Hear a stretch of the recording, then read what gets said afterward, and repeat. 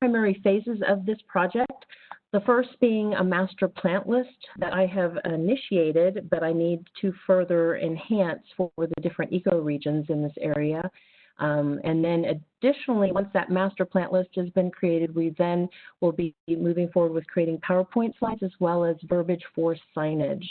So as an urban biologist, I oftentimes work with various businesses, schools, parks, private landowners and homeowners, as well as with public partners on various urban habitat enhancement projects or land conservation projects. And this example of this particular Excel spreadsheet is something that I oftentimes use with those projects to offer that information to the various individuals or businesses and partners that I work with so that they have this information available to them for their particular project. And one of the first things I typically do is I, of course, try to highlight the ecoregion that the project is in. And oftentimes they're looking for particular wildlife enhancement means, so adding habitat in the form of various native plants. And so this is one way that I can do that. I can sort accordingly by the wildlife value that the plants offer to the project for the plants that are appropriate for that particular ecoregion where the project exists. Another example may be a piece of property that wants to enhance the area for bloom or fruit, offering food for a variety of different wildlife.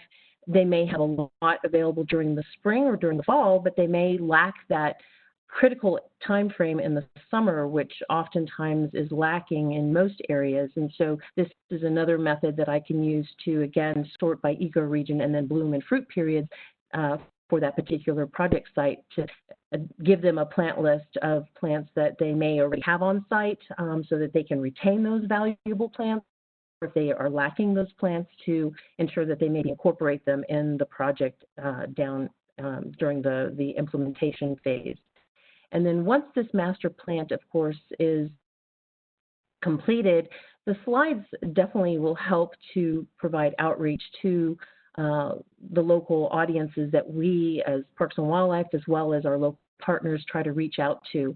We want to get people excited about planting native plants. So, of course, those PowerPoint slides can be very visual. They can showcase how the plants are beautiful in the form of the bloom that it offers and the fruit that it offers, which, of course, is the food source for most wildlife.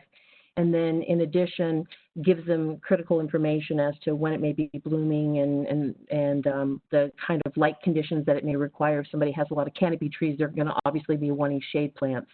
So, again, this Excel spreadsheet allows us to provide that information in the form of looking for those particular plant growth habits, and so therefore, and or bloom periods and light requirements. And then lastly, that signage, of course, we have a lot of public sites within our parks, on business as well as school campuses, or even in demonstration gardens that we have oftentimes in urban areas that are on the ground examples of good habitat, and we want to make sure that we use this opportunity to engage any visitors to these sites to hopefully walk away with the notion that, oh, I now know the name of that plant, I know that it benefits birds or pollinators, and I want to plant it on my property now. In addition, oops, why is it? See, for some reason my slides are not wanting to move. There we go. So the three main sources that the volunteers working on this particular project will use are these two publications, Native Texas Plants, as well as the Texas Wildscapes Gardening for Wildlife. They do offer a lot of wildlife information related to the native plants, and also the Lady Bird Johnson Wildflower website. Their data source that they have on their website is amazing. But again, probably the most informative wildlife data that we have is in our Texas Wildscapes Gardening for Wildlife book, the first edition.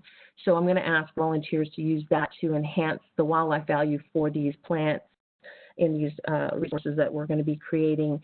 And ultimately, you'll be collecting and entering data using Microsoft Office Suite If you have experience with Excel, PowerPoint, and Word, that would be ideal.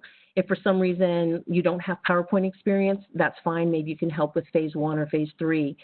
For those of you who are more artistic and love that kind of thing with PowerPoint and are familiar with it, maybe you just only want to participate in the second phase. So again, you can kind of pick and choose if you'd like to. This is a detail-oriented project, so we want to make sure that we definitely cross-check ourselves. So I'm hoping to create teams for each ecoregion, which you can see on the right-hand side. That showcases Bexar County and the 4 ecoregions. And so these teams will be looking at these different ecoregions and working together, hopefully, so they can cross-reference each other and make sure the data that they are entering is correct, because these resources will be shared with the public and with other partners. And then we have so the second phase is creating PowerPoint slides. And ideally, this is something that you will have a template, and it is somewhat artistic in nature. So maybe if you have that ability to be a little bit artistic, that might help create some interest for you to want to join in this project. But also keep in mind that all phases of this project, I think, will help volunteers to learn more about the native plants in these ecoregions and the wildlife that they attract. I will also ask the volunteers to add images from primarily 2 sources, from the Wildflower Center's database again, and from iNaturalist.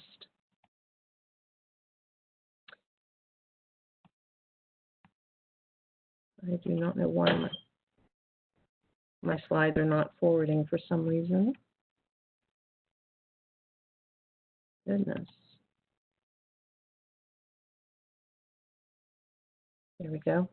Okay, thank you. Okay, sorry about that. And then the last phase, as I mentioned, was creating verbiage for the signage. And this template will be provided to volunteers. It was created by a master naturalist several years ago, and we have used it, and we'll just continue to add more verbiage for the different plants that will be added to the master list. So ultimately, I'm looking for at least a minimum of 8 volunteers, like I mentioned, 2 for each ecoregion at least. The project will start this fall and continue maybe as late as spring of 2021, depending on how much time volunteers are putting into it and how many volunteers I have. You'll be working from home. We'll be meeting occasionally virtually, and I can, of course, help on a one-to-one basis when it's needed. I don't know the complete total hours. However, once you met your 40 hours, if you choose to discontinue and allow other volunteers the opportunity to work on the project to gain hours, that's fine by me. I am looking possibly at about 5 hours a week or 20 hours a month from volunteers that participate. What an excellent sounding volunteer opportunity, Judith. Thank you so very much. We're going to now switch into sharing with Olivia Schmidt. Olivia, I'm going to pass you the presenter privileges, and you should have those now. Thank you, Mary Pearl, and thank you, Judith. Let me see, I'm not able to share quite yet.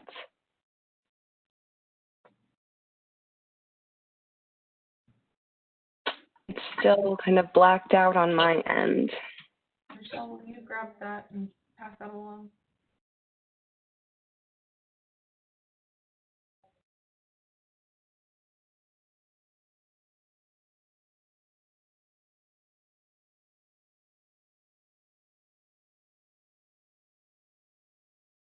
There we go.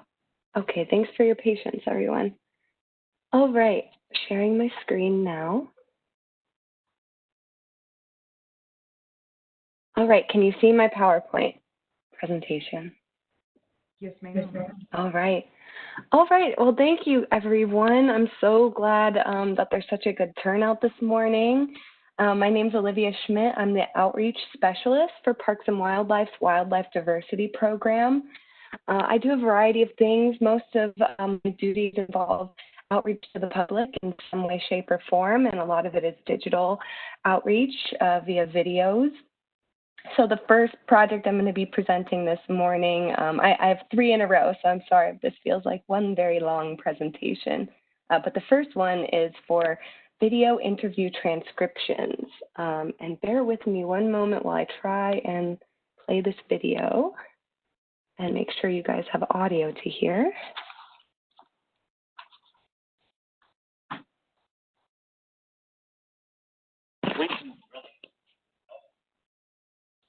I don't think you can't hear that. 1 second.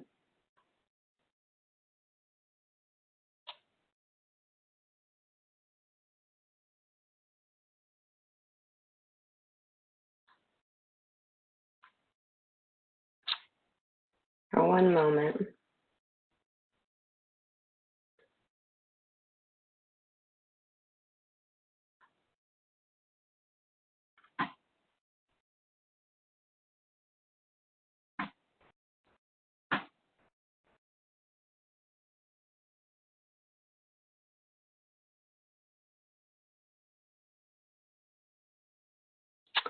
Oh, well, I'm sorry, everyone, if you can't hear it. I was just going to show a short snippet from an interview. Let me go back to PowerPoint. We had it working yesterday, but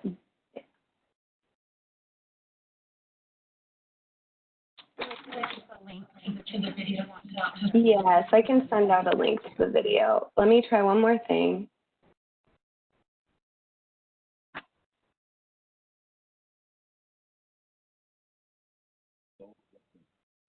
It's working.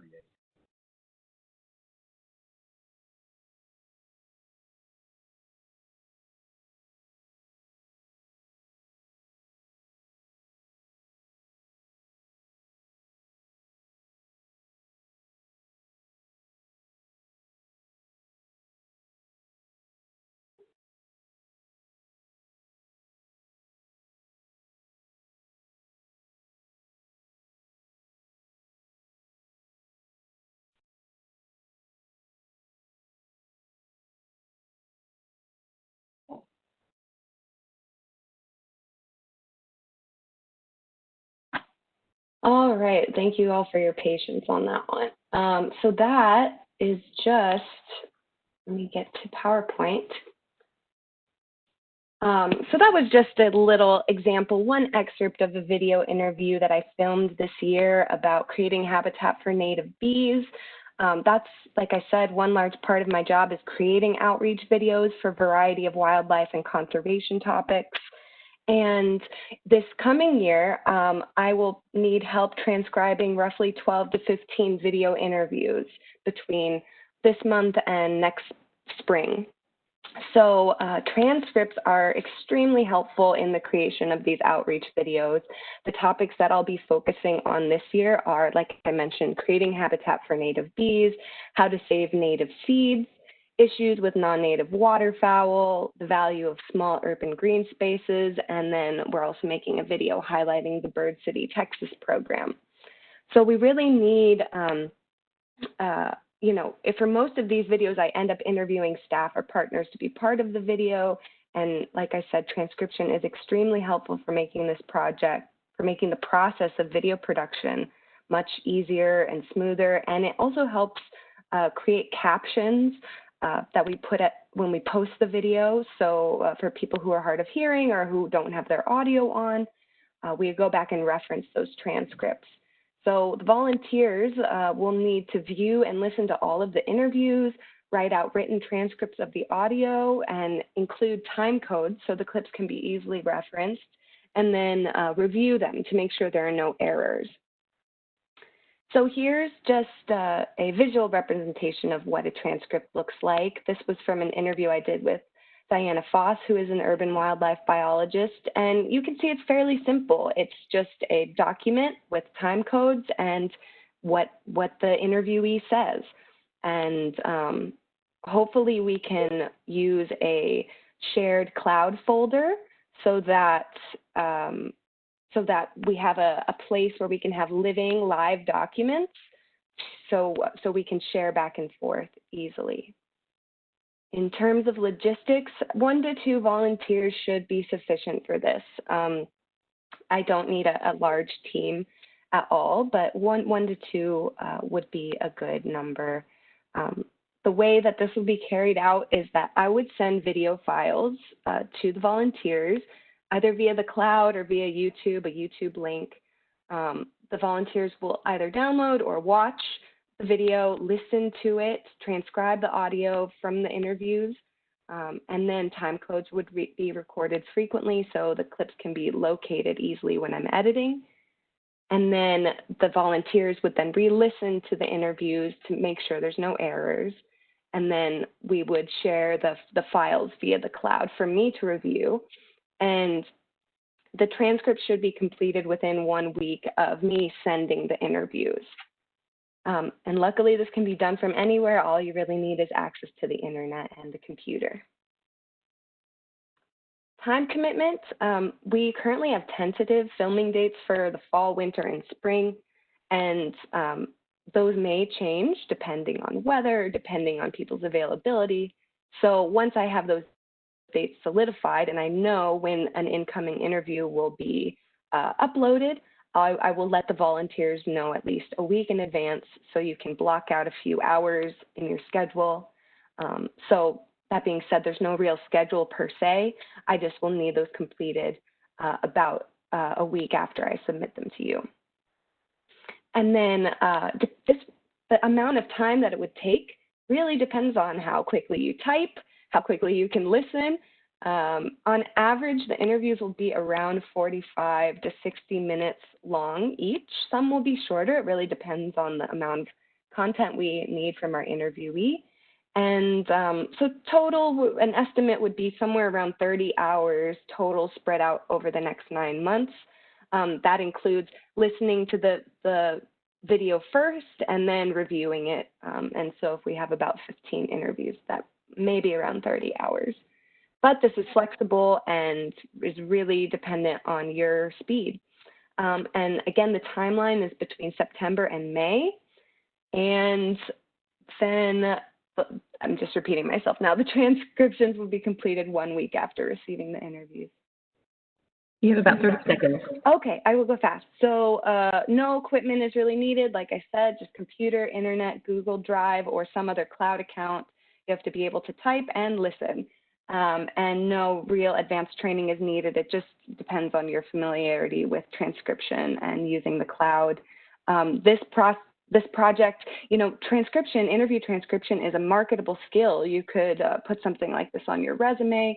You'll be learning a really critical step in the video production process and providing info to the public, and you get to listen to really cool interviews about interesting topics. And we really need this because it saves us a ton of time. Hopefully this will help us get more content to the public more quickly, and you'll help people who are hard of hearing with captions. And like our mission is very much to get this content out to the public. So you'll be essential in one of the critical steps to get that done. So are there any questions about this project specifically in the chat or anything? There are no questions at this time in the chat. All right, well then I am going to move straight on to the Texas Wildscapes website and resource redesign project. So, you know, what Judith was just talking about kind of aligns with what I'm about to present. We have had the Texas Wildscapes as a program since around 1998. But in the past few years, this program has kind of stagnated. We used to certify homes, neighborhoods, schoolyards, businesses for their creation of wildlife habitats and native plant gardens. But in the past couple of years, we've been focusing more on projects that are larger landscape level programs, and we haven't had the capacity to keep the Wildscapes program going.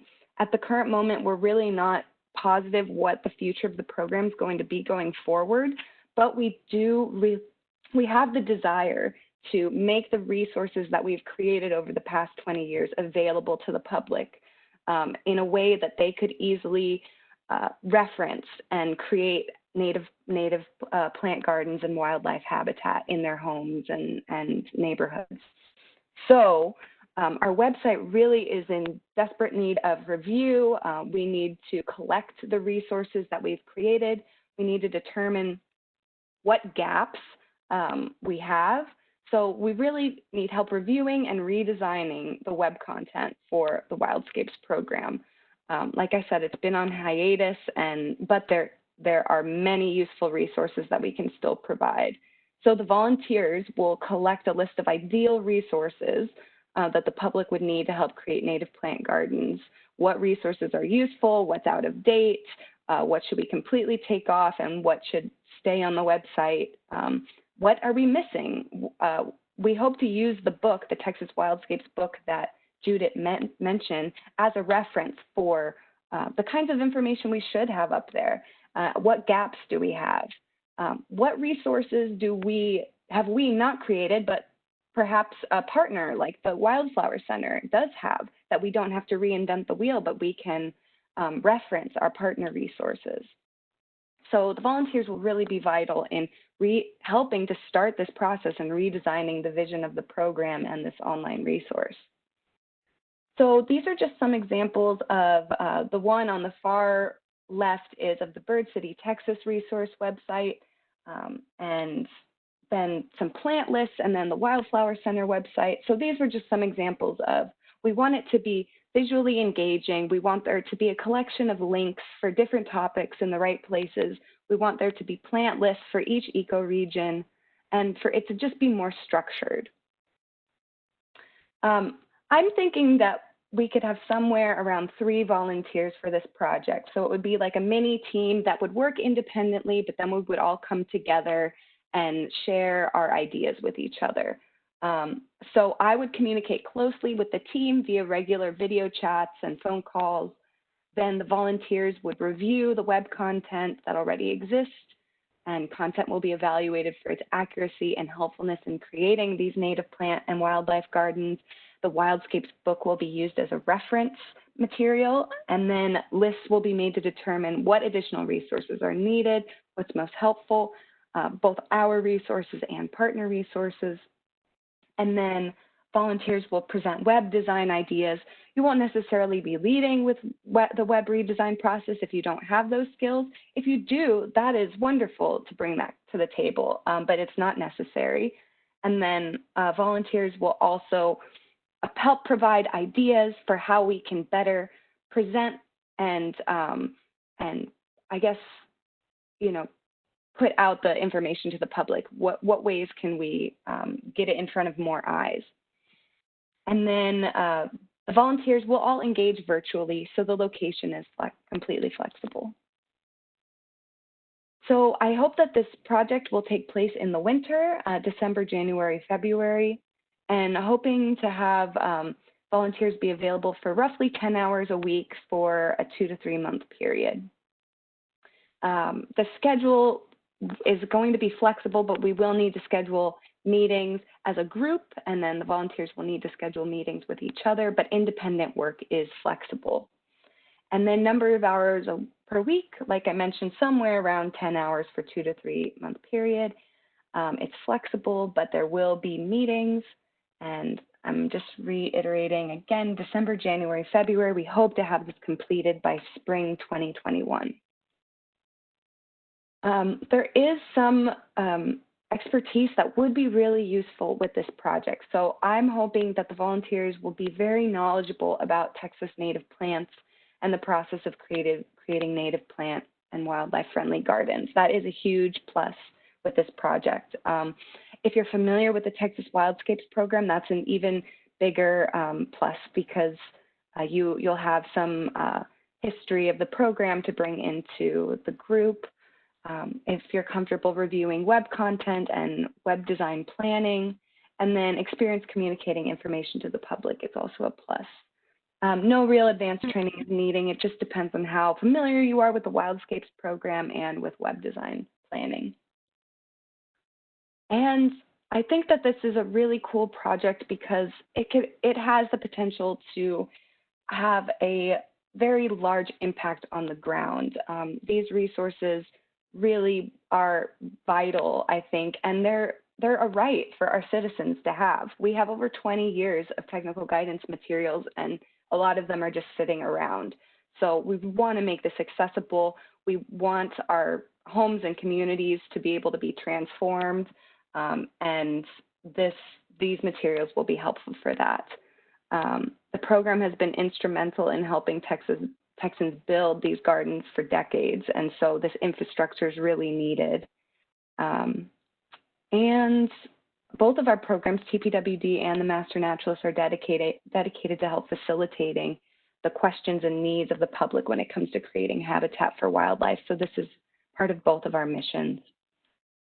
Are there any questions about the Wildscapes project? And Judit, or Mary Pearl, how am I doing on time? You're doing great, Olivia. There was one question in the chat, actually earlier with Judith's presentation as well.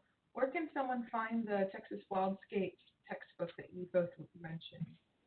So they are available to be purchased online. I can send the link for that. There is a link hidden somewhere on the Wildscapes webpage, and so I can find that and send after the call. Let me write that down. Great. Another question that just came in is, will you need more photographs for the Texas Wildscapes website redo? Yes, that would be so wonderful. We are actually, our TPWD image bank is pretty lacking in our native plant, garden, and wildscape photos. We have some that are very, very old, and we've used them over and over again. So yes, that would be amazing. And if that person who wants to provide that could be part of the team in helping us collect those kinds of images, I love that idea. 1 minute left. Alrighty. Well, I'm just going to move on and let's see. Oh, I went back. All right. And then my final virtual project proposal is iNaturalist social media content collection and creation. So, one second.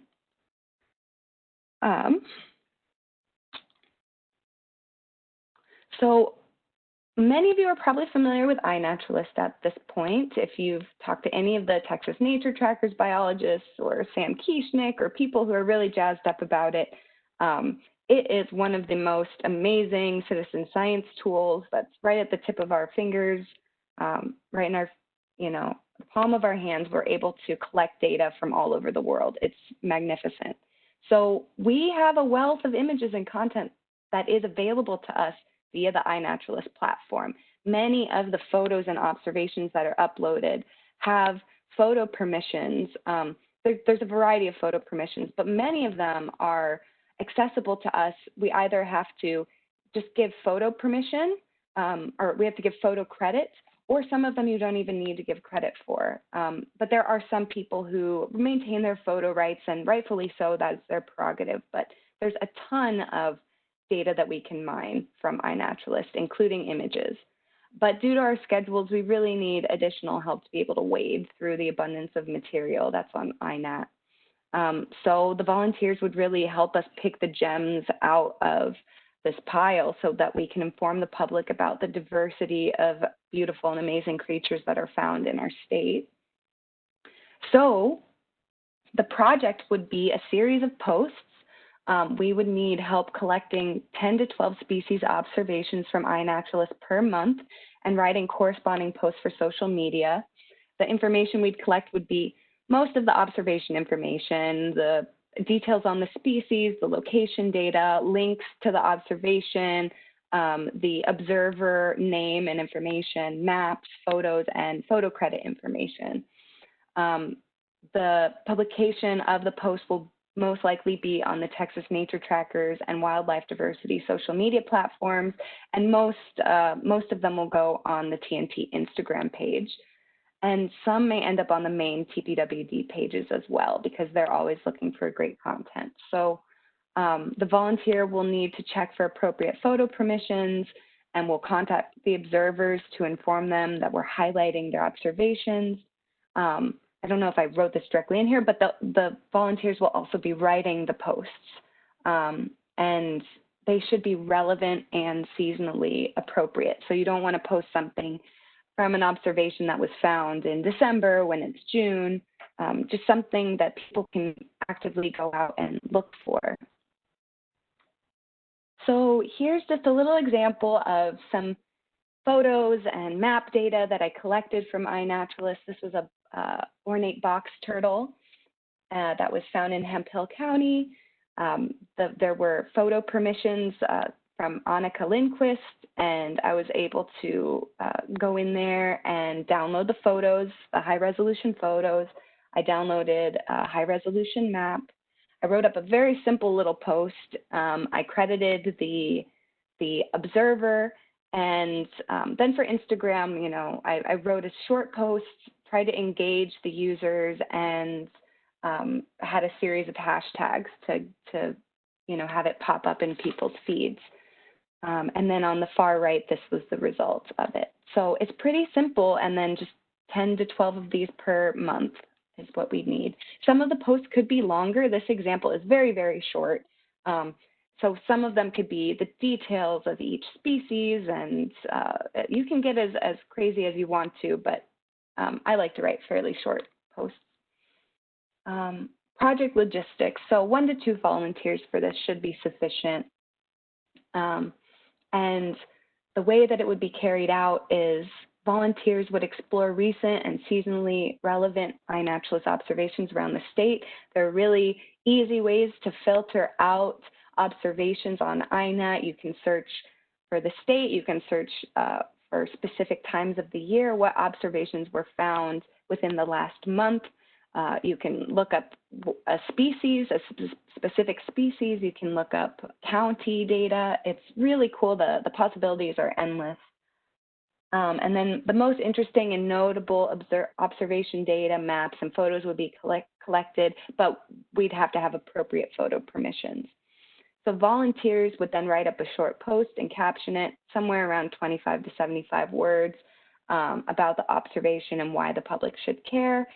And then we'd have a shared cloud folder so that I could access everything, and I would post from the Instagram and Facebook accounts. And luckily, again, this can be done from anywhere. You just need the internet. And the time commitment is flexible, but ideally the posts would be submitted by the 1st of every month.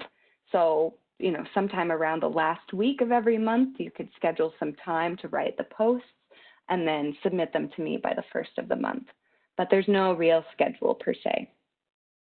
And then how much time it takes really depends on how quickly you write, how quickly you can navigate through iNaturalist. I take somewhere between 30 to 60 minutes to collect everything and write a post and post it. So somewhere between 10 to 12 hours per month, I think, is a good estimate. And this would be the whole year, so at least 12 months worth of content. And again, they're due at the 1st of every month. So equipment and supplies, just an expertise, familiarity with iNaturalist is a plus. If you haven't used it before, but you're really curious, that's fine too. I think this would be a great time to dive in if you're interested in getting involved. Facebook and Instagram, you don't necessarily need to be familiar with them, but it may help you write the posts. And then experience writing engaging content for social media would be a plus.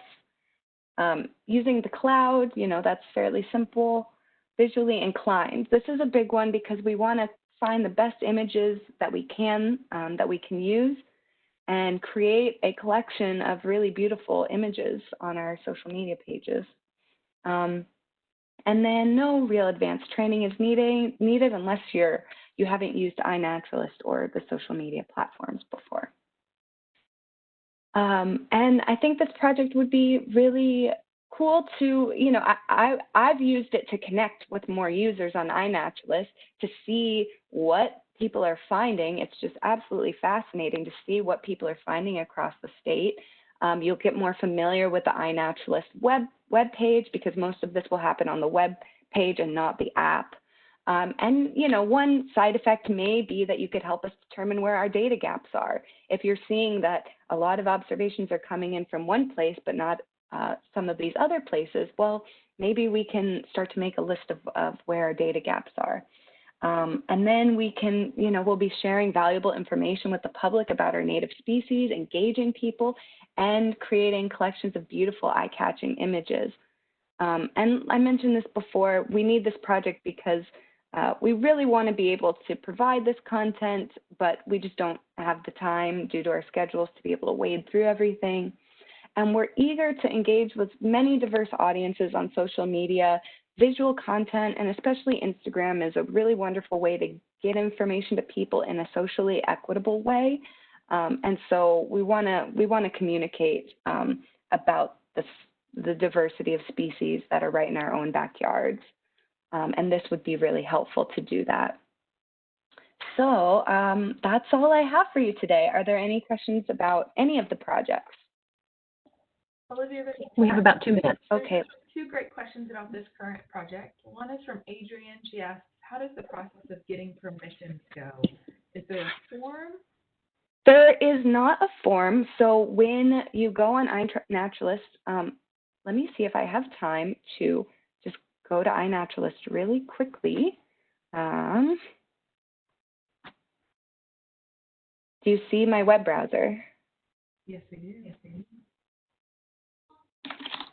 So every photo, every observation, people have selected a certain, they've selected photo credit, like there are options when you set up your iNaturalist account. It's actually not for every observation. It's when you set up your profile.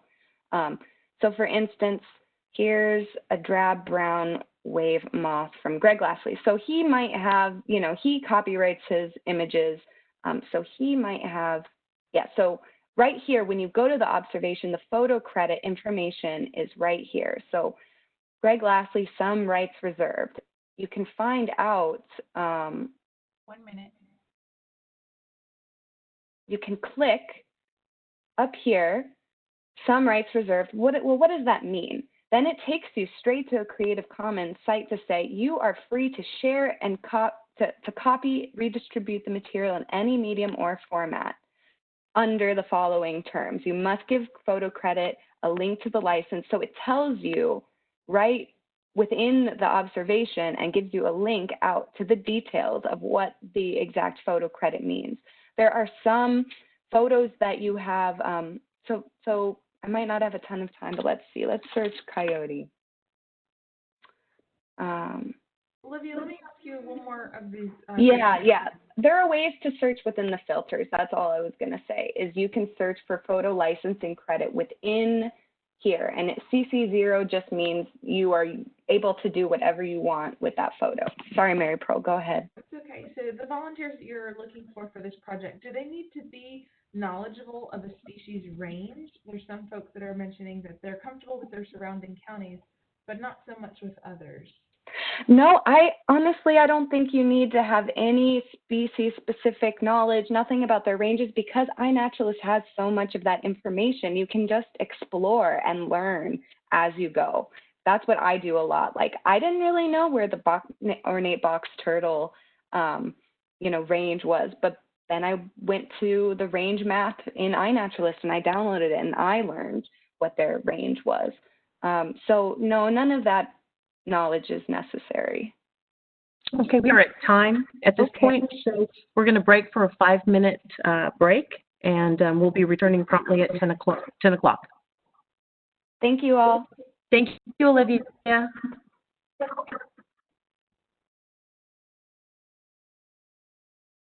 going to pause the recording for the break. Sure. I am. Michelle will have to pass the Okay. Yep, got it. Coming over now. All right, thank you. Okay, let me see here. Share my screen. Very good. All right, y'all can see that okay? Yes, sir. Thank you. All right, perfect. Thank you so much. Yeah, my name is Irfan Vafai. I have difficulty pronouncing my own name sometimes, so don't worry about it.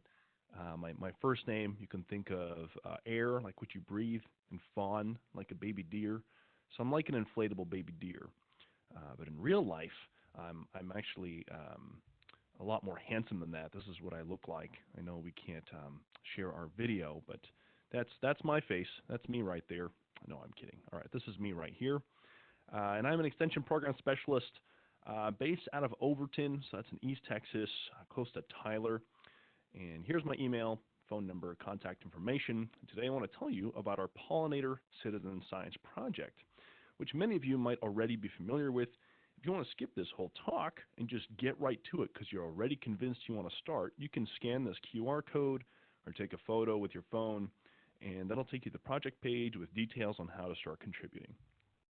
So this is a collaboration between myself and several colleagues across a couple different states, I guess at least, including Oklahoma. And Dr. Mike Merchant, this name here, some of you may recognize, has just recently retired.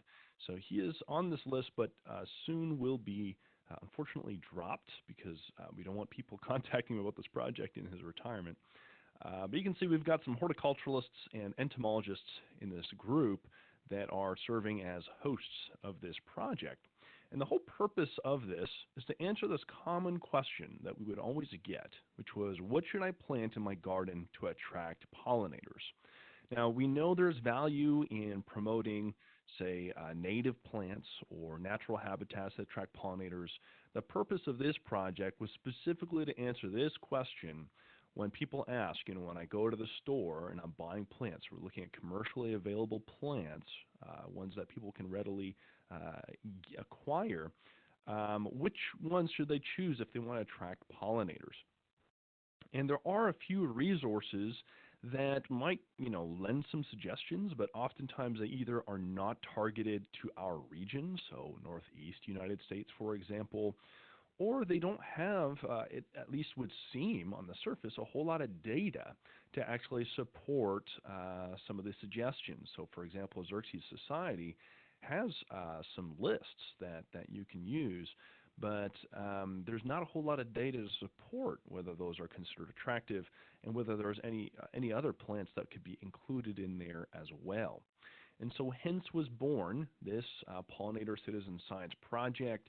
It was piloted first last year, maybe sort of around May or so, a little bit later in the season, in which we had volunteers from all over that would fill out these online forms, which I'll show you here shortly, to contribute to our understanding of what plants are considered attractive to pollinators.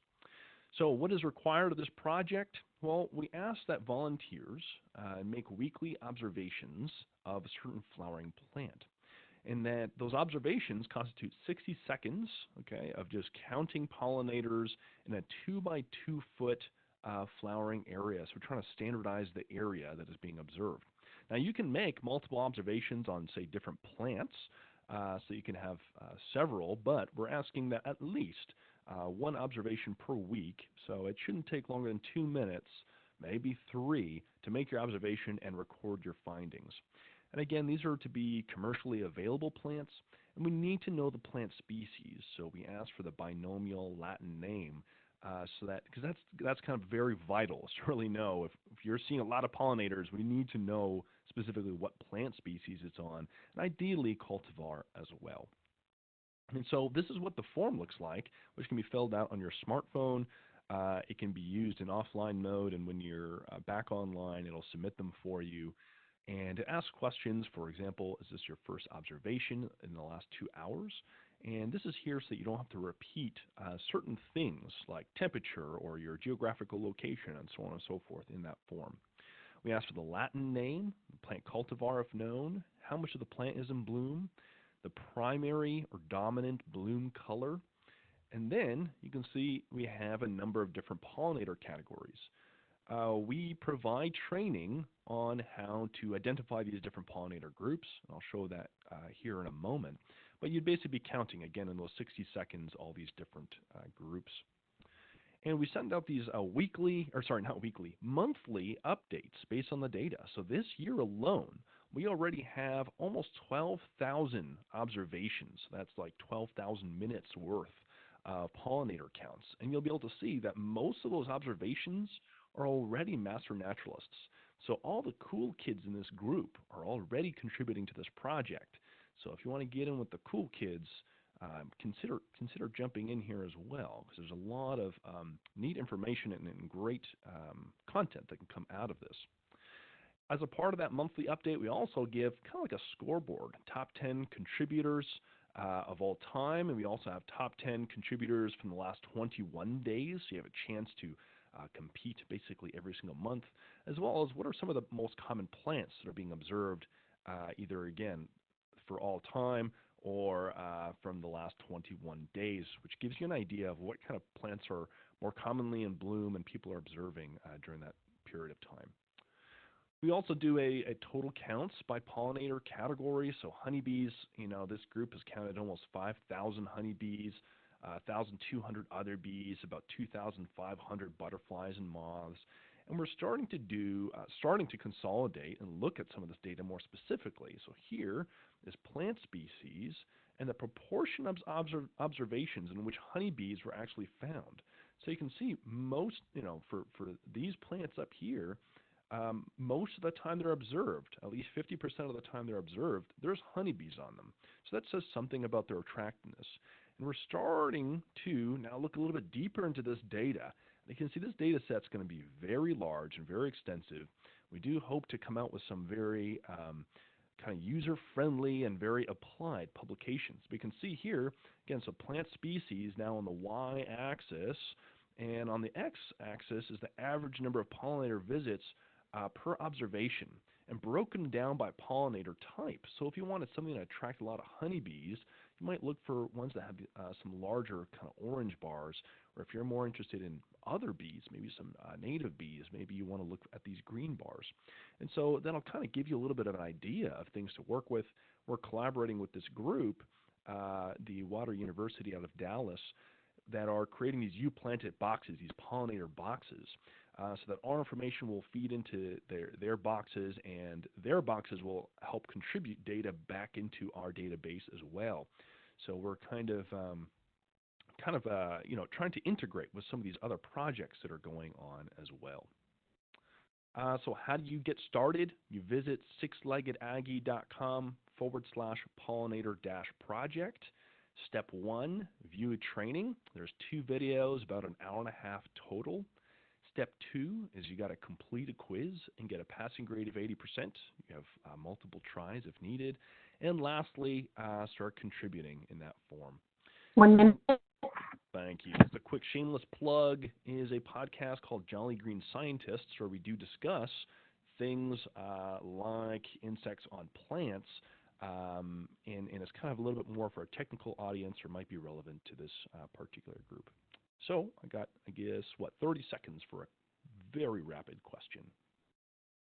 Otherwise, you can send me an email right here, or if you're interested in this project, just scan this QR code right here.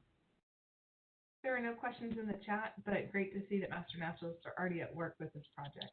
Actually, I do have one question in the chat. Maybe you can answer it real quick, Erfin. How do we know whether a plant is available commercially? I would say just look at the local retailers and see if it is something that's available, or if it is something that you've bought and planted, then you know that is considered commercially available. So something that you're able to get locally is what we're looking for. Thank you so much, Erfan. I appreciate your time today. Our next speaker is going to be Luisa Torrance, and she's going to be speaking on aligning Texas Parks and Wildlife videos to the teaks. Hi, thank you. Sorry, 1 second. As Luisa's getting her presentation up, there is a question that I'm getting a lot in the chat that I want to address. People are asking whether or not they fill out the survey after each presentation or all at one time. And we recommend that you wait till the end of the day, if you like, and fill out one survey for all the projects you are interested in, and then submit it. Sorry, Luisa. No, I didn't mean to take away your time. No worries. Thank you. And also thank you to everybody who has been organizing this. This has been a really wonderful morning so far, so I appreciate the opportunity to get to talk to all of our lovely Texas Master Naturalists this morning. So as it was introduced, I am pitching the project of aligning TPW videos to the Texas Essential Knowledge and Skills. My name is Luisa Torrance, and I work in the State Parks Division, and I'm the Distance Learning Coordinator. So just a big introduction to the TPW Discover brand. That's actually the agency-wide brand for TEKS-aligned content designed especially for early childhood through 12th grade learners. And so this project is pretty simple. We've just got two things. We would love to have any Master Naturalists view YouTube videos from the Texas Parks and Wildlife Department main channel and note any TEKS alignment. And if you do happen to find TEKS alignment with that particular video, then you would add that to an educational resource database. And so this is what that educational resource database looks like. We'll be sharing this with you. There are columns for what type of resource it is. In this case, we would love your help with YouTube videos. And then you would select the subject, the topic, the audience if it's for children or adult learners, the grade range, link it so that you can access the YouTube video, give a short description, and then here's the big part, align it to TEKS standards.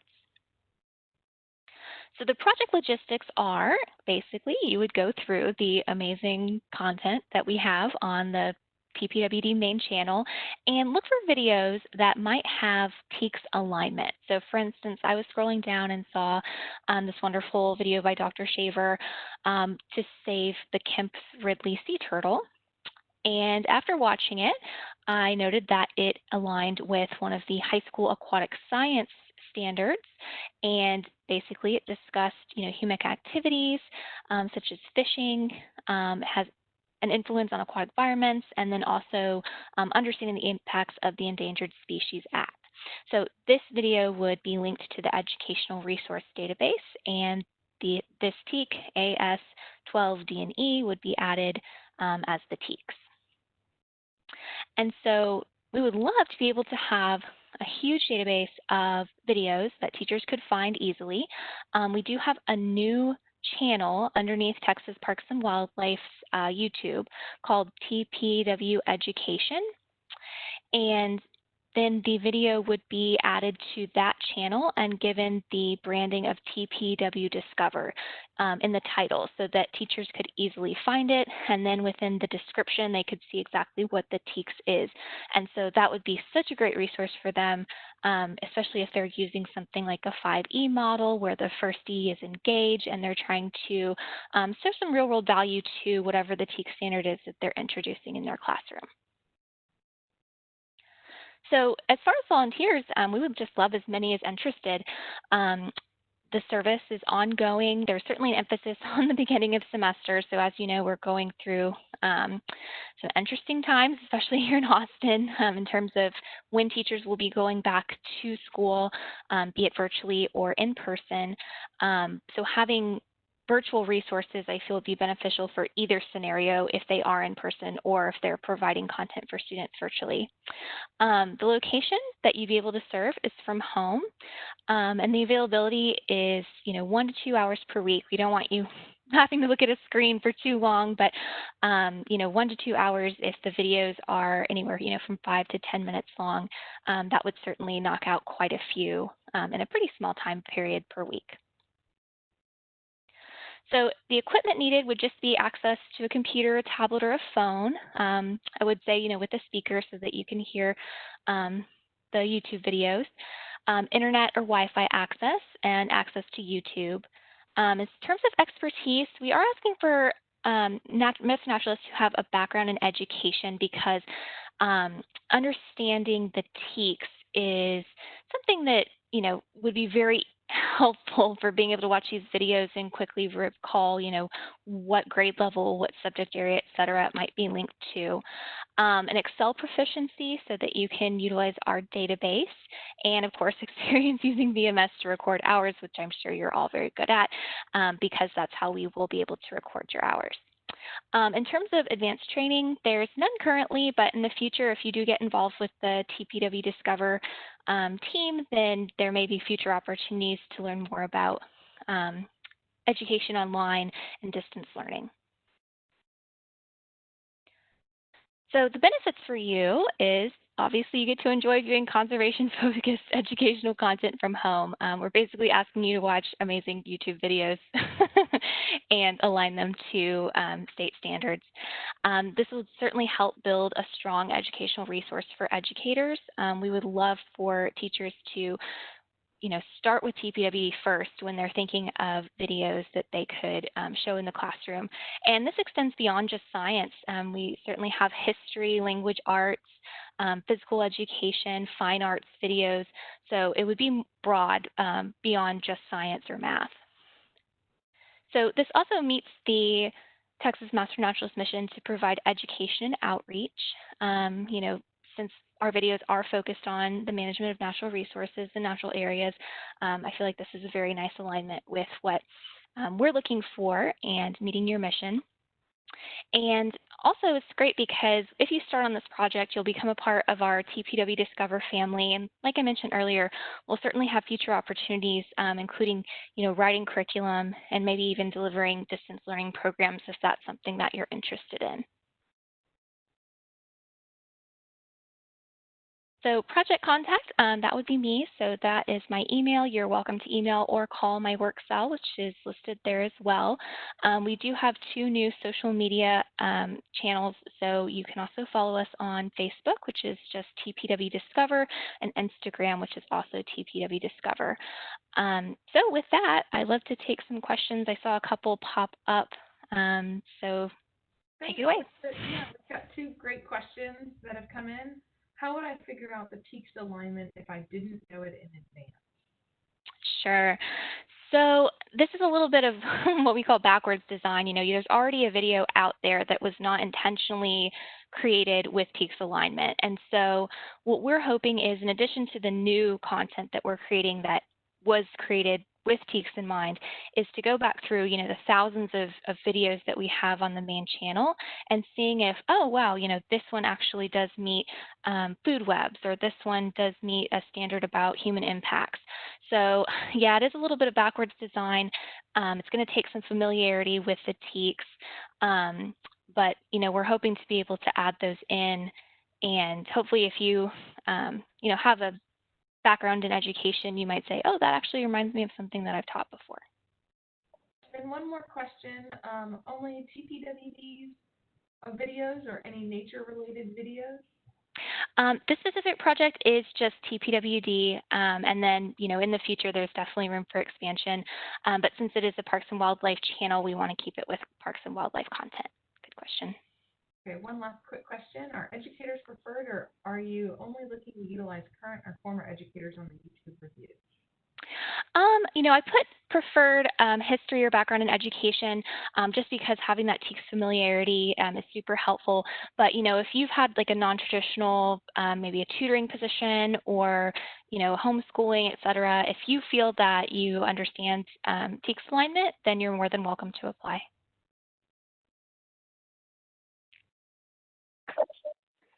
Okay, we are almost at time. We may have a few seconds left, but it appears there are no further questions. So thank you so much, Louisa, for that information. We appreciate that. Thank you. I appreciate the opportunity. I'm going to go ahead and introduce our next speaker, which is Tiana Raymond. She's going to be talking about armchair botanists, community scientists, transcribing specimen labels.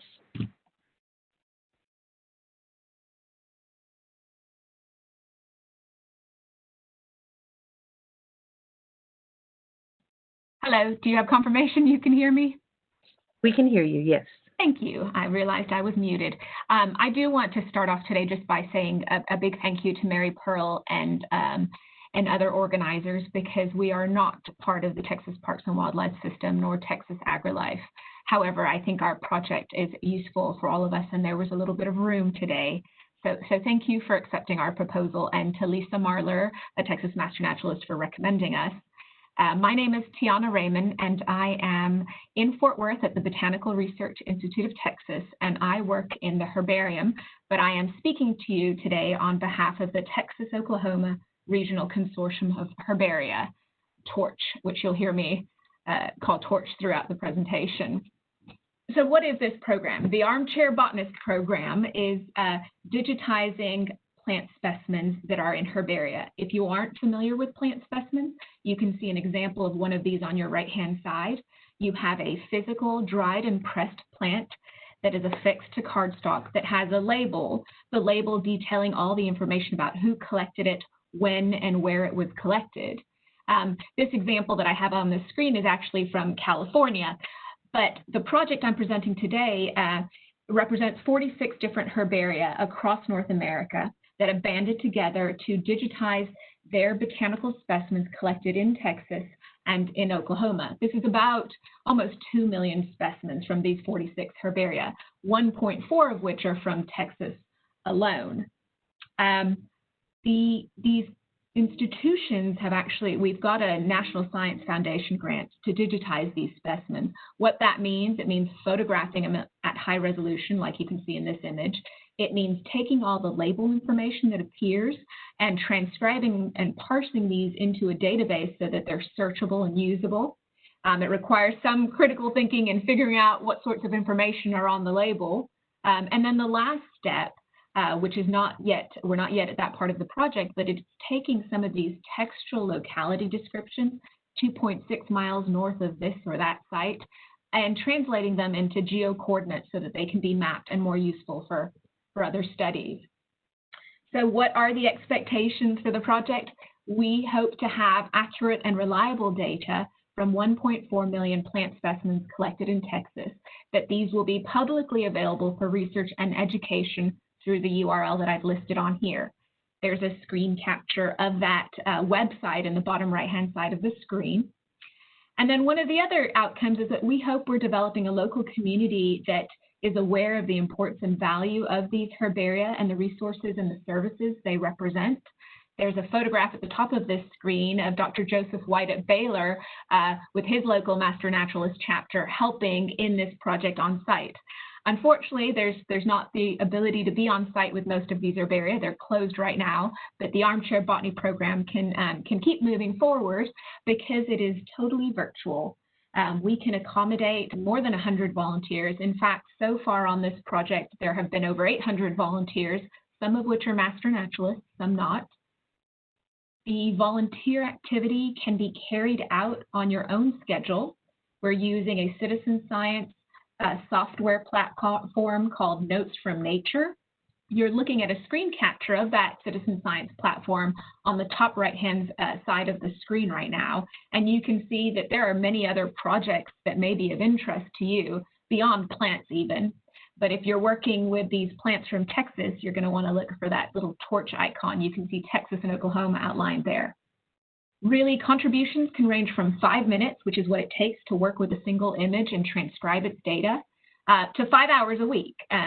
You can log in to create an account, or you can do it totally anonymously. This is a 4-year project that is open to all community scientists. And in terms of support, there are features within the software where you can talk both to other curators managing these data or taking care of these specimens, or you can talk to other volunteers and get pretty quick responses. There's some really amazing power users and volunteers in the Notes from Nature system. There are also, however, weekly Zoom sessions, Transcription Thursdays, every Thursday at 2 o'clock, and invitations to that little Zoom session can be found at brit.org/armchairbotanist. In terms of what you need, experience and equipment, you do need access to a computer that has internet access itself, comfort searching around on Google and using different resources that may have different search functions. There is a built-in tutorial in Notes from Nature, the software platform we're using. However, we have provided a separate 1-hour training session. It's hosted on YouTube. The URL is here. And we really recommend people visit that first. I'm also happy to organize a separate training session live with any particular chapter or group that wants to do it. And then, of course, every Thursday, we get together for about an hour to an hour and a half to discuss transcriptions in Notes from Nature, or I think lately we've had a few of the same people in there, so we've been discussing plant identification and some history of botanical collecting in Texas, which has been rather interesting. So what does this get you? Well, it will give you a better understanding of botanical and herbarium processes, a familiarity with the Texas flora. You will see plants from all over Texas, all over the geographies. And And in fact, actually, I'm going to point out that specimen that I've cropped up at the top. It's a little bit hard to discern, but this is a collection made by Charles Wright, collected in 1852 as part of the Boundary Survey of Texas. So pretty exciting specimens that you get a chance to encounter. Our specimens go back over 200 years.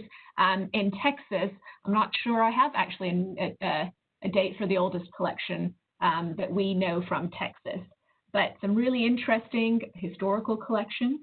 This will allow you to become exposed to or even more familiar with resources that you may already be using in terms of looking at plant distributions, plant names, which name is accepted. We can talk about some of those resources. And then lastly, well, not lastly, actually, I've got another one. But the third point on here is that putting these herbarium specimens under the hand lens of master naturalists results in so many other tangential projects to better inform the documentation of our Texas flora. This identifies all our gaps in what we know. And then, of course, lastly, that I didn't enumerate this one on the last slide, but you get to join a community or expand your community of people that just like to geek out about plants and history of exploration in Texas. So this is my contact information. This is sort of the host website where you can go find all the information, brit.org/armchairbotanist, and my name, Tiana Raymond, and email address. From April through July of this year, we've had 32,000 transcriptions submitted through this software platform, but we're really hoping to recruit the passion and the knowledge of the Texas Master Naturalists even further. So thank you, and I'll take any questions. I think I have 1 or 2 minutes. Excellent, Tiana. Thank you so much for joining us today. We had a few questions come in. One of the questions was, this project seems to be open to more than just Master Naturalists. Is there an opportunity for this type of volunteer opportunity to be shared with other non-Master Naturalists via social media, blogs, websites? And then along that same lines, that same individual asked, how would we know which specimen has been logged already? Oh, thank you. That's excellent. So yes, this opportunity is open to everybody. You don't have to create an account. You can go straight to the website and start transcribing anonymously. So yes, anybody can do it. And then the second question you asked, how do you know if something's been already done?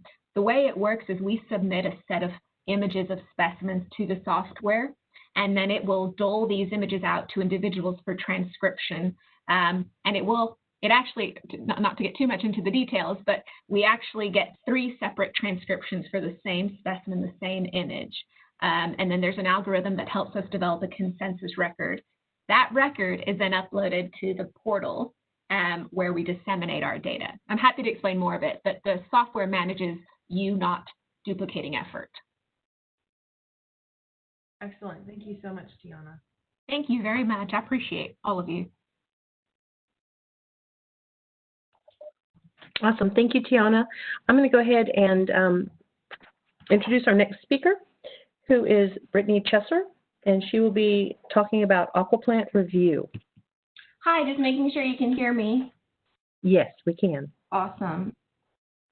Okay.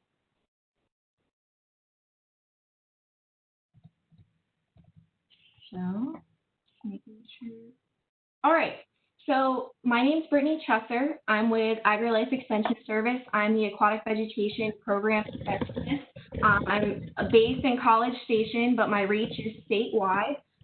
Some of you may have either participated in advanced training by me or have heard about some of the things that I'm going to go over just based on sending out emails on some separate projects.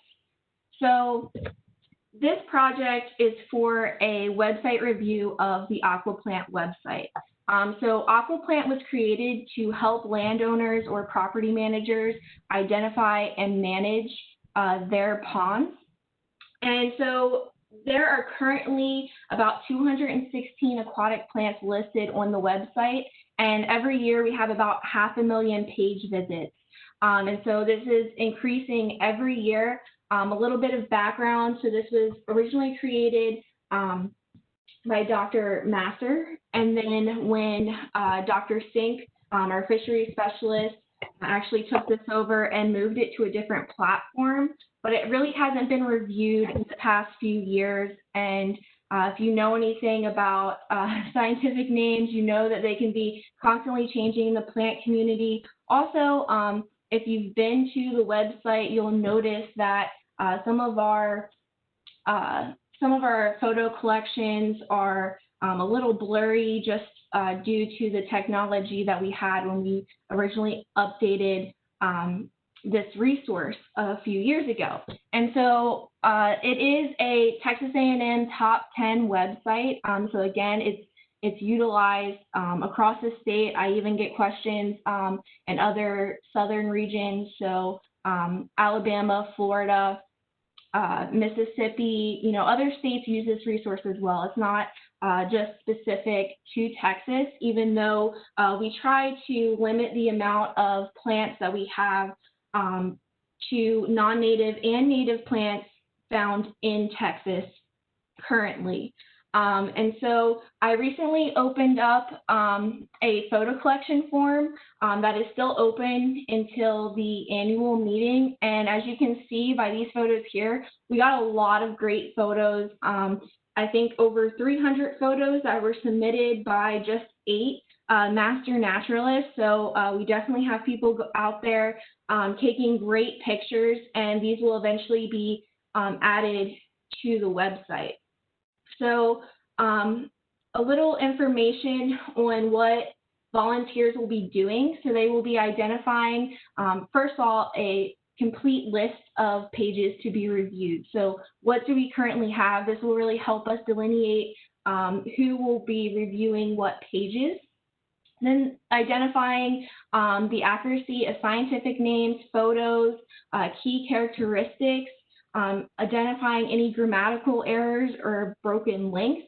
And then I added in here, we want to add more information for, where does it grow? What are the pros and cons of this plant, and the cultivation sections, just because, the information that land managers want is changing. They're wanting more information, especially on these specific topics. And also, any suggestions to add to the aquatic plant profiles will be awesome and crucial by the volunteers, along with any plants that you have suggested. If you wanted to go ahead and put together their corresponding information and kind of create your own little web page. Unfortunately, we don't have the capacity to add volunteers to the back of the website, so this information will have to be given to me, and then I will have to go in and make the changes. So the final product will be a review or suggestion sheet produced for each website page. And like I said, we have over 216 plants on this page, and so we have a lot of website pages to cover. These sheets will be used to make changes for the website and continue to serve, again, as a top AgriLife resource and hopefully a top 10 TAMU website. So this is just an example of the evaluation sheet for each page. Of course, I'll be adding a little bit more to this based on some of the feedback that the volunteers may have. And so for project logistics, I'm looking for 2 to 3 volunteers. This work will be completed on your own computers remotely. And we will meet once monthly to check on progress and discuss any questions if needed. But I am always open. If you have any questions, I can usually be reached and I can get back to you, usually within a 12-hour period, most likely a 24-hour period for sure. I am very flexible in terms of the schedule or the hours per week or month. Ideally, I would like 20 pages to be reviewed per month, but again, this is really up to the volunteers, so I don't have a set amount of time per week or per month. I know it can vary with schedules. And each page of the website will have a corresponding review sheet filled out by the volunteers. And the goal is to have this project completed within the next year. I understand that this could be somewhat tedious. And so I understand, if you work really hard on it for a couple of weeks and then just need to take a break from the website, that's totally fine. And I think having the goal of 1 year for the whole website to be reviewed is a realistic goal. So no experience needed. You must have access to Microsoft Office, access to edit or view documents in Google Drive so we can communicate through there, and of course access to the internet. You must be comfortable in reviewing web content and with web design planning. And just as long as you have the ability to find accurate and reliable information, I am not looking necessarily for an aquatic plant expert. And so initially we'll have a meeting. I expect for it to be about an hour or less to go over how to list the pages to be reviewed, to go over the evaluation sheet, see if there's any gaps in that sheet, and to delineate tasks. So why this project?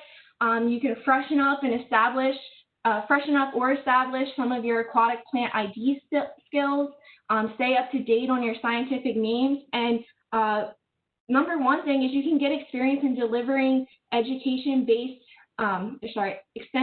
education and web design. So this might be something a little bit different for those who have stayed in the scientific community, because we're delivering this information to pond owners who may have never ID'd anything, in their life. So we're looking at layman terms, but we still want to be accurate and as detailed as possible. So this is needed because, of course, it's important to stay up to date and stay relevant. And like I mentioned before, the concerns of pond managers are changing. They want more information, and this website is massive. And so we definitely need outside eyes to identify these gaps. I think this really fits in nicely with the TMN program because it's meant to get reliable information out to the public so they can make informed decisions when managing their aquatic plant communities, which sometimes is set to the wayside, to be honest. So here is my contact information. Currently, we're not in the office all the time right now just due to COVID restrictions. The best way to reach me is email, and of course, you can contact me on my cell phone. I was going to go over the Aquaplant website, but I want to see if there's any questions.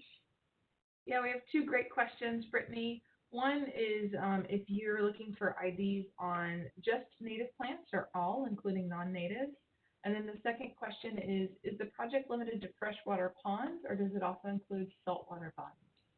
Yes, those are great questions. So this project includes all non-native and native obligate wetland plant species that can be found in Texas. It is not just limited to freshwater. We do have saltwater species. I will admit that in the past it has been more geared to freshwater systems, but that's something that we're looking into changing because I think that our audience base is changing a little bit too. And so it would definitely be open up to both.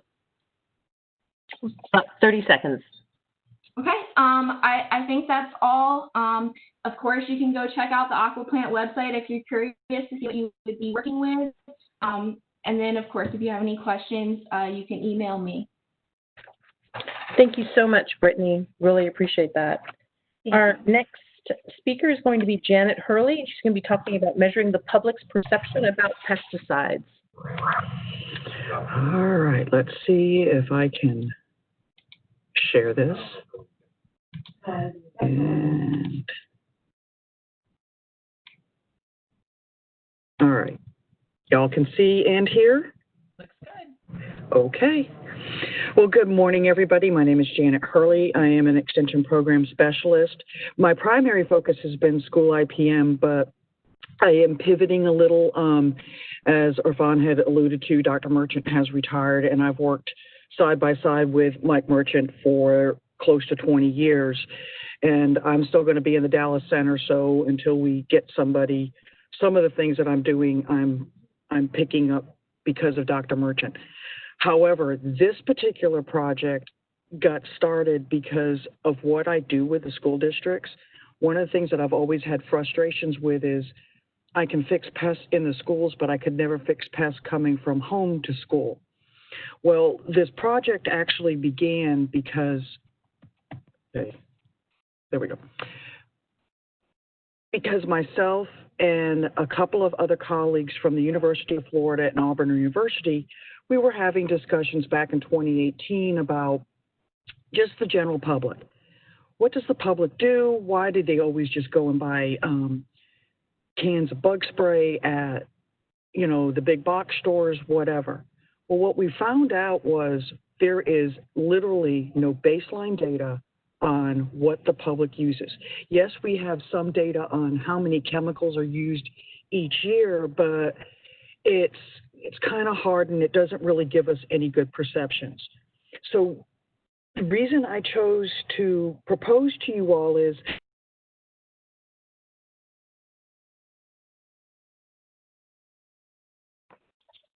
Janet, I think we lost your sound.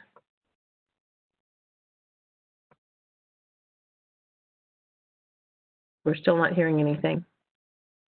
Make sure you're plugged in.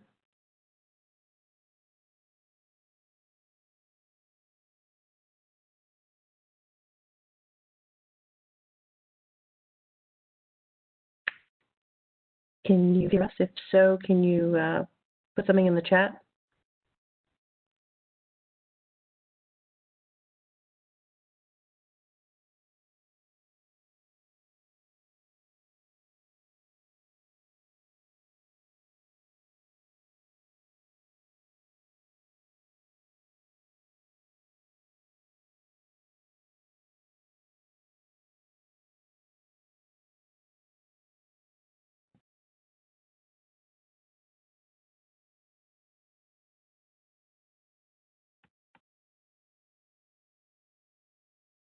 I don't know if we've lost Janet's connection or not.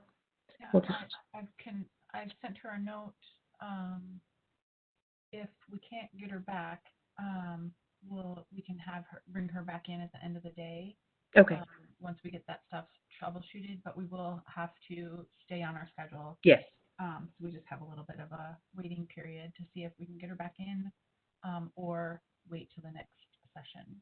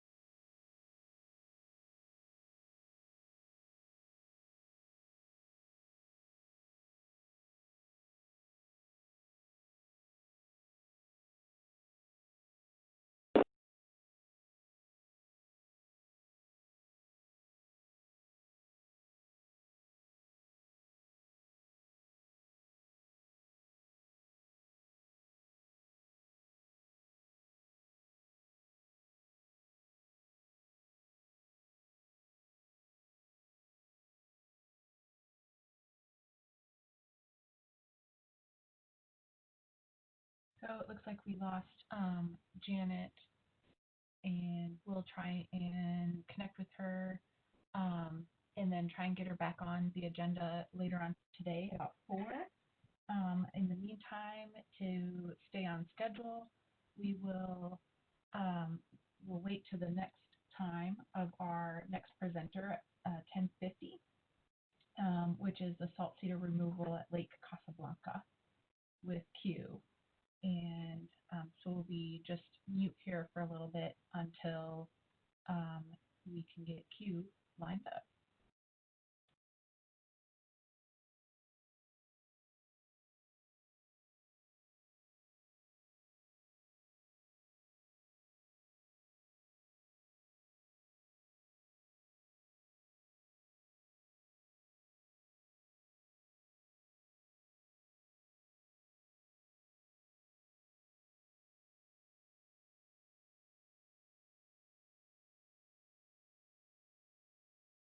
Janet, if you can hear us, we have presenter rights back in your court. We will, I do see a question in the chat box asking if we'll get Janet's PowerPoint, and yes, we will try to get that to her or from her to get out to you. The information on her project is in the entire project guide packet or guidebook for the virtual volunteer fair as well.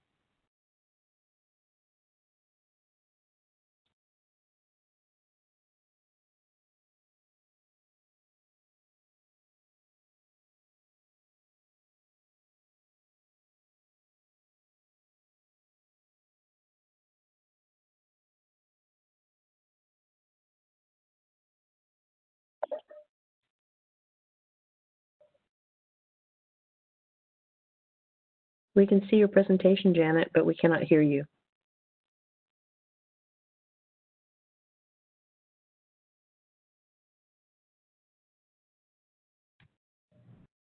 All right.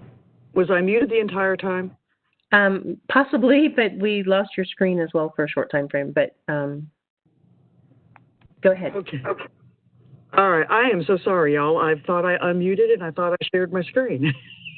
I'm just going along. Okay. I'm sorry. So project logistics, survey, training how to do this, I'm saying an hour. It could probably take less. It's going over just how do you send the email and if you decide to do anything else. The original survey, when this was done 20 some odd years ago, was all over the phone, and it was only done in California. We took it online, and now we're just asking people to take it. The residential IPM training course, okay, the initial training, and I said 3 hours, mostly because one, it goes through, if I just do the training with y'all, it generally takes an hour to an hour and a half because there's lots of questions. I say 3 hours because this will give us time to really discuss things that you might be asked. Well, what do I do if I've got skunks? What do I do if I've got rats? What do I do if I've got roaches? So this would give you all of it.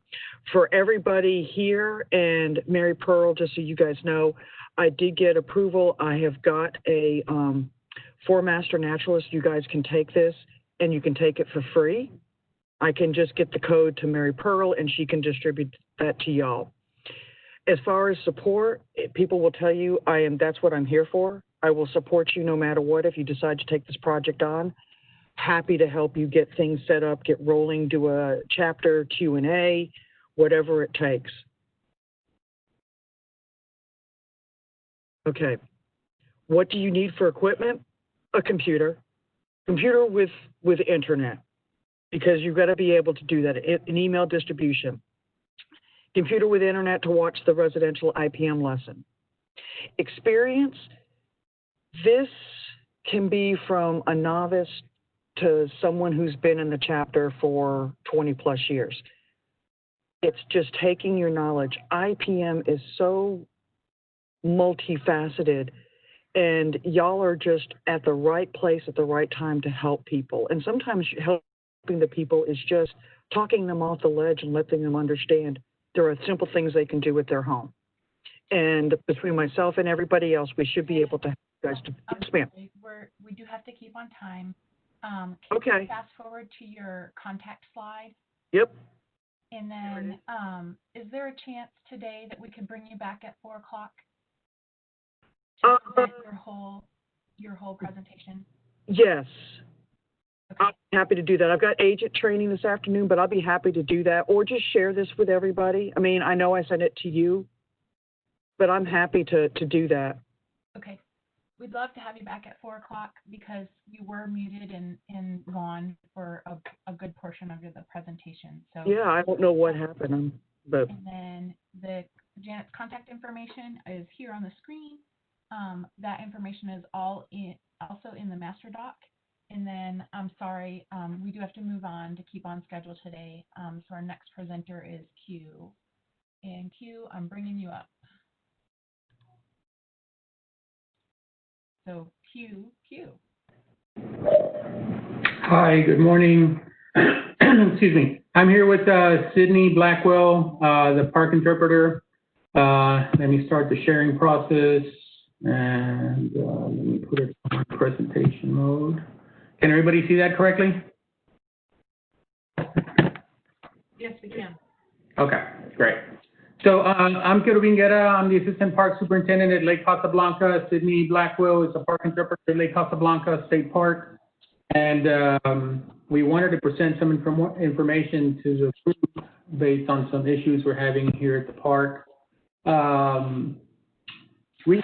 Our water level has been declining at the lake just due to lack of rainfall. And because of that, we've noticed a lot of salt cedar sprouting along the shorelines of the lake. Knowing that salt cedar is an invasive species, we're pretty concerned about it. Some of our local birding organization, or one of the local birders has also noted that there's extensive salt cedar kind of growing in the area. So the issue is there, the concern is there. Obviously, salt cedar can grow up to about 20, 25 feet tall, consume up to about 200 gallons of water per plant per day, which obviously is an extreme amount of water. And the issue with salt cedar is as the leaves drop off of the trees, off of the salt cedar, it kind of salinates the soil in a way. So some of the issues that we're facing is kind of the drying out of the soil just due to the increased sodium content.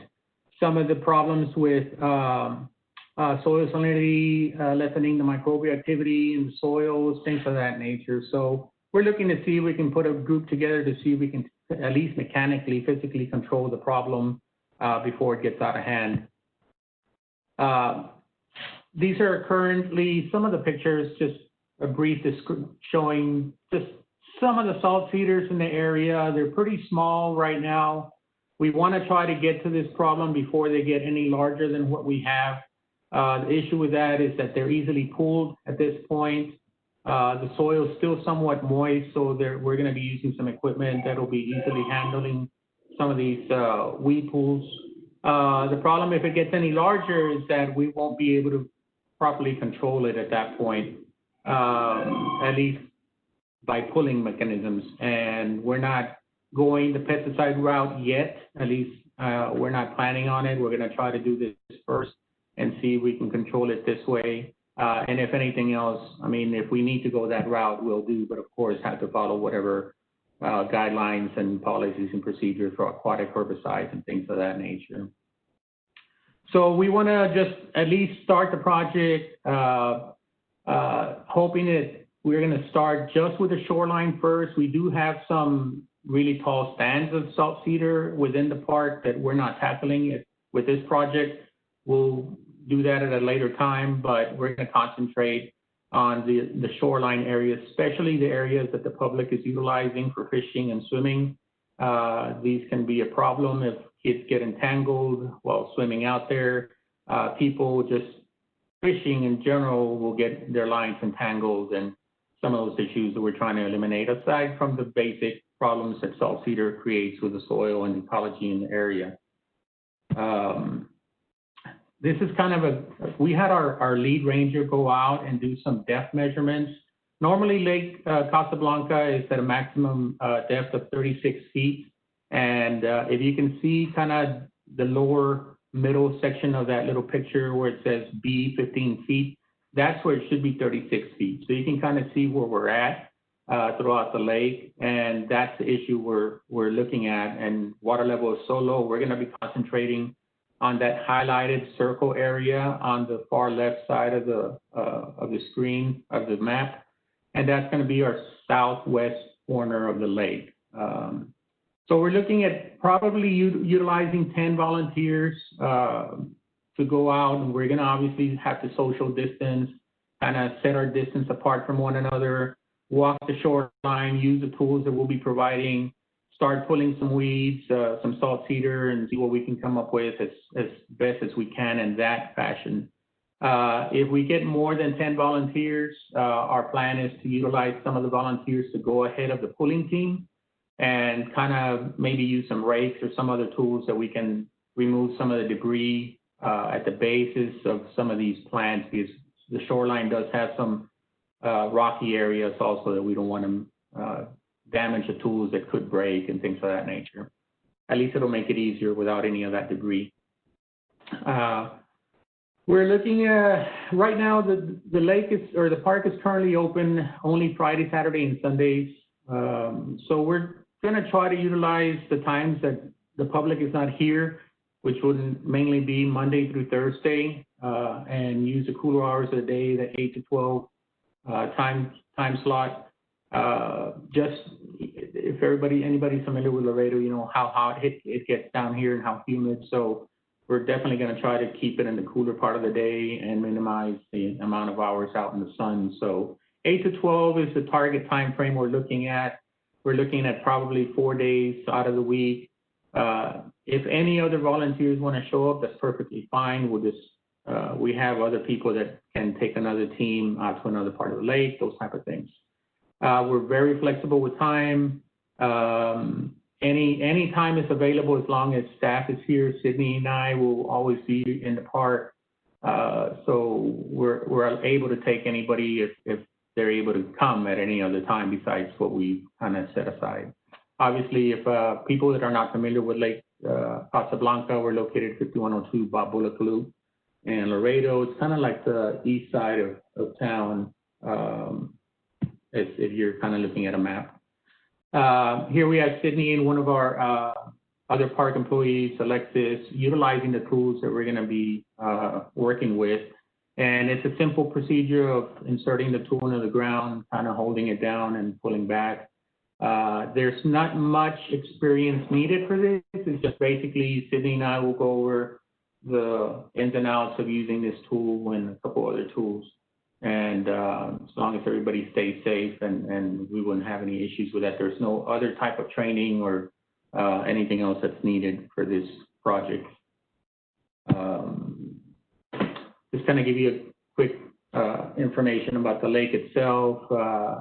It is fed by a couple of creeks. It's only listed here as Chacon Creek, but it's also fed by San Ignacio Creek. All the rains that we've recently received, like Hurricane Hannah and some of the previous local storms and things, have all been either at the lake or south of the lake.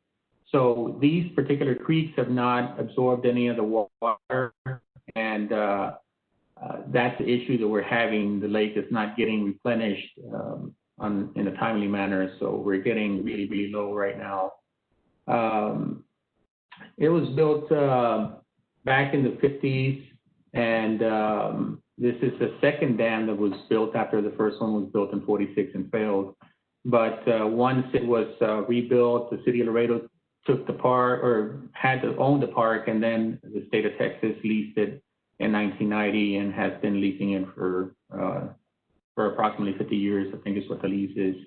So we'll be around for quite a while, and at the end of those 50 years, we have an opportunity to lease for another 50. So what we're looking at... A minute? Go ahead. Oh, yeah. I know part of it talks about bragging rights that we could use. So think about one plant consuming 200 gallons a day, and then we're looking at 70,400 gallons a year just for that one plant. Even if we took 100 plants out of the ground, we'd be conserving over 7 million gallons of water. So that could potentially help preserve our ecosystem and get this water level a little bit back up higher than where we're at now. So use that as bragging rights, and hopefully a lot of people get into that. Our contact information is here. Sydney's here. If you want to say anything, Sydney, I wanted to introduce Sydney really quick. Yeah, thanks for having us, guys. And, you know, any volunteers that we can get just makes a huge difference, even if it's just 1 or 2 people. We just want to start tackling this project as soon as we can. And thanks for listening. We appreciate it. If anything comes up, feel free to email us. Feel free to call us. We're always here at the park. Any information we can provide to anyone would be available, and we'd be glad to share with you all. Obviously, the project is available for sharing, or the presentation available for sharing. So, any questions? There's one that was asking if you offer lodging or campsites to volunteers if they're volunteering. Right now, the park is still closed for that. We don't have our campsites open yet, just because of the COVID situation, and we still sit within the city of Laredo, so we're following the city guidelines. So we're maxed out at 250 people the days that we are open, so we're not doing that yet, but we're hoping. We already pushed up a request to have it open, including campsites. So we're hoping if we get a response. Well, thank you very much, Q. We appreciate it. We are at a 5-minute break time frame, so we will be starting up, actually 4 frame. We'll be starting back up at 11:05. Thank you. Good. We're out of here. I gotta go to... Really? Yeah. I'm sorry. We can still hear you, Q. I'm sorry. Okay, I'm going to go ahead and introduce our next speaker. It is David Fisher, and he's going to be speaking on social media short video series and content from Possum Kingdom State Park. Is David on yet? I don't see him in the participant list yet.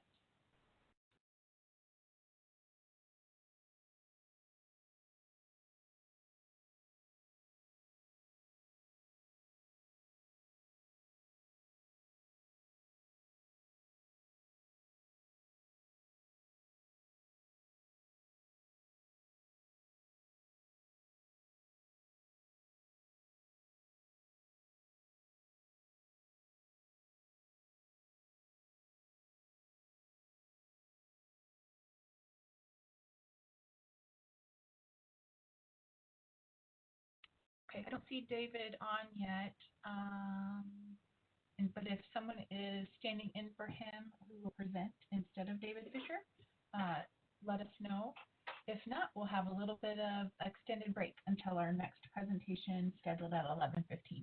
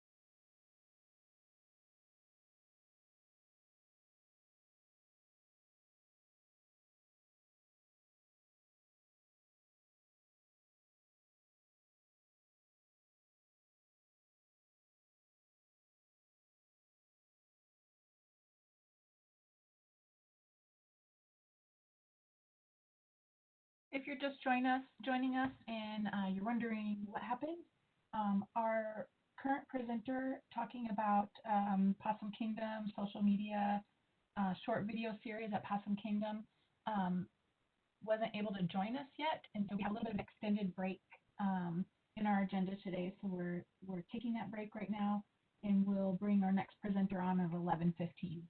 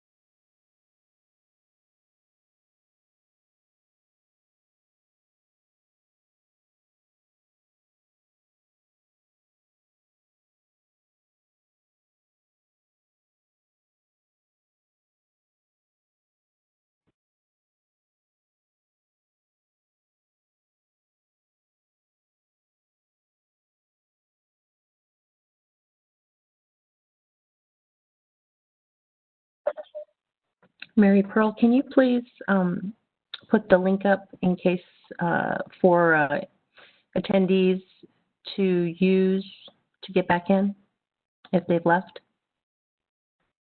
Well, they wouldn't see it here. I was going to email her, but I'm not sure which one it is.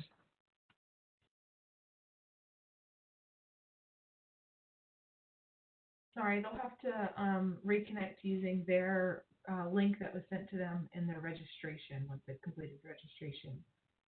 Okay, I'll let her know. Or they'll need to re-register.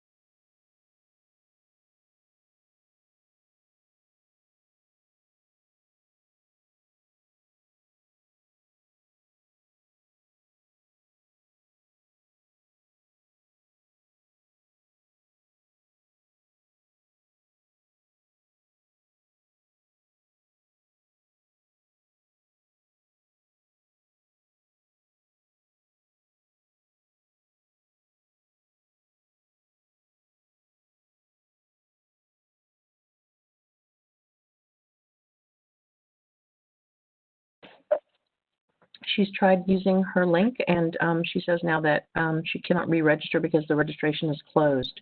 I don't know if you have a way of opening it up.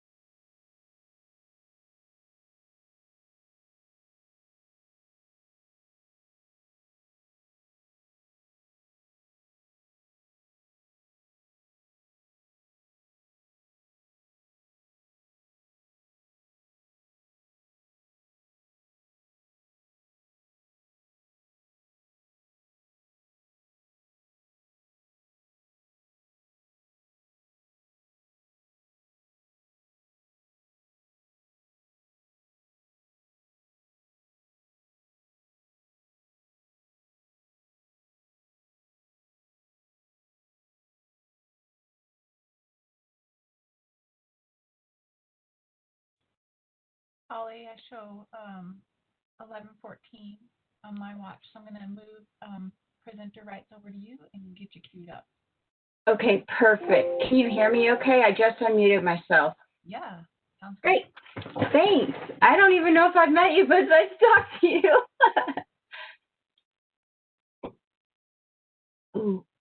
Okay. Let me get, I never put my profile picture. Darn it. I don't even know how to do that. I'm sorry. I wonder if I can do that. Edit. I don't even know how to do that. Can you hear me? We can hear you. Are you able to share your screen? I think so. Share my screen. Yes, ma'am. Okay. Are we starting yet? Yeah. Okay, perfect. Okay, well, I am so excited to present, so thank you so much. You can see my screen. I was not able to get a profile picture, but there's myself and my little boy, so hopefully you can remember. So let's see, let me open up my first one.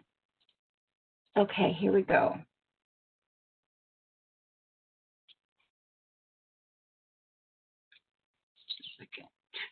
From beginning. Okay, here we go. Okay, so Mary, can you, so does everything look okay? Make it okay?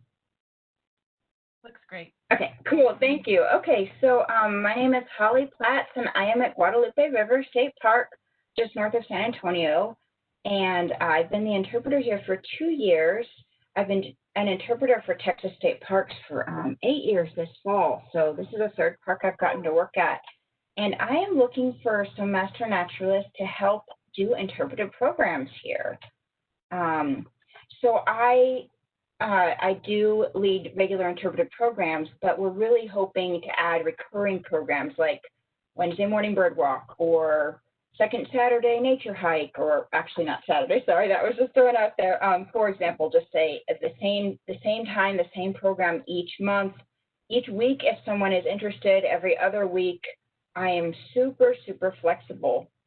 I have had master naturalists in the past conduct programming at this park, and it's awesome, but I have not had any type of recurring thing. And in terms of the programs I do, it really varies, and especially pre-COVID, I could have a few more options, but even now I like to mix it up and have different options.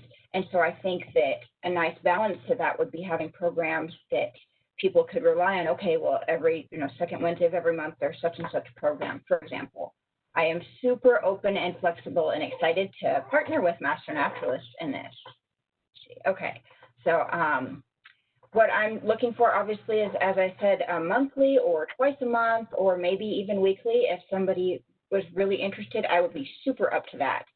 And it's, again, super flexible. For example, one volunteer leading a monthly nature walk, or two volunteers working together to do a weekly program, but and they do it each week, or 4 folks taking turns so that one of them does a hike once a week, and then you're not overcommitting yourself. It's just whatever works for your schedule. This was a birding program I did a few weeks ago when we actually got some rain, and I got all my 10 participants still came, and I was very excited. They were learning how to use their binoculars here. So logistics, I need 1 to 4 volunteers depending on your interest. And again, I'm super flexible. This is new for me too, and I'm really excited. Weekday programs are probably best, and the time is going to depend on whatever your program is and your interest and availability. Like if you want to do a bird walk the second Thursday of the month at 9 a.m., that's fine. Or if you want to do an afternoon program, probably not this time of year because it's disgusting hot, but for example, in October, that's fine. Also, once you start doing it, it's not like you're stuck there forever, by the way. What I would ask for is if you say, okay, well, let's start slow so we don't run away with ourselves. If you say, well, how about we do a birding program once a month? And if you are doing that, and then after 6 months, if we decide to keep going and you are getting burned out or something, we can work to find other folks to take that over or trade out with you. Again, and your availability is flexible. I put a minimum of about 1 hour a month, and that's for if you're doing 1 program a month once it's up and running. Now, preparing it is just going to vary. I'll get more into that in a second. I think it's the next slide. And the time period, again, is flexible. Like I said, hopefully cooler weather will be sooner than later, although I don't have high expectations, and at least to the end of the year. Okay, so COVID, this is obviously important because you're actually working with the public, but always outdoors, not touching items. That's generally, if you're leading a nature hike and you have them each pick up a piece of ball moss on the ground or something, that's fine. It's not like you're passing around an object. We'll work with that, but these are our general rules. There's no touch items, social distance, of course. If you are 10 feet or more away from a visitor, you do not have to wear a mask. If you're even social distance to 6 feet, you will. That's the same for employees here. And pre-registration is required for the visitors, and I'll help with any logistics for that. Okay, so you don't need equipment. We have gotten permission to loan binoculars for birdwatching programs, but that is, they're not being shared by different parties in the same program. So it's like one family, for example, gets binoculars, they use them for that program, and then they get cleaned after the program. So that is not a risk. That's minimum, well, not risky because they're being cleaned. And so you would be responsible for cleaning, sanitizing those, and I'll assist you with that. If that is something you want to do, but that particular thing is something you're not comfortable doing, we can work that out. If you really want to do bird watching programs but are not comfortable cleaning, sanitizing binoculars, I'll work with you. I'm super flexible. You do need to be familiar relatively with the park, and if not, exploring on your own, I'll show you around, and that will of course count on advanced training. As you can see, it just depends on how familiar you are or not with the park. And of course, I'm super happy to help with any questions or thoughts or troubleshooting, and I'll definitely want to shadow your program at least one time. And that's only if you're comfortable. If you say, hey, I'm fine doing the program, then and I feel comfortable with that, I'll shadow at least one time. If you say, hey, come help me do it, help me prepare it, that's fine too. It's just whatever, again, your comfort level is and your experience. So why would you want to do this? You can earn volunteer hours for just exploring this gorgeous park. You can share your love of nature with the public, which that's my favorite part of my job. I know many of you love to do that too. Honing your interpretive skills for sure, and creating stewards. Give the public more ways to connect with nature by this regular programming, and playing an essential role in our parks programming. So that was kind of quick. Obviously, we're doing quick today. These are those same birders. It had slowed down rain just enough that we could walk to the bird blind. So that's my information. And at this point, if there are any questions, I'm going to X out of this so I can see, let's see. Okay, I'm still sharing my screen. Holly, you still have about 3 minutes, so if you could just wait at least a few more minutes. Sure. I'll go just back to it. coming in. Sorry, I think I closed it. Let's see. There are Yeah. no questions in the chat currently. I'm sorry? There are no questions in the chat room. No questions in the chat? Okay. So I guess one thing, I think I gave some examples, but if you're interested in bird watching, we do have a bird blind. If you want, we have a really easy nature loop. It's less than 1 mile, and that is my go-to easy program. I've had volunteers lead that many times. In fact, I'd say most of our master naturalists who've volunteered with interpretive programs here at the park have done that before. So the Discovery Center loop, if you're familiar with the park, that's really fun and easy and lots of options. I've led that hike. I'm doing it again this Saturday, and it's very easy to social distance. 10 people is not very many, especially when you remember that these are family groups. So it's not like they each need their 6 feet, because most of them, it's like a family of 3, a family of 5, a family of 6, a couple. So it works very well.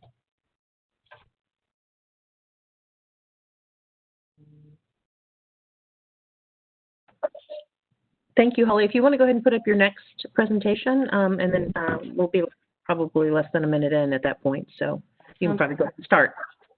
That sounds awesome. Here we go.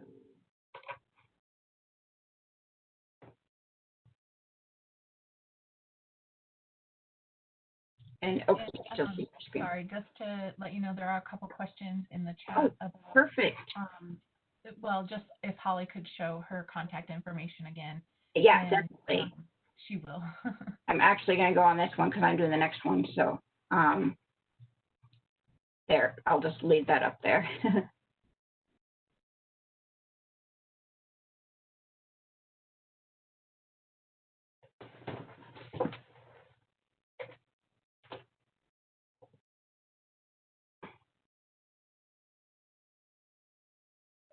Okay, and then you can launch into your next presentation, Holly. Okay, thanks.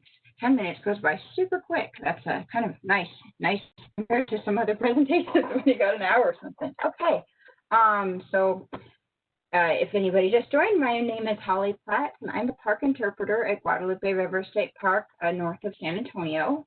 I've been here about 2 years, and I've been an interpreter for Texas State Parks for 8 years this fall.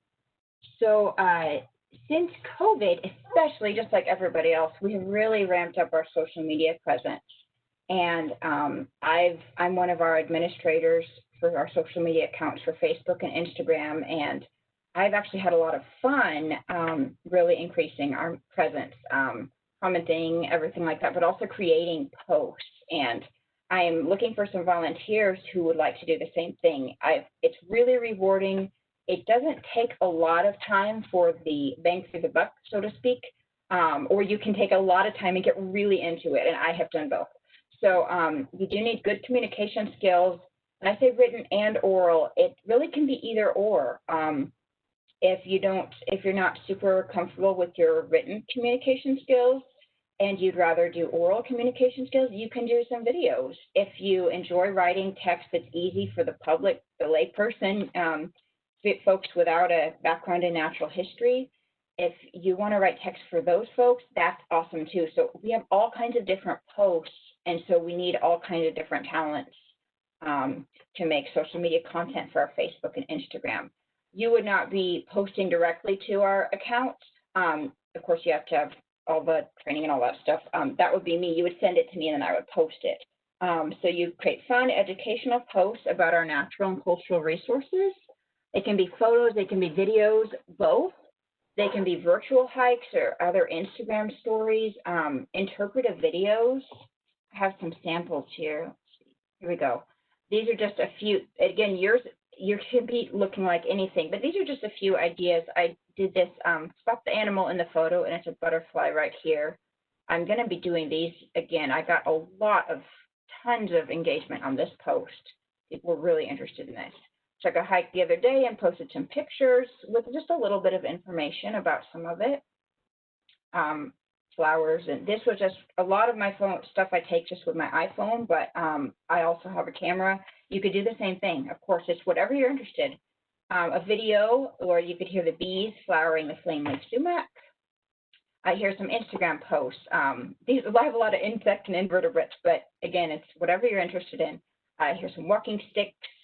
There were about 6 photos. You can see how I say photo 1 and 2, photo 3, photo 4, and captioning them. Since Instagram, you can't caption each photo if you put what's called a carousel, a bunch of photos in a post.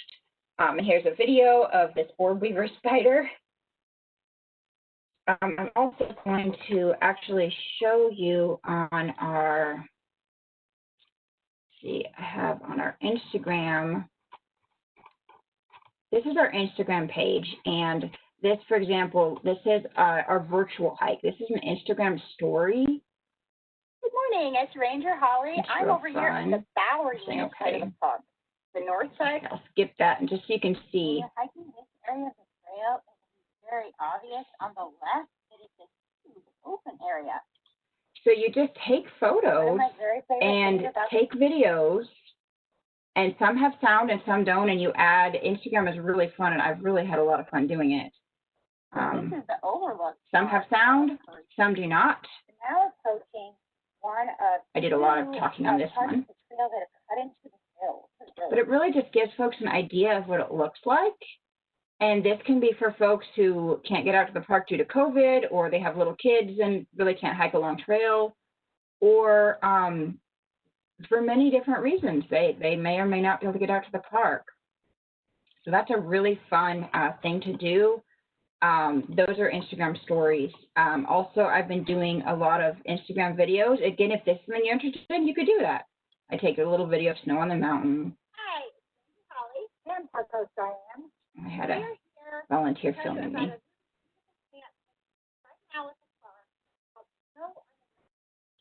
Okay, so then I talk about it, and then we get closer, and I put on my mask. And this could be like if you had a couple, you're already, in the same household, and then you don't have to wear a mask at all, no matter how close you are, of course. So that works great. We had a lynx spider on there, so that was just a lot of fun.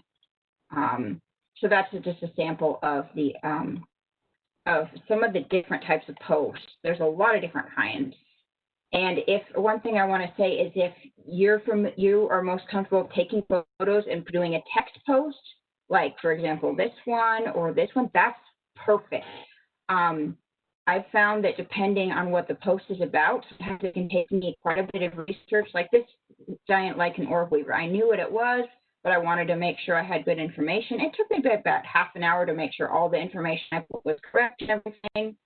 And so it takes a little bit of time, even just for a nice photo, but it's a lot of fun. Okay, let's see. Oh, I think I somehow got out of the, sorry about that. And here we go. Should have done from current slide, sorry. Okay. Here we go again. It's thinking here. Okay. My computer's guessing it. Okay, so I need, again, about 1 to 4 volunteers, depending, and it's super flexible. So when I say touch base with me about when you're going to come take photos, videos, when the park is open, that can be a quick text and say, hey, this Thursday I'm going to come out in the morning. And that's fine, just so I can let the office folks give them a heads up that we'll have some master naturalists out here to do a project. That's no big deal at all. If I'm here at the park, that's fine. We can say hi. If I'm not here, or if I am here, you just work on your own. It's very, very flexible. Same with availability. And the time commitment, it just depends on how often and how much content you want to submit. I would ask for a minimum of about 1 post every 2 weeks. Of course, if during Christmas you go on vacation or something, it's fine. It's not a set in stone, but I think to make it worth your while, we'd want to do about 1 post every 2 weeks or more. I mean, a post a week I think would be great, or a few. It just depends on what you want to do. And the time is really just going to vary. If you're taking just a few snapshots, maybe it's a half-hour field work, maybe. and then half hour in the office, so to speak, when you're at home on your computer writing the text. It might take, if you're doing a hike, that whole hike maybe will take 3 hours or so, including the photos. And then I know for the Instagram virtual hikes, for me, it takes me quite a while to make those, but I'm learning Instagram, but I am definitely not a pro. And the duration is just ongoing. It's plan to continue this. Even, I like to think of post-COVID, even post-COVID. You need a smartphone or a camera, and a computer that has something like Word on it. And of course, you need internet access to touch base with me and send me your content. You do need to be familiar or get familiar with Texas State Park social media posts, which is super easy to go on the Facebook and follow a bunch of different parks, including ours. Same with Instagram. Being familiar with the social media platforms. If you do have the experience with Instagram stories, that's awesome. And then, of course, any more experience with any of that would count as advanced training.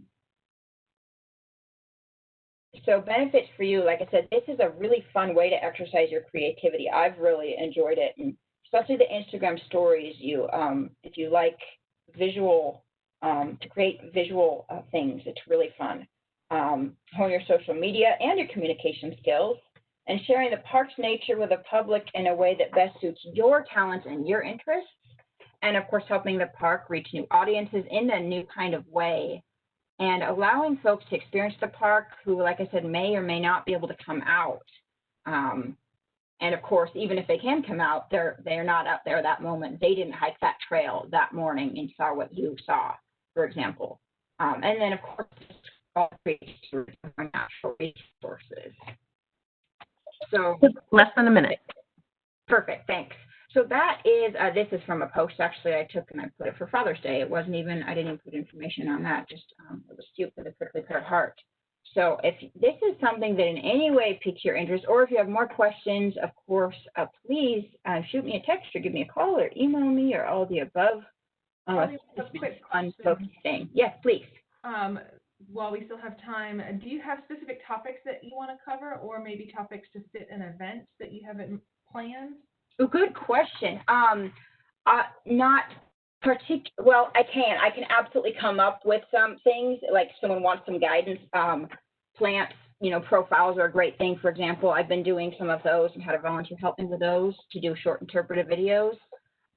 So I could 100% come up with some, like, hey, why don't we talk about birds?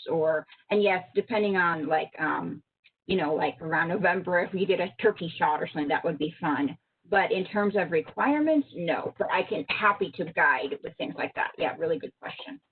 Thank you so much, Holly. We really appreciate your time with us today. Thank you.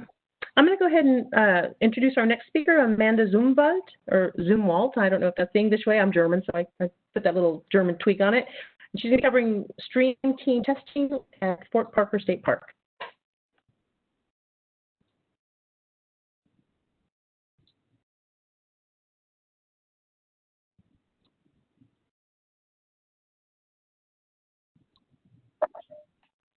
Amanda, are you there? I do see Holly Platt still up, so I don't know if she is maybe, you'll need to unshare maybe, Holly? I think Amanda has presenter rights, so all she should do is share her screen. I do see that she is muted. I've tried to unmute her and it keeps muting.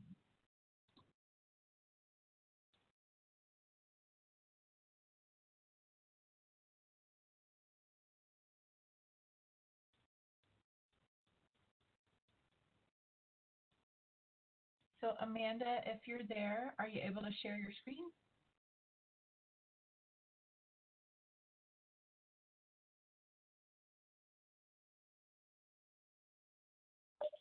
The best way to share your screen, Amanda, is to go up to the top of the screen. You'll see File, Edit, Share. Click on Share, and then the drop-down says My Screen. I think you're coming on, maybe? We're still not seeing you. We can hear you. Yes.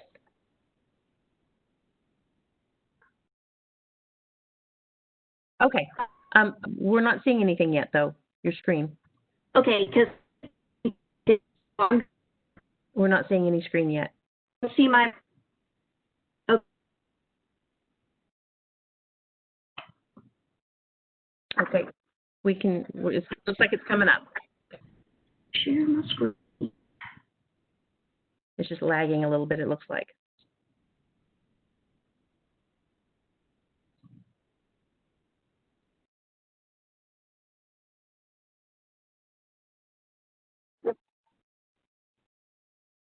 Yeah, my You are breaking up a lot, Amanda. internet has been off yesterday. Can y'all hear me and see everything? Yes, you're kind of breaking in and out. We're not seeing anything yet, but we can hear you occasionally. Not hearing anything right now.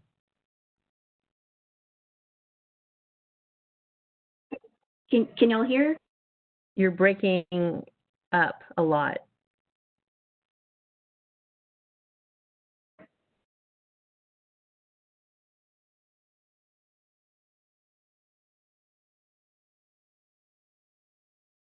Unfortunately, we're not hearing you, Amanda. If we aren't able to get Amanda on the line, we will be asking her to send us her slides and recording so that we can share that on the website post-event. But Amanda, we currently see that you are trying to share your content, but we cannot hear you in a consistent manner, unfortunately, with your internet connectivity.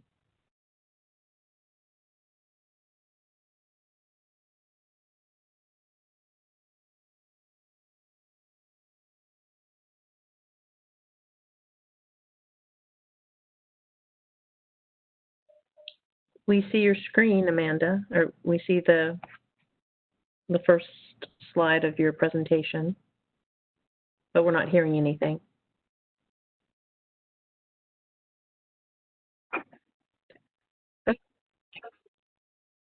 Yes, we can hear you right now. Okay. And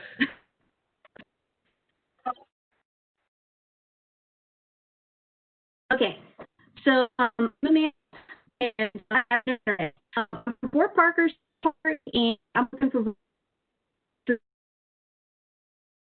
team testing. Texas State University Meadow Center for Water and the Environment.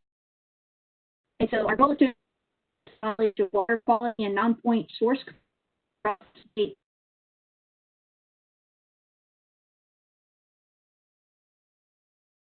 Water quality monitoring.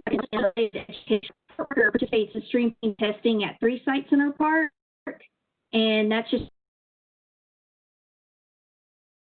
to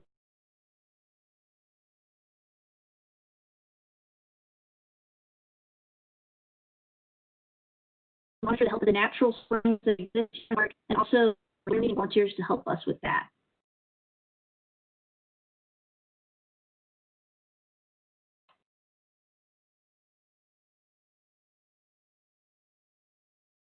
So pretty much it's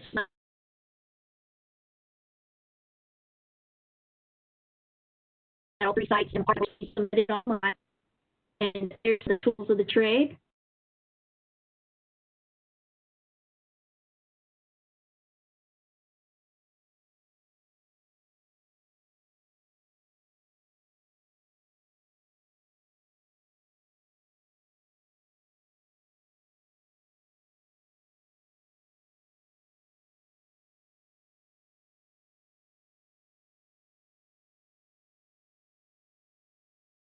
So we're not the test hours, but the testing does need to be done here. This is not a virtual project for y'all. You actually have to be on site. It's available 1 day a month, and as long as it's done once a month, you've got a lot of freedom of when you do it. Just the weather's got to cooperate.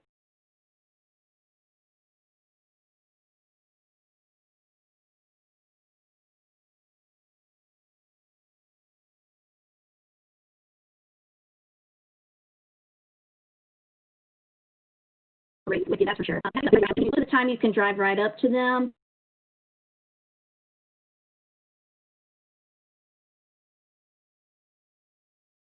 But there is one test for scatter reporting.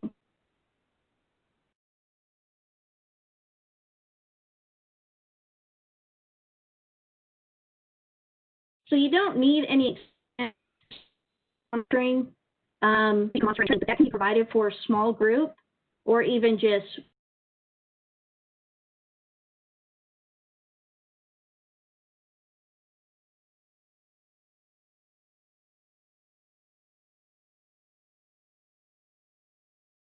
one.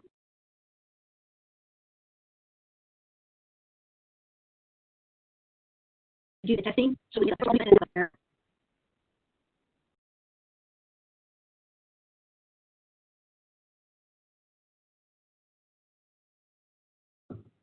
So what's it you or see them, I will definitely try to give you some answers.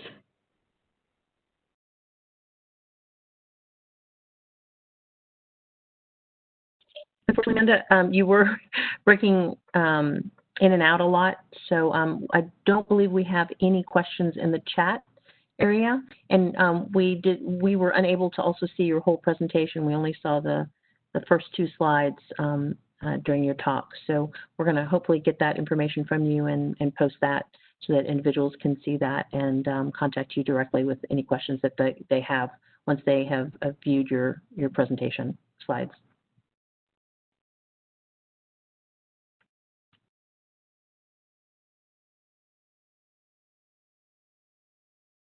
Thank you, Amanda.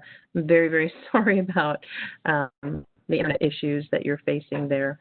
I'm going to, it is time, so I'm going to go ahead and introduce our next speaker. It's going to be Megan Clayton, and she's going to be talking about plants of Texas rangelands, virtual herbarium.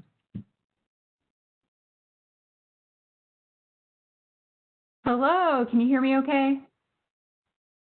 Yes, ma'am. Great. Okay, let me move that out of the way. So today I'm talking about the plants of Texas rangelands. This is a website that we've had for a number of years, and you can find it at rangeplants.tamu.edu. Who you would be volunteering for is the Texas A&M AgriLife Extension Service, and more specifically, the Department of Rangeland, Wildlife, and Fisheries Management, which is a brand new department, which Mary Pearl is actually in. So what we have here is a really cool herbarium. I think there's like 430 plants in it. And I want to give you a little bit of background about the site and then what we're looking for in volunteers. So first of all, when you go on the site, there's a little box on there that has a few different options. One is help me identify my plant, where a user could select different characteristics like the flower color, if they're lucky enough to have a flower, or whether or not the plant has thorns, what part of the state they might be located in, and that will help narrow down this plant list quite significantly. They could also go straight to the common name index, which I use a lot, and look up a specific plant they're wanting more information on, or to verify that the plant they have does match that plant. We also have a scientific name index for those really big plant nerds who want to look up something by their scientific name. We have a map of the region, so you could click on a map and it would show you all the plants in that region. And then we have several books that were put out by the Extension Service range specialists that are in there, and all of the plants are in there, which could be searched by the book. So here's an example of some of the characteristics that we might put with each of the plants that are entered into the site.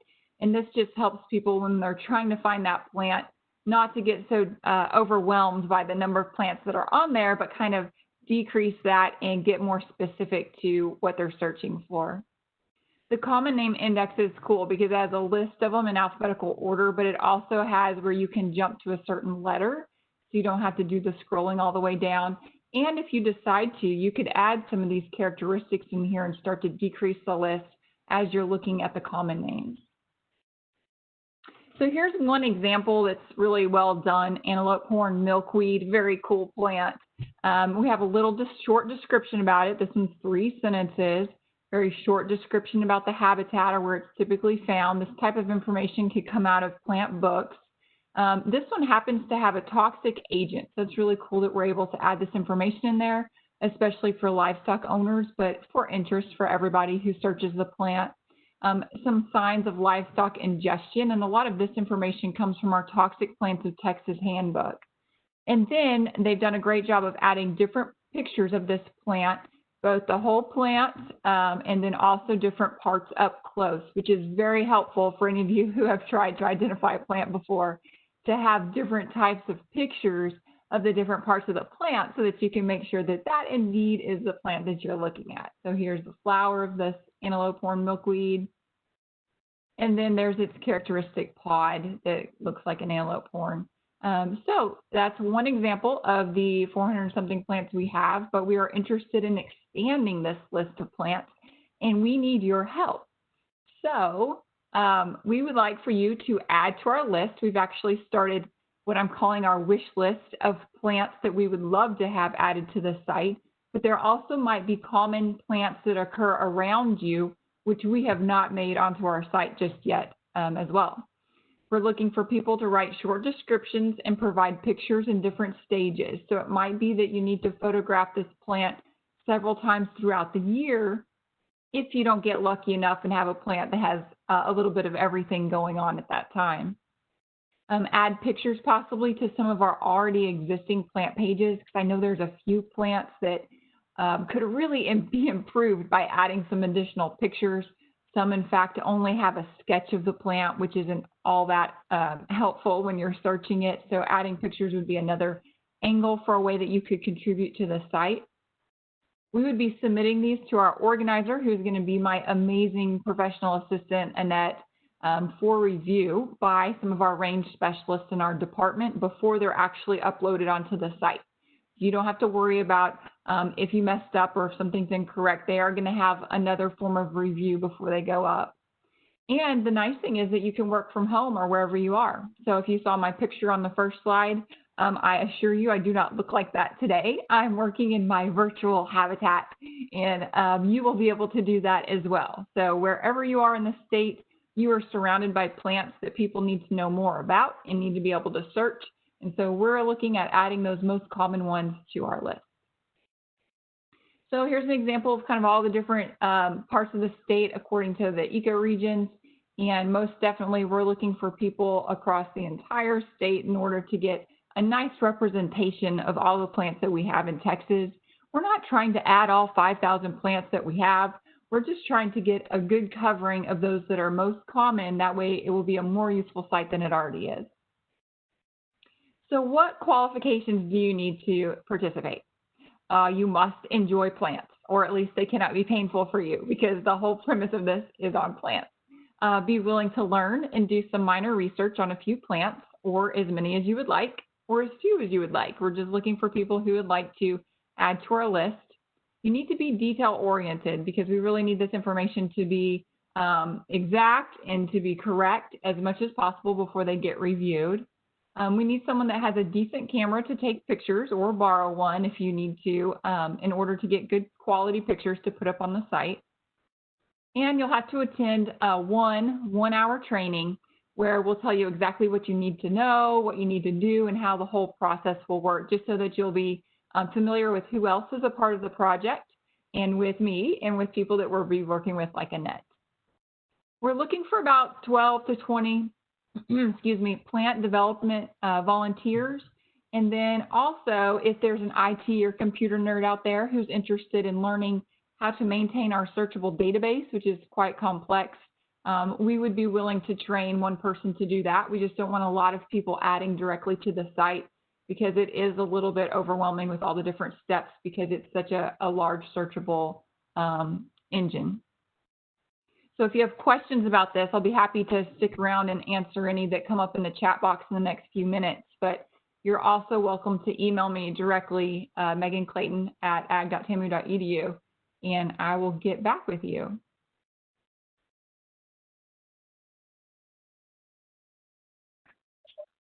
We have about 3 minutes if there are any questions.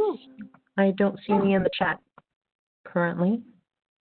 All right, well, I'll hang out too for a few minutes in case you do have questions, but hopefully that gives you a good overview of what we're trying to do. This website is promoted at all of our extension events where we're talking about plant identification. It's also used by 4-H groups and FFA groups who are doing plant identification as a part of one of their youth projects. We did have one question that asked when the training will be held. Whenever the volunteers are available. So we'll do a doodle poll and we'll get together a good training time for everybody, and it'll be virtual through Zoom or Teams, and it'll be really painless. So just another way to get a little bit more information and also see who the partners are that you're working with. And is this also only for Texas Master Naturalists, or I guess maybe others? We could definitely look at including others if there's an interest in volunteering. Certainly, yeah. Okay. And there's some more questions coming in too now, Megan.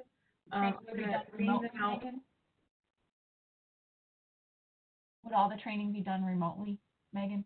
Yes, everything will be remote. You never have to comb your hair. When you go out to take pictures of the plant, I would suggest pants. But other than that, it's completely wide open for you working wherever you are or wherever you might be.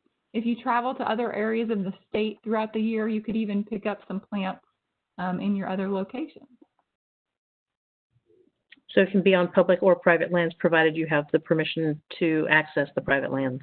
Absolutely. Yep, absolutely.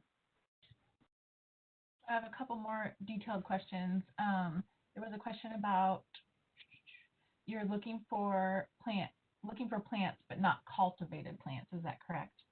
These would be naturally occurring rangeland plants. So if they have, so say you're at a native plant garden, they've been planted, that's absolutely okay, as long as that's a native plant. If you're talking about adapted plants that aren't naturally from Texas, then no, they wouldn't necessarily be included in our rangeland plants database. Good question. And then, do you need a camera if you have a new iPhone 11? Probably not, honestly. My older camera I used to carry around is worse than the iPhone 11. And all of these pictures will be used only digitally. So I feel like the newer iPhones would definitely be okay. And can the pictures for the rangeplants.com come from iNaturalist? Can you take them off iNaturalist? Yeah, can they be shared or from iNaturalist? That's a good question. So as long as we have permission and the ability to put the extension stamp on them, because that's what we've done with, it's kind of a watermark that automatically goes on all the plants that are uploaded to the database. So if we have the permissions for it, then we could definitely look at that. Sure. Should plants come from public or private lands? Either one, sure. It can come from anywhere as long as you have permission to be there to photograph that plant.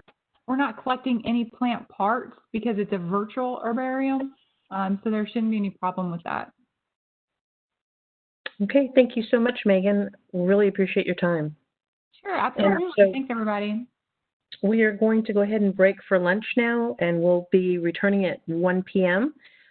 Before we do, however, Michelle or Mary Pearl, is there anything you want to suggest in case people have trouble getting back in for some reason? We do have one Master Naturalist who was not able to get back in still.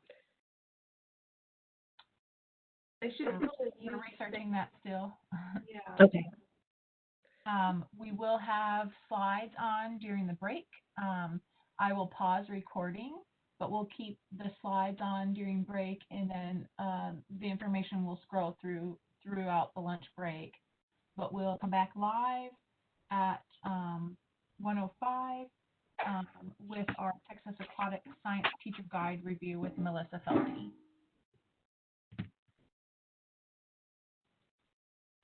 Michelle, I've got the slides ready when you're ready.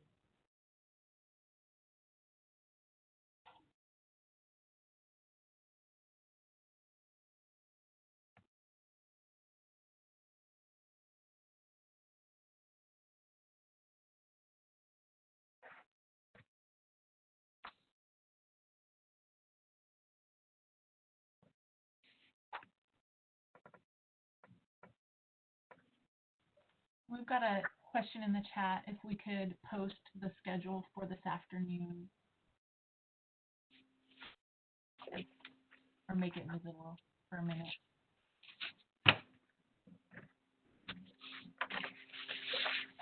It's on the website, and it'll show up in this rolling PowerPoint as well.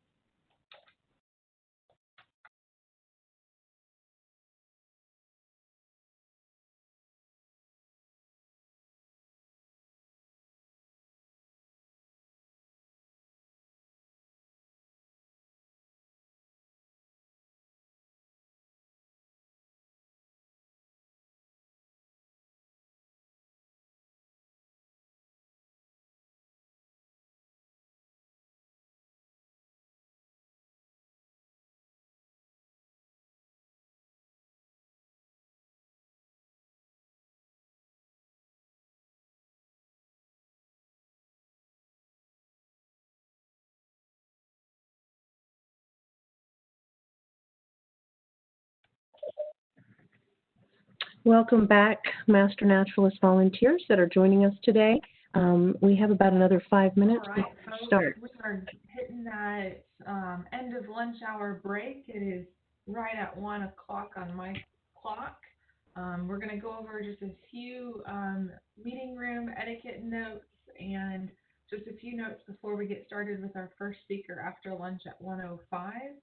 As you can see, the meeting etiquette that we have on the screen, your video has been turned off for both you as an attendee and for our presenters. That's to help save on bandwidth.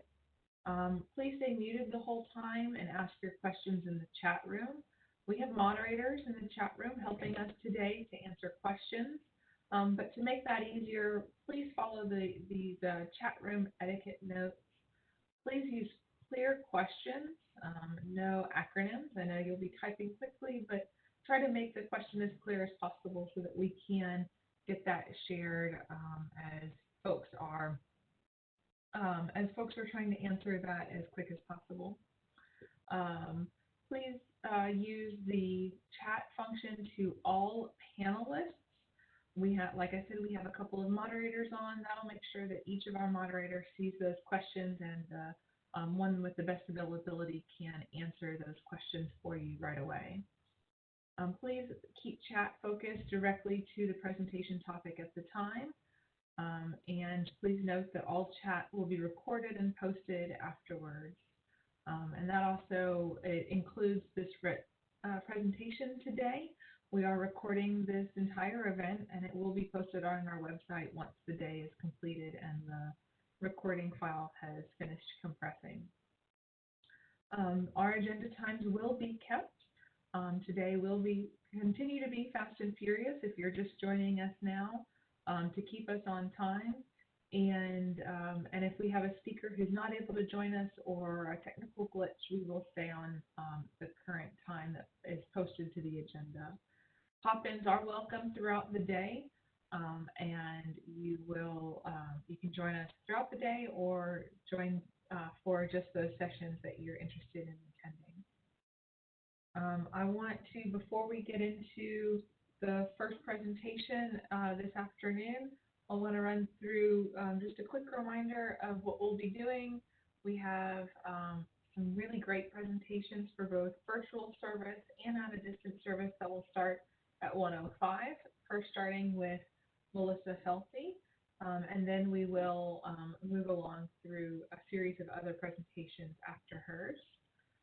We also have posted on our website, and that link will be copied into the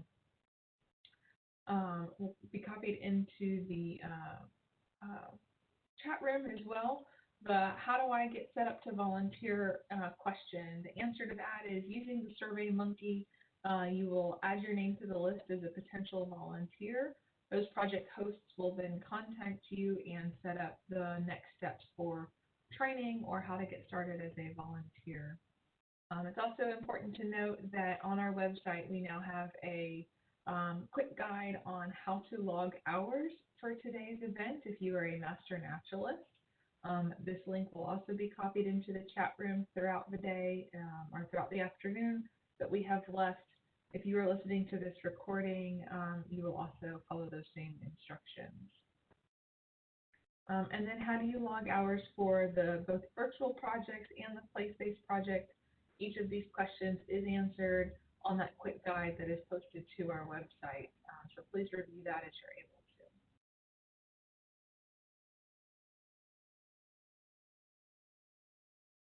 to. As mentioned, there is both virtual service projects, virtual-based projects, and place-based projects. Then we have this list on our website as well.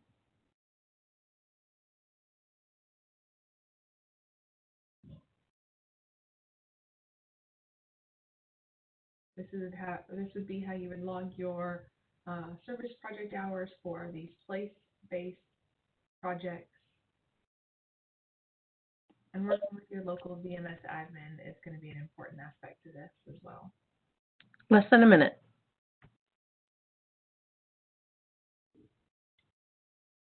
So with that, we'll get kicked off here just shortly with our first speaker this afternoon, Melissa Felty. But again, if you have any questions throughout the afternoon, feel free to add those into the chat to all participants. Please go ahead and take it away. Thank you.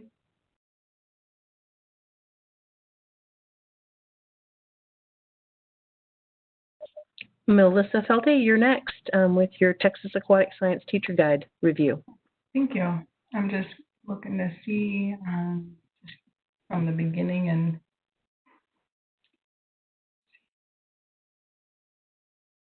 there we go. Are you guys able to see everything okay? Everything was up and then all of a sudden it disappeared. Okay, it said it stopped. Oh.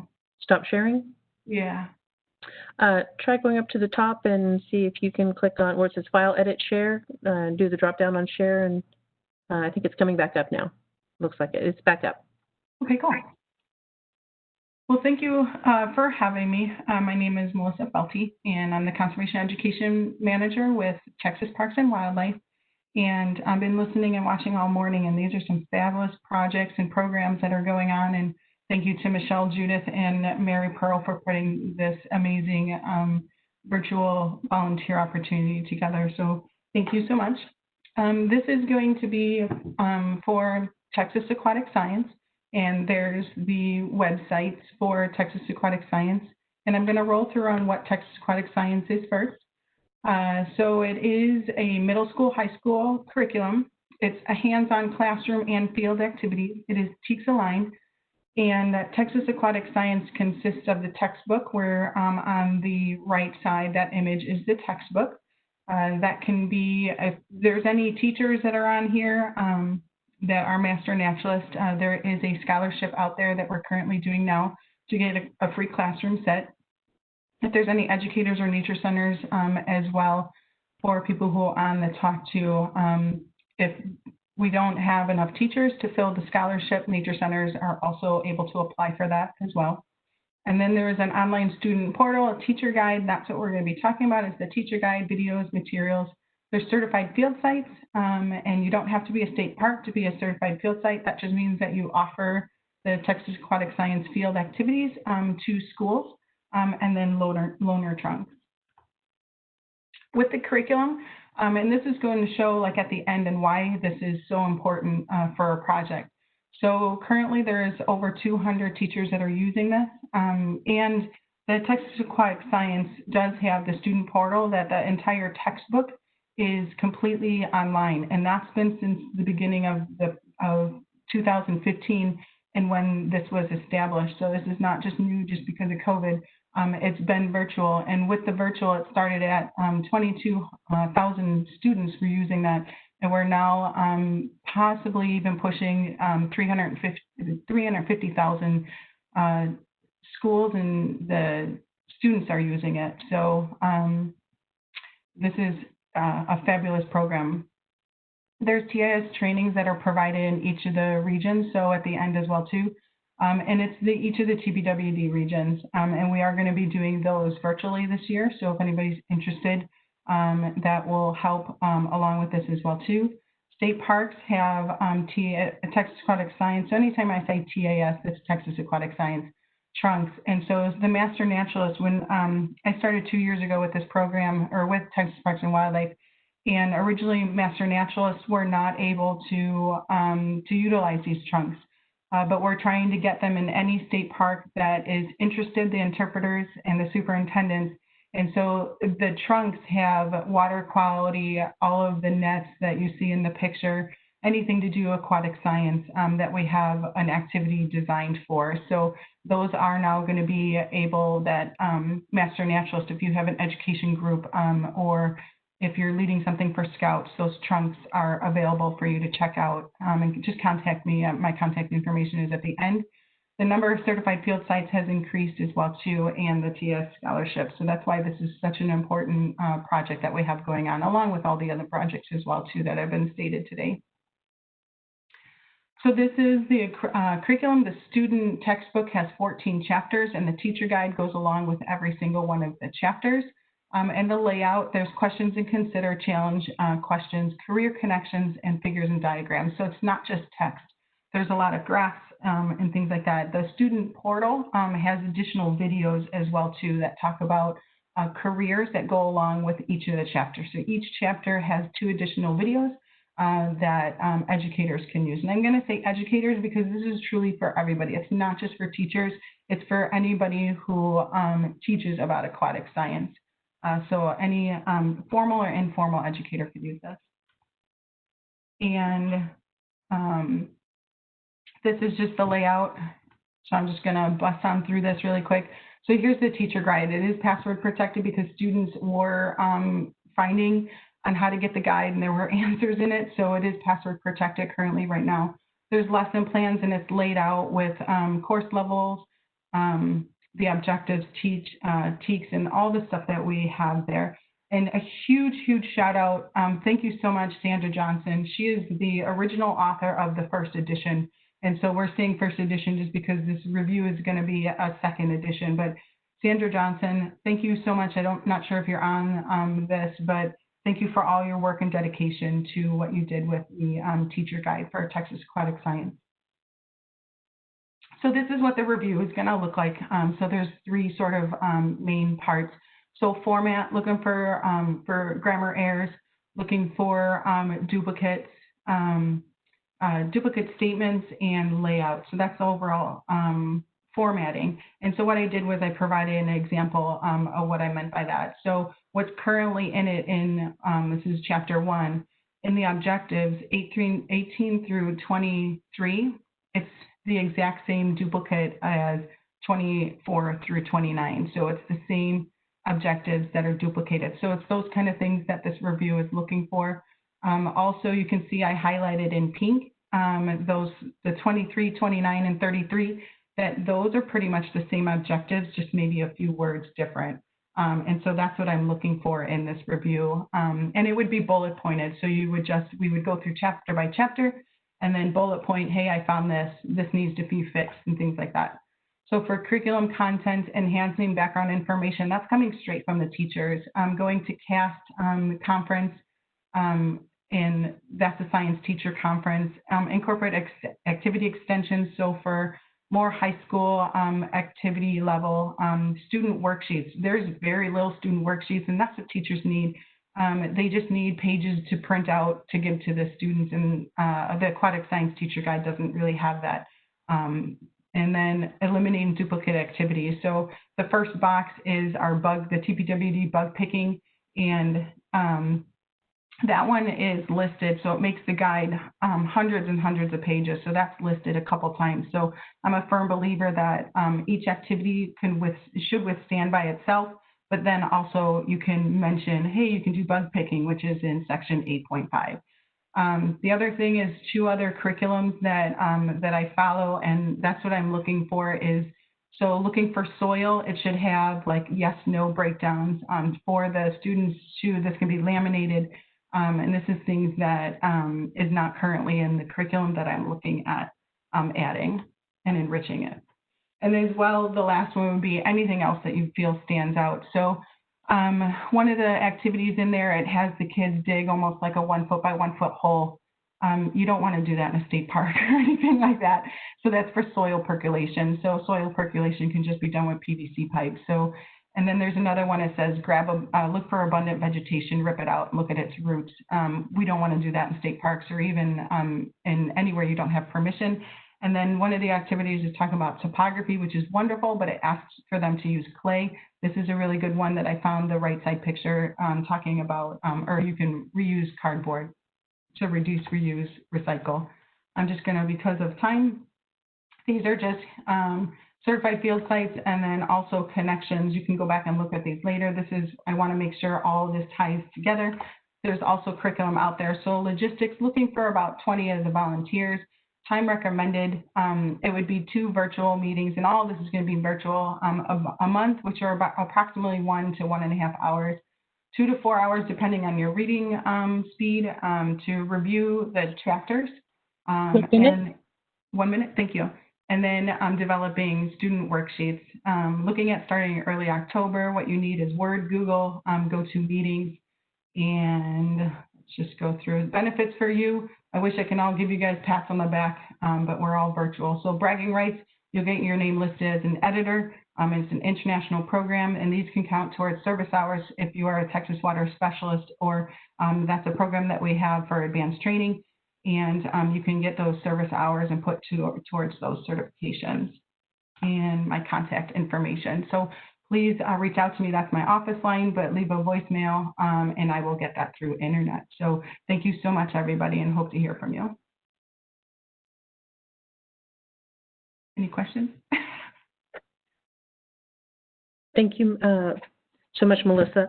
I think we are out of time, unfortunately, so we're going to go ahead and go on to the next speaker, but we will make sure that we'll forward the questions to you. Okay. Do you want me to answer them in the chat? Sure, if you can. Yes, okay. ma'am. Thank you. Yeah, perfect. Thank you. Okay, our next speaker is going to be Joshua Lee. He's going to be talking about Adopt-A-Loop, the Great Texas Wildlife Trails.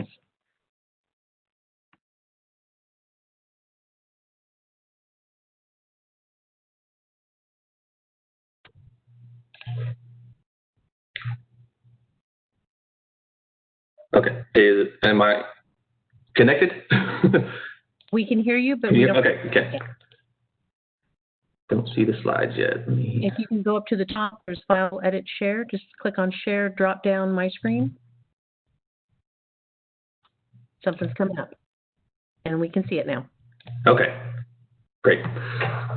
All right, so hello everyone. Thanks for joining us again today. My name is Joshua Lee. I'm a marketing specialist for nature tourism with the Texas Parks and Wildlife Department. And as part of my role, I'm the coordinator for the Great Texas Wildlife Trails. So today I'm going to be introducing you to a brand new program that we're just rolling out for the wildlife trails called Adopt-A-Loop. And this project is actually based on a similar one which started in 2016 by the Virginia Birding and Wildlife Trails and their Department of Wildlife Resources. So first, I just want to give you guys some quick background on the Great Texas Wildlife Trails for those of you that may not be familiar with the trails. It was actually the first set of wildlife viewing trails of this type. The Great Texas Coastal Birding Trail was completed in 2000, and then over the years, we've added the other sites and trails, and the most recent being the Far West Texas Wildlife Trails, which was completed in 2010. We've been doing map updates throughout the years. The most recent updates were done in 2016, and we had a few scheduled for this year, but as many things have gotten delayed, so did the map production. So the trail system is comprised of 9 trails in 5 regions across the state. And you can see here the map of Texas shows the 9 different trail systems. And at the bottom is the unique signage for each of the 5 regions. So across the state, we currently have over 920 individual viewing sites along the trails. And these sites are organized into 124 different trail loops, which are basically clusters of viewing sites that are suggested as trip itineraries. And these were originally designed to be explored over 2 to 3 days, driving from site to site. And the sites vary from nature trails to highway pullouts, nature centers, scenic overlooks, private ranches, local, state, and federal parks, bed and breakfast. There's a pretty good variance of type of site. And each site is marked along a nearby roadway with their appropriate Wildlife Trails logo signage.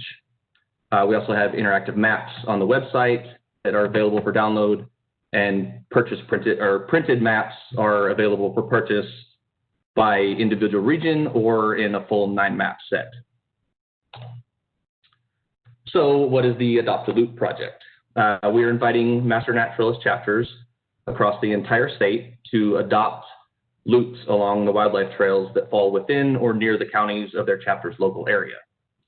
There's also a big citizen science element to the project that will help TPWD to better understand the distribution of Texas wildlife along the trails. We've already created an Adopt-A-Loop iNaturalist project where we'll ask participants to submit their observations, and this information will be used in trail updates as well as to help inform visitors to the sites what species they should look for at that particular site. So chapters and not just individual volunteers must agree to make a commitment to adopting the loop, and then they'll select one person to serve as kind of a project coordinator and will be the main point of contact for that chapter and TPWD. And then the participating volunteers within each chapter will select sites along those adopted loops for each chapter. So some of the expectations and outcomes for the project. A big one is increasing public awareness, appreciation, and conservation of Texas wildlife and native habitats. Use of wildlife data by TPWD and biologists will provide more information on our wildlife distribution and more specifically, our species of greatest conservation need. We'll also be able to keep more accurate, up-to-date information for all of the 920 sites, which will help improve the overall quality of the trails that are visited by nature tourists from all over the world. We'll also be able to provide wildlife viewers with a list of species to look for at each site so they don't just go in kind of blind looking around. We'll also, a big thing, be able to build and maintain ongoing relationships with site owners and managers. As you can imagine, with that many sites, it's very difficult for myself to maintain that kind of contact with nearly 1,000 different people. We'll also be able to create new marketing tools and be able to promote wildlife viewing and citizen science in Texas. So some of the project logistics, said with 124 loops and over 920 sites and still growing, we still get submissions for new sites across the state. There's a ton of opportunity for volunteers everywhere to contribute to this project. And while we certainly don't expect every site or loop in Texas to be part of this as of yet, we could definitely use some help in getting this project started. Like I said, this is brand new to us and to TPWD. So the initial plan is for site visits to be conducted 4 times per year on a seasonal basis. So wildlife observations can be made at different times of the year. There's definitely some flexibility on this, and it really just depends on the number of loops and or sites that are adopted by each chapter. And chapters adopting multiple loops can have the option to kind of rotate loops throughout seasons, and we can provide you guys more information on that if you're part of a chapter that does want to adopt multiple loops. The time commitment for volunteers is also pretty dependent on the number of loops or sites that are adopted, and the length of time for each site visit can vary greatly, just depending on how large the site is and how many individual volunteers are visiting that site at any given time. So some of the smaller sites may only take 20 to 30 minutes, while larger sites like state parks that have miles and miles of hiking trails could take several hours. That decision ultimately would be at the discretion of the chapter coordinator as far as how many volunteer hours are earned per visit. And our goal for this is for Adopt a Loop to be a long-term project and continue to grow statewide and continue for years to come. As far as experience or equipment, anything needed, volunteers will be provided with the majority of materials needed for a site visit. That includes we have an Adopt a Loop visit checklist that can be printed and taken with you. Also have a printed window sign that you can put in your car showing that you're on official TPWD and TMN business.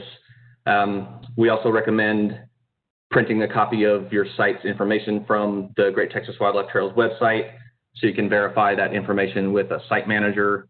And additionally, we recommend taking, obviously you're going to need a digital camera or a smartphone for the wildlife photos to submit to iNaturalist. We also recommend taking binoculars or any field guides that you might have to help identify species, which is not required. iNaturalist can help with that as well. We will invite the volunteers to join the iNaturalist project once they have an active profile, and we can provide instructions on submitting your observations to the iNaturalist project. And for any volunteers that haven't used or are unfamiliar with iNaturalist, we can also offer some additional training at your request for that. The benefits for you guys, obviously the biggest benefit is the ability to earn volunteer hours while visiting some of the best wildlife viewing sites in the state. This project, like I said, also will help get more people involved in citizen science and wildlife conservation. 1 minute. Oh. Sorry, 1 minute. Okay. Our main goal is to make wildlife viewing accessible to everyone in Texas, and having very accurate, up-to-date information for all these sites will help us do that. And that's pretty much it. Here's my contact information for the project. I know that's a lot to throw at you in a short time. So feel free to contact me via email if you have any other questions. We're also going to be presenting a more detailed overview of this project at the Master Naturalist annual meeting in October. So thank you guys again for joining us, and I look forward to working with you all on this exciting project. And I guess if there's any time for any questions, I can try to answer any. There's a few questions in the chat, but we're running low on time, so I'm going to send them to you and ask if you can send them in the chat. Perfect. Thank you very much, Joshua. I appreciate it. All right. Thank you. Our next speaker is going to be Lindsay Pennell, Distance Learning Media Blitz.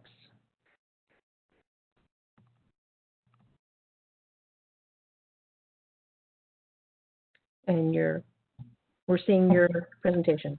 Awesome. And everyone can hear me? Yes, ma'am. Perfect. Let me get this up real quick.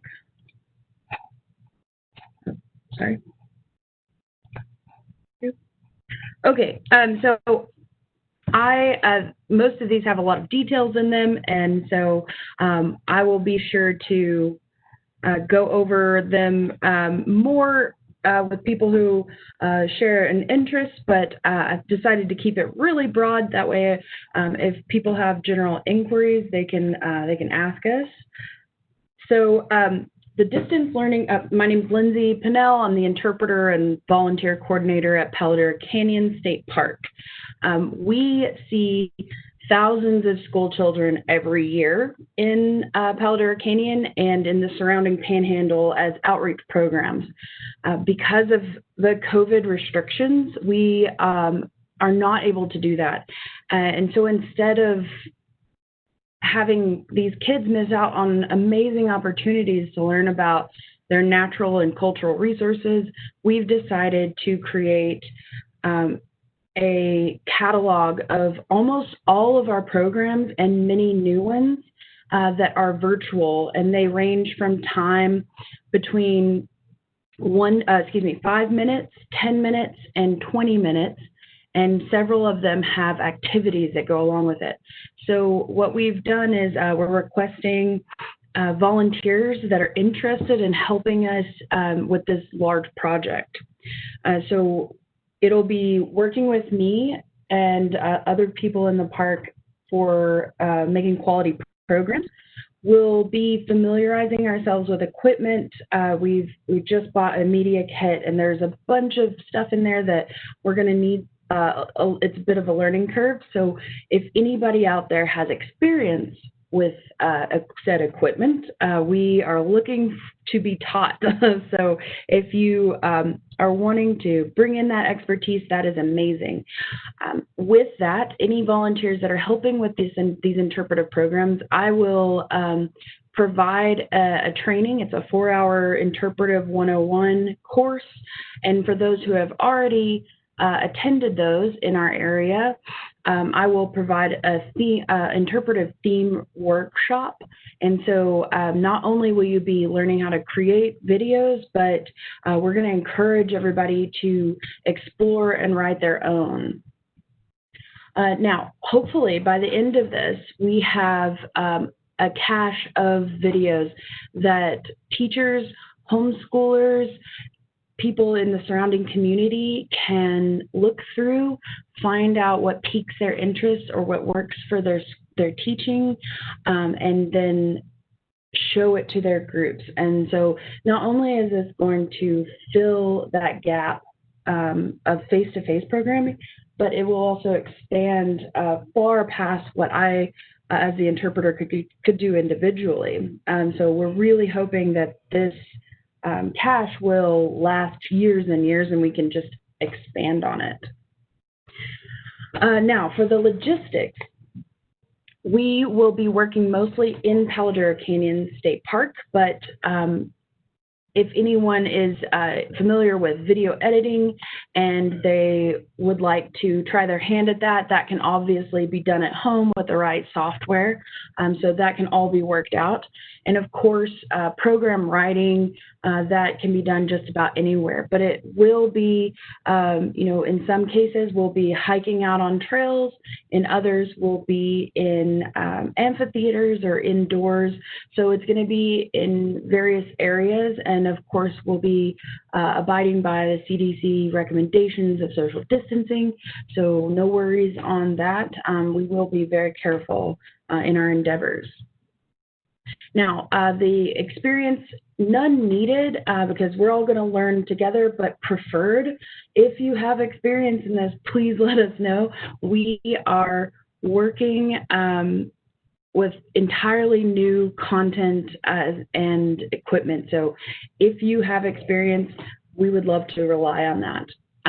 Any advanced training I'm going to provide as far as interpretation and learning how to write in an interpretive way. So don't worry there. We will provide anything that you need. Now, as far as how many people we need, we'd probably need about 5, possibly more if people are working on different projects. And that can all be worked out. I can facilitate that via email. So the benefits for you, you'll be getting advanced training in interpretation. You'll be getting to explore Paladero Canyon, which is a gorgeous, amazing area filled with natural and cultural resources that are rich, and they vary all the time. So, you hardly ever see the same thing twice. You'll also be helping to create something that will last years and will benefit the people in this area and beyond for years and years to come. So it's going to be a really worthwhile endeavor to start balancing. Even when we go back to face-to-face programming, we will be able to offer programming even when we don't have the capacity to go face-to-face. They will be able to offer these alternative programs. So it's going to be, there's going to be a lot of benefits there. Okay, so that's the basics of my program and or my volunteer request, and this is my project information. You can email me at any time. That's probably the best way to get a hold of me. And then does anyone have any questions so far?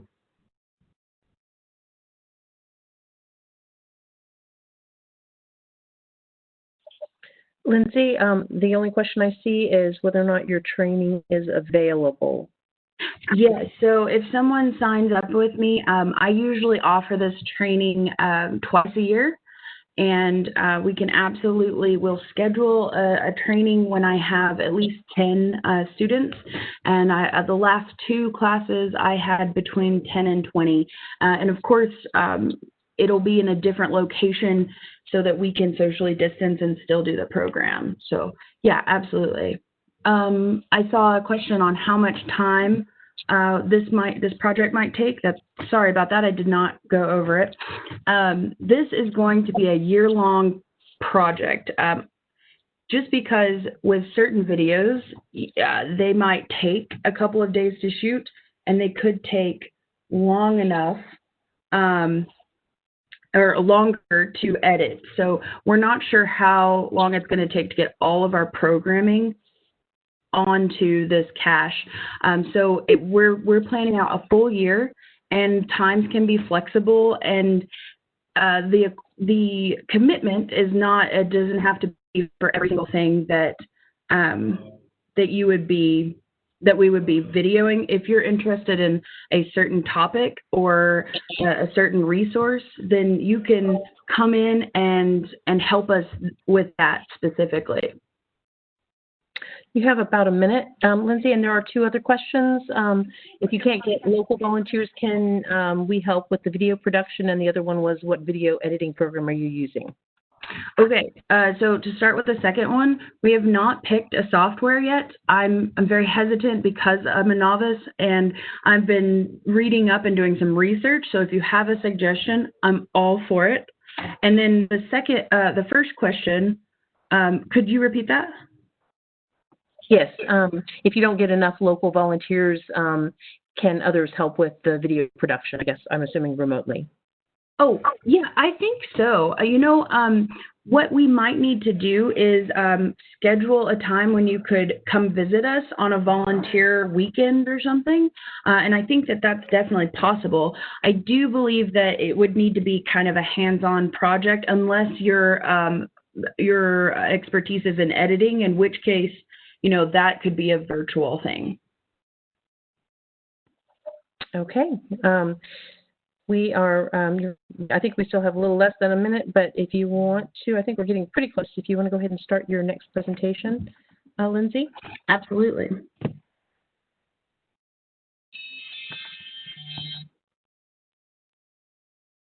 Okay.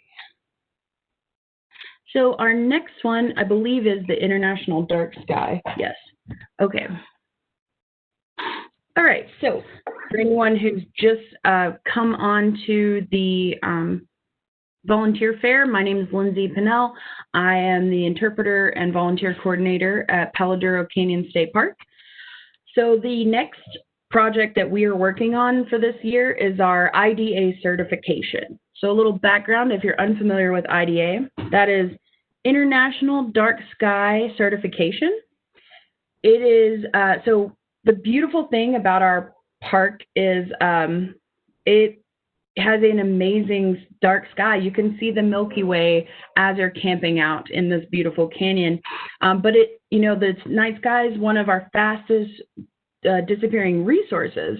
And so we're hoping that to get some master naturalists who are interested in preserving our dark skies to help educate local communities to keep our Milky Way shining bright above the canyon. Now, the expectations here are to help with our application. So that includes sending in a formal one. So we would need a dark sky assessment that we have to prepare for. And so we have an IDA rep that comes out. And so we'll work with them. We also have to do a complete inventory of our lighting. Now, Palo Duro Canyon is a very large park, and we have thousands and thousands of lights, and that is a daunting task. So I'm hoping to gather a team of us to get all of this on paper and see where we're at and where we can improve, and that way we can submit it to the IDA reps and see what they think. It'll also involve speaking to our local representatives, our local communities and universities on finding out what their thoughts are on dark skies, their lighting techniques that they use for their buildings, and working with them to have hooded lighting, or working to show the difference when we change the lighting, and how not only is it helping this resource and bringing in ecotourism, but it's also saving them money and making a more secure location. And so there will be quite a bit of outreach to local communities. We'll also be covering, it'll be a lot of self-research, looking into the best ways to talk about dark skies. And then hopefully we will be able to send in an application, and that could take up to another 2 years. But I'm giving, as far as the logistics, I'm giving a year for this project. I'm hoping that we can, piece by piece, get the work done and start those relationships with our communities. We already have a very strong tie with our local university, West Texas A&M. So I'm hoping that we can start there and then expand outward.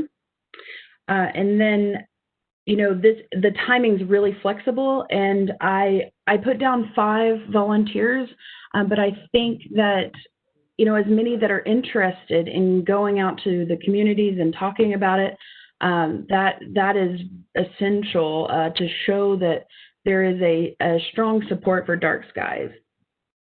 We'll also need, for those that are interested in those education videos that I previously spoke about, I'm going to want to specifically create a video that is kind of a pitch to our local communities about dark sky initiatives. So I'm hoping that my volunteers will help me with creating that and spreading the word.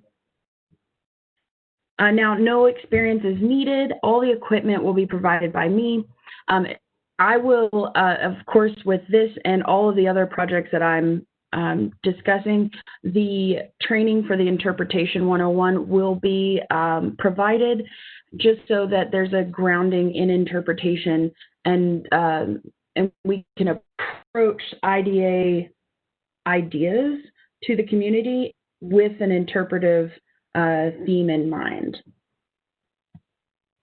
And then benefits for you, not only if you're a local person, your natural resource is being preserved, but learning about the IDA process and learning all the benefits that International Dark Skies can provide you, that is something that I think is not readily researched with most naturalists, most just general public, because I think we take it for granted, particularly here in the Panhandle. The dark sky is something that's just ubiquitous. It is there, but it is slowly shrinking. The bigger the Amarillo grows, we are seeing that shrink, and I think that if we band together and look at how much of a difference we can make, that's just going to be a huge benefit to everyone that's with us. Okay, and then this is my contact information. That's really the general gist of the IDA application process. And if anyone has any questions, they're welcome to ask. Okay, Lindsay, we have a little less than 4 minutes, 3 minutes, sorry. And one question here is, do you host star parties at Palo Duro to help educate the public on the benefit of dark skies? We did. With COVID, we don't now. Actually, our night sky programs have been almost too successful. When we have partnerships with the Amarillo Astronomy Club, and so they will come out with their large telescopes, and so then we can have a very large group that comes out and we can share it. And I've done, night sky hikes, which I think are my favorites because I really get to dive deep into the benefits to our natural resources of night sky preservation.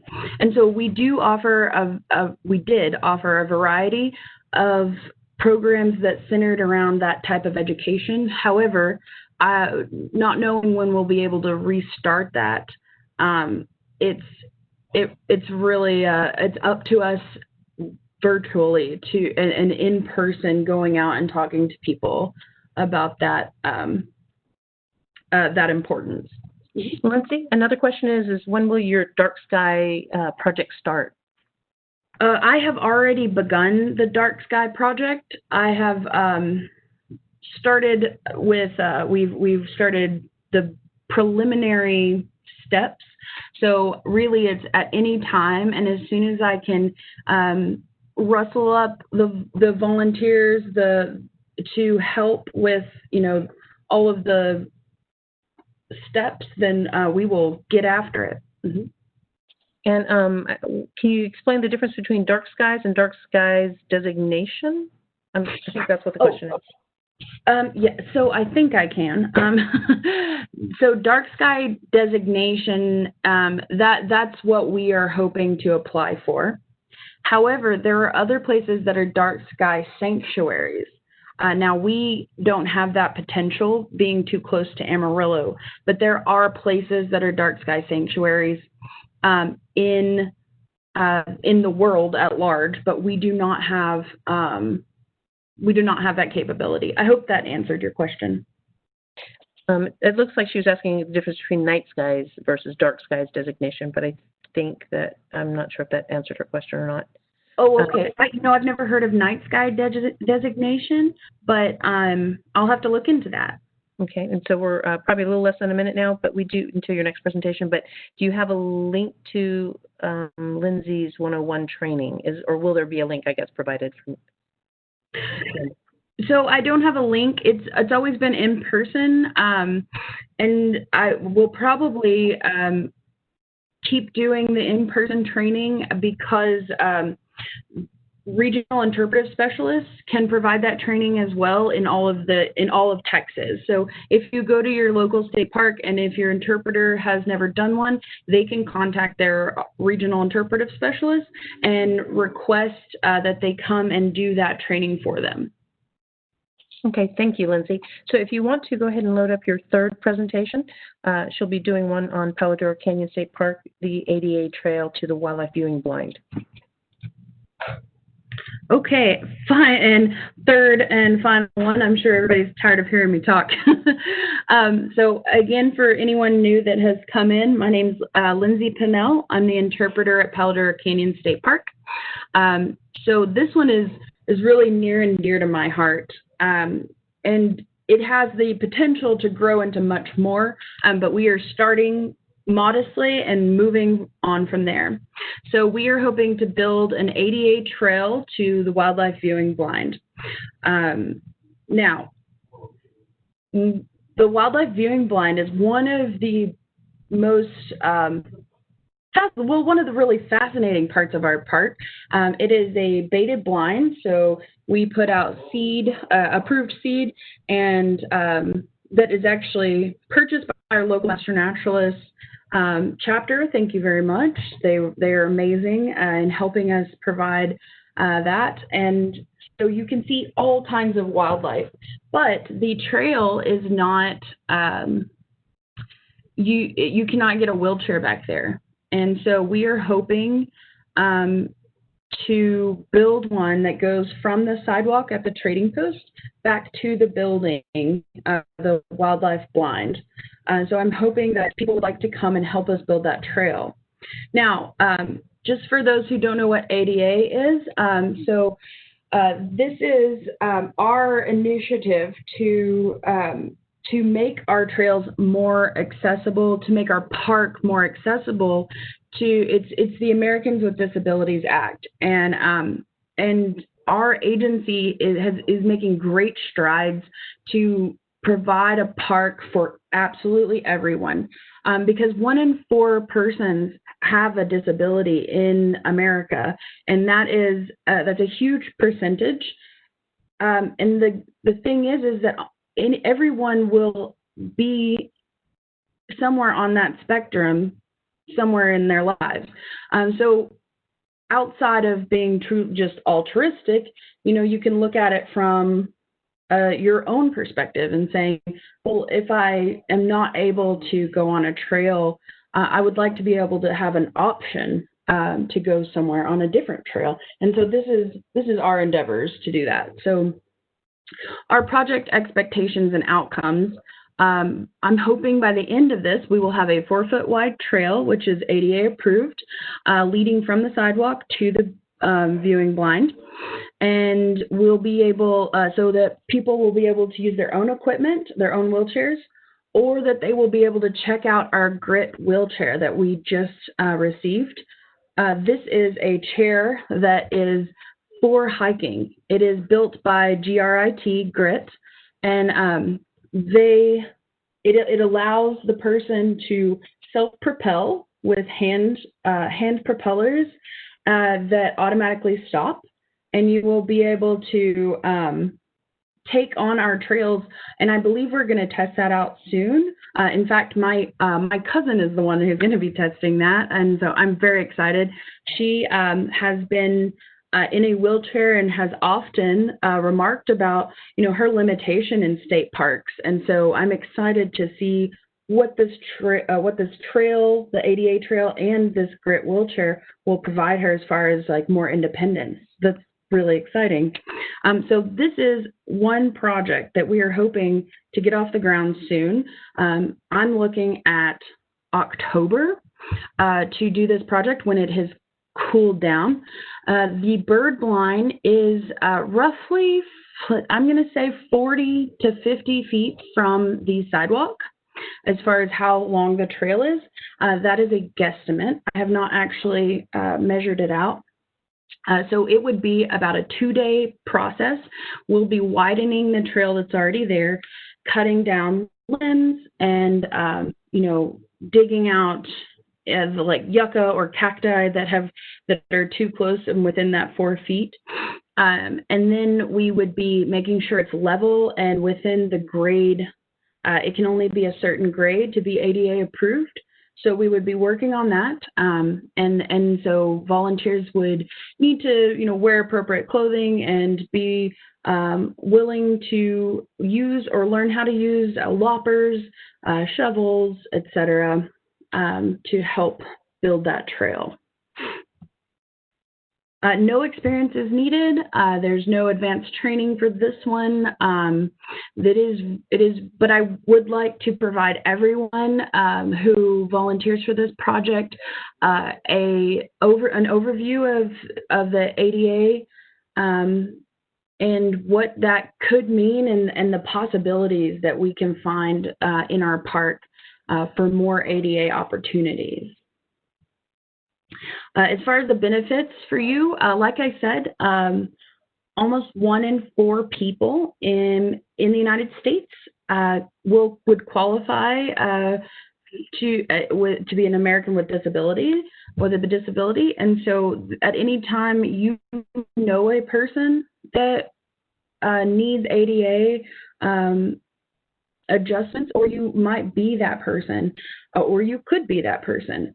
So it is a vital aspect of our agency that we bring ADA trails, better viewing sites, places that people can access to our park. And so I'm hoping that not only will we build an ADA trail to the bird blind, but we will also scope out new places for trails that will provide an experience of Palo Duro beyond the road for absolutely everyone. This is my contact information if you'd like to contact me to be on this project. And does anyone have any questions? You have one question. How far is it to the blind? So I think it's about 40 to 50 feet.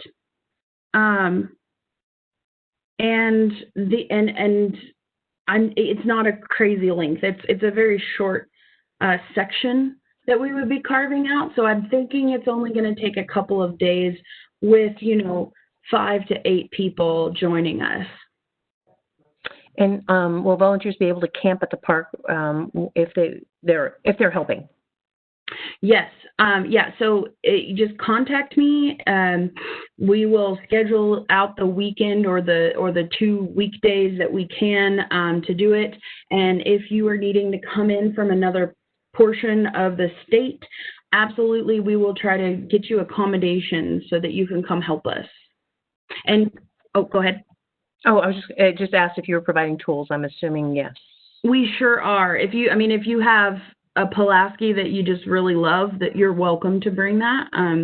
But we will provide basic tools. Lindsay, I talked with Brittany and she said that our insurance coverage won't cover someone using their own tools. So the park would have to provide all the tools. Good to know. Thank you. Okay. Well, I'm glad to know that. I will adjust. Let me go back. So leave your Pulaski at home. We will provide you ours. And the only thing we won't provide, like if you're wanting to bring leather gloves, make sure you bring a hat. We usually have water for everyone. So definitely just wear the appropriate clothing for trail work. Okay, I think, will it be paved or hard packed dirt on the trail? It'll be hard packed dirt. We might be putting a little bit of packed gravel or like DG, decomposed granite, depending on what we're approved for. Okay. And I just wanted to add my own question. What was that snake that you had in So that is a prairie ringneck snake. They are very small snakes, and on their back, they're dark brown or black with a bright red ring around their neck. And then if you approach them, they freak out and roll over, and they pretend like they're dead, and their stomach is this vibrant red and orange and yellow. And you can just nudge them a little bit, and they'll like look at you and then, no, I really am dead, leave me alone. So that's one of our winners for our photo contest, and I had to put it in because they did such a great job. Well, you win the best prize for all the great wildlife photos so far. That's a great photo. Thank you. So there aren't any other questions. So with that, we're going to go ahead and take a 5-minute break, and we'll be returning at 2 o'clock. And thank you again, Lindsay, for your presentations. Absolutely. Thank you all.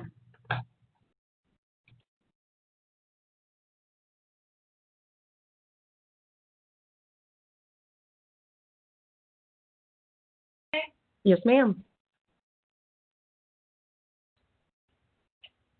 I'm Kendall Kice, the Regional Natural Resources Coordinator for Texas State Parks Region 2, which is South Texas. And we need volunteers at Goose Island State Park to conduct several different tasks at the Big Tree area. The goal of the project is to restore the ecological health and natural beauty to the area by restoring the hurricane impacts, making habitat improvements, and providing ongoing care and maintenance to big trees and the surrounding habitat.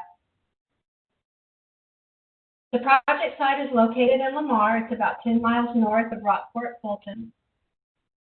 And the park is home to Big Tree, which is an ancient live oak tree which was once the U.S. and state champion live oak. The site is a CCC designed area, rich in natural and cultural history. It is easily accessible and level, and there is now a concrete sidewalk throughout the area.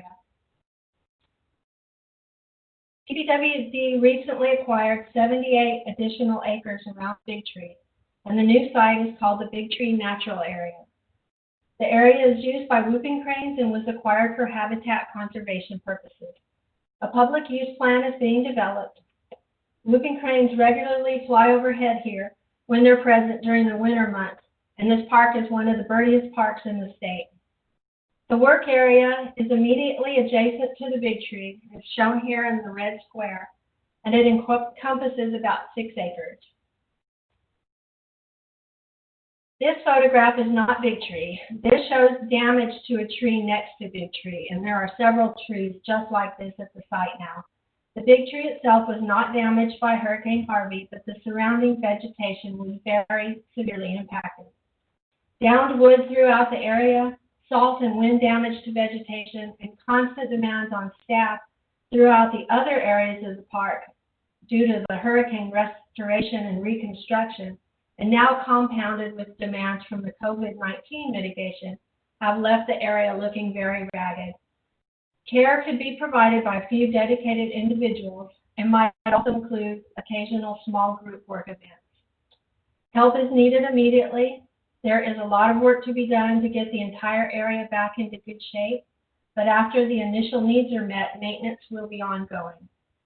To begin with, the work effort could be unlimited, but once the major problems are under control, the area could reasonably be maintained with approximately 10 hours of work per week. The hours worked and the time period of the job are completely flexible. Work is needed year-round and late summer months, and with the high heat and the mosquitoes, it can be unpleasant. But work during the winter months can be terrific. There are beautiful, cool days, grateful and friendly park visitors, and lots of interesting plants and birds. So this area here, this is Big Tree, and this was taken just a couple of days ago. It survived the hurricane well. This is the most intensely managed area immediately around the tree itself under the canopy. The area is mowed regularly by park staff. There's an irrigation system here and a water well for the tree. That system requires monthly checkups and occasional maintenance. Maintenance can be contracted out when necessary.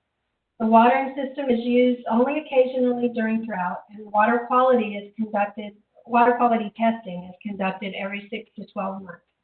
The testing could be done by the volunteers, or water samples can be collected and mailed to AgriLife. A rain gauge should be set up here and regularly checked to help with managing the needs of the area. Until recently, guinea grass in this area was removed by hand, and this needs to be reinitiated. A professional arborist provides an annual checkup of the tree and the entire area, along with fertilizer, compost, and mulch, and anything else the trees need is conducted annually. Just as with people and pets, it's important to constantly monitor the health of this special area. The area surrounding Big Tree is a garden-like area that is regularly mowed and managed for wildflowers, with human use of aesthetic beauty and photography in mind. Guinea grass and other weeds in this area should be removed by hand or with occasional targeted use of herbicide. The area should be mowed with a bagger to catch guinea grass seeds whenever they're present. In addition, a natural log benches and signs require occasional maintenance and replacement of broken wood and bolts. The trees should also be regularly checked for dead wood and pruned. The area which needs the most immediate work is the outer area, which is about 5 acres. The area is managed as more of a natural area, and tons of dead wood remain on the ground here from Hurricane Harvey. The dead wood and vines pose a fire hazard to the area and are currently making mowing impossible. Approximately 75% of the wood on the ground should be removed in order to gain access with a mower and better manage the guinea grass. Proper management requires removal of the existing grass and prevention of future reinfestation. Seasonal mowing with a bagger to catch the guinea grass seed whenever it reoccurs, and management of grapevine and other invasive species using targeted applications of herbicide. There are also 3 old fence rows which have been destroyed over the past 4 years, leaving posts and wires scattered throughout the area. The old posts, which are mostly on the ground, and the old wires should be removed. A diverse team of individuals is needed to help restore the beauty of the site. Those with specific skills, such as water well or sprinkler system maintenance, are needed, as well as those who would like to provide regular care to the grounds through weed control, water monitoring, flora and fauna inventories, and other general tasks. Some chainsaw, chipper, and herbicide use is needed at the site, but there is a lot of work that can be done without the use of machinery or any advanced training. A UTV is available for volunteer use along with saws, loppers, and personal protective equipment, and the advanced training will be made available also. And that's it. Do you have any questions? We have about 4 minutes. Let's see. I do not see any at this time. Well, good. I tried to address them all. Awesome job. Thank you. Thank you. If they pop up, I will. I can answer them on chat. Okay. So we're going to, let's see, it says, in the past, cleanup parties were scheduled. I guess, do you do them currently? No, there has not been anything scheduled currently. There hasn't been anything scheduled since the hurricane, actually. It's been 3 years now. Just out of curiosity. I've got one question that came up. How old is the big tree? Well, that's the one question that there is no answer for. We've had various experts tell us what they thought. We're not going to do a core sample, and that doesn't work very well on live oak trees anyway. It's somewhere between 300 and probably 750 years old. There is a lot of information out there that says it's 1,000 years old, and some years ago somebody estimated that, but we estimate between 300 and 750. And the other question was, would you provide campsites to volunteers coming for any type of cleanup? I think absolutely. If we have a group cleanup effort, we would love to do that, and that shouldn't be any problem at all. I'd also like to have some local people who could volunteer on a regular basis. But, you know, I hadn't thought about that. If we had somebody who wanted to come down and clean up, I think that we could do that.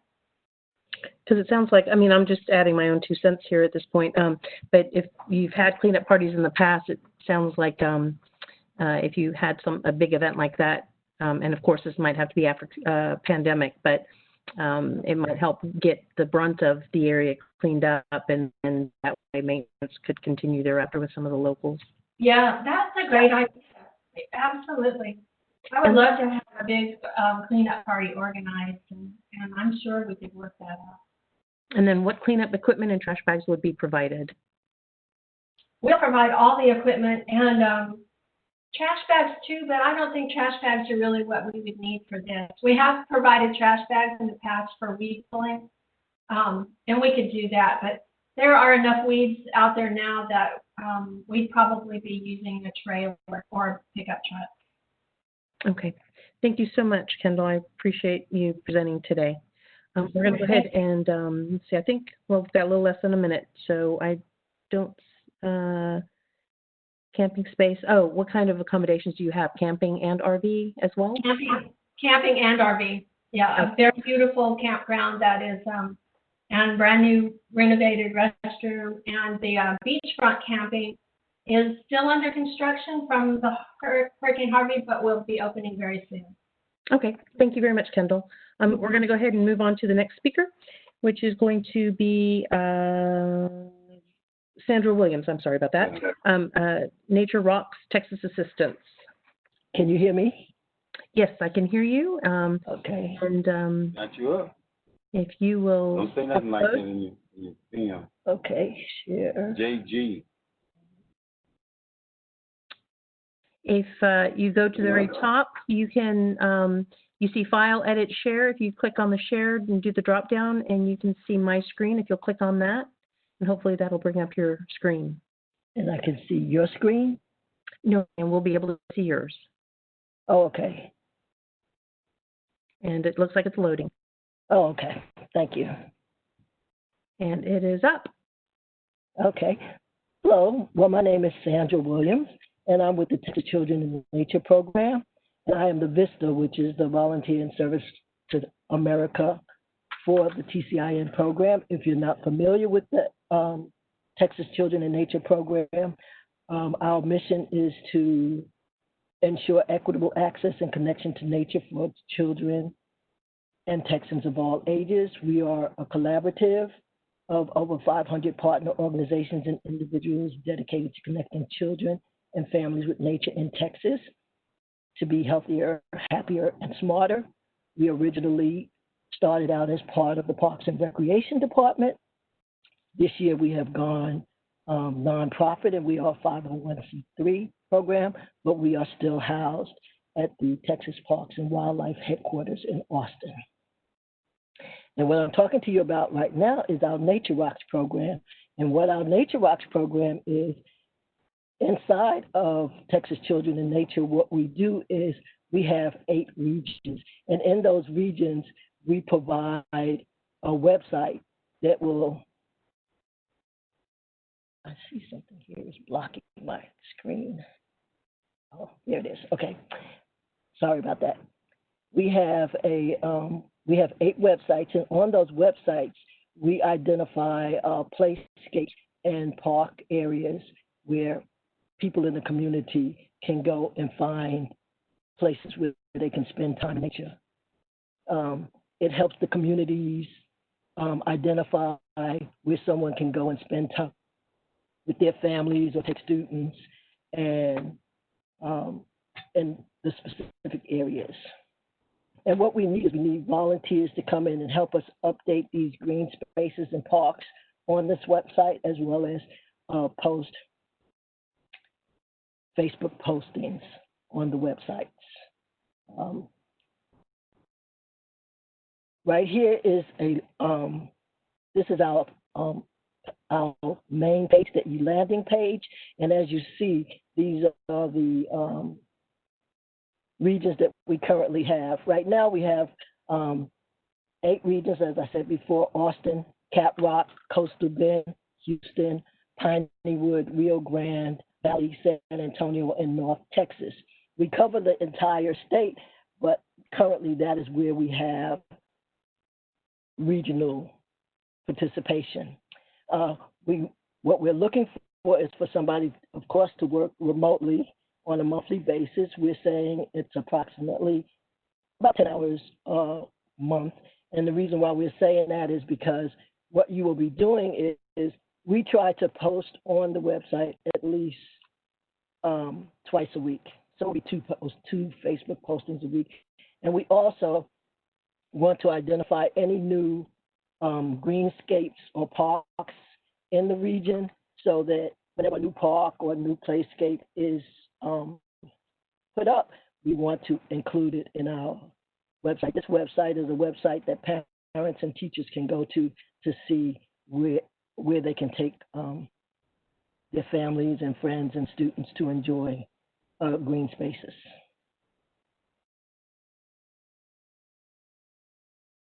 The experience that you will need and equipment is really the ability to use a computer and a website. We would train you on using the website. The only advanced training you will need, it will take about an hour, and our TCIN staff will provide that for you. So it's not anything out of the ordinary. We will train you on how to use our program. It's pretty easy. And the benefits that will be you will be promoting nature exploration close to home, in backyards, at local parks, on school campuses, and any nearby nature center designated to help families play, explore, and connect with nature in their communities. I think that what you will be accomplishing is helping communicate how people can spend time in nature and spread awareness of nature areas near them. What you will be gaining in terms of skill building, you will be mastering a new program, you will learn website management, and hopefully hone up your Facebook posting skills. What I would like, my contact information is here. I'm Sandra Williams.2 at Texas Parks and Wildlife, and please include that 2 because there is 2 of us, and if you don't, it will get to someone else. But this is our logo. What I would like to do, if there are no questions, is to, or if there's any questions, answer those questions, but also let's see, to the website, take you to the website so that you can see what the website looks like. Whenever you post something, did you want to say something? I heard something in the background. I was just going to, the one question we had was, how many volunteers do you need? We need, what we're hoping for is to get approximately 10 volunteers. We're trying to get them spread out throughout Texas, and that's the reason why I mentioned the 8 regions.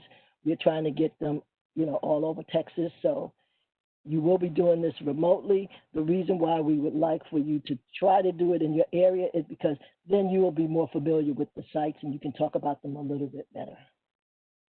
And if a new site comes up, you might be driving and see a new park, or they announce it on the news, so you'll be more equipped.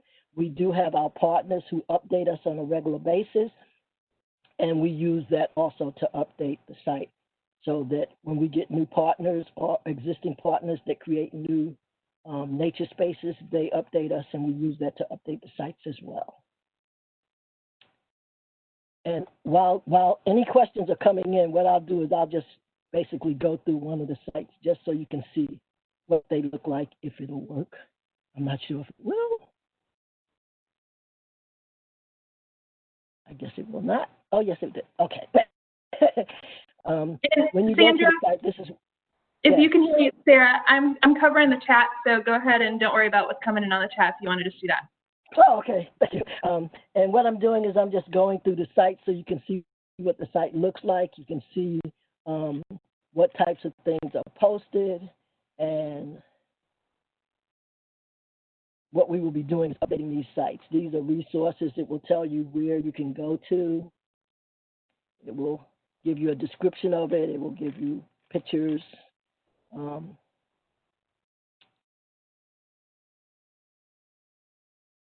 And so this is the site that you will actually be updating. I'm just going through it. And this is a map so that if you're in this area, you can look at a map and all of it is geocoded. And so if you know where you live, but you're not sure, you know, what area it is, you can look at the map, locate where you are and see if there's a playscape that is close to you. You can also, and this is find activities. And we try to keep the activities monthly so that if you're coming from a different city and you go into a new city, you can go to our Nature Rock site, look at what's going on in that city. Maybe you are visiting your grandparents or your parents and you want to go on a hike or something. It will give you what's going on that month in your area. You have less than a minute. Okay, I'm finished. The only thing, I already gave you my contact information, but I can put it back up if I can get back to my screen. Thank you very much, Sandra. We do. Yes.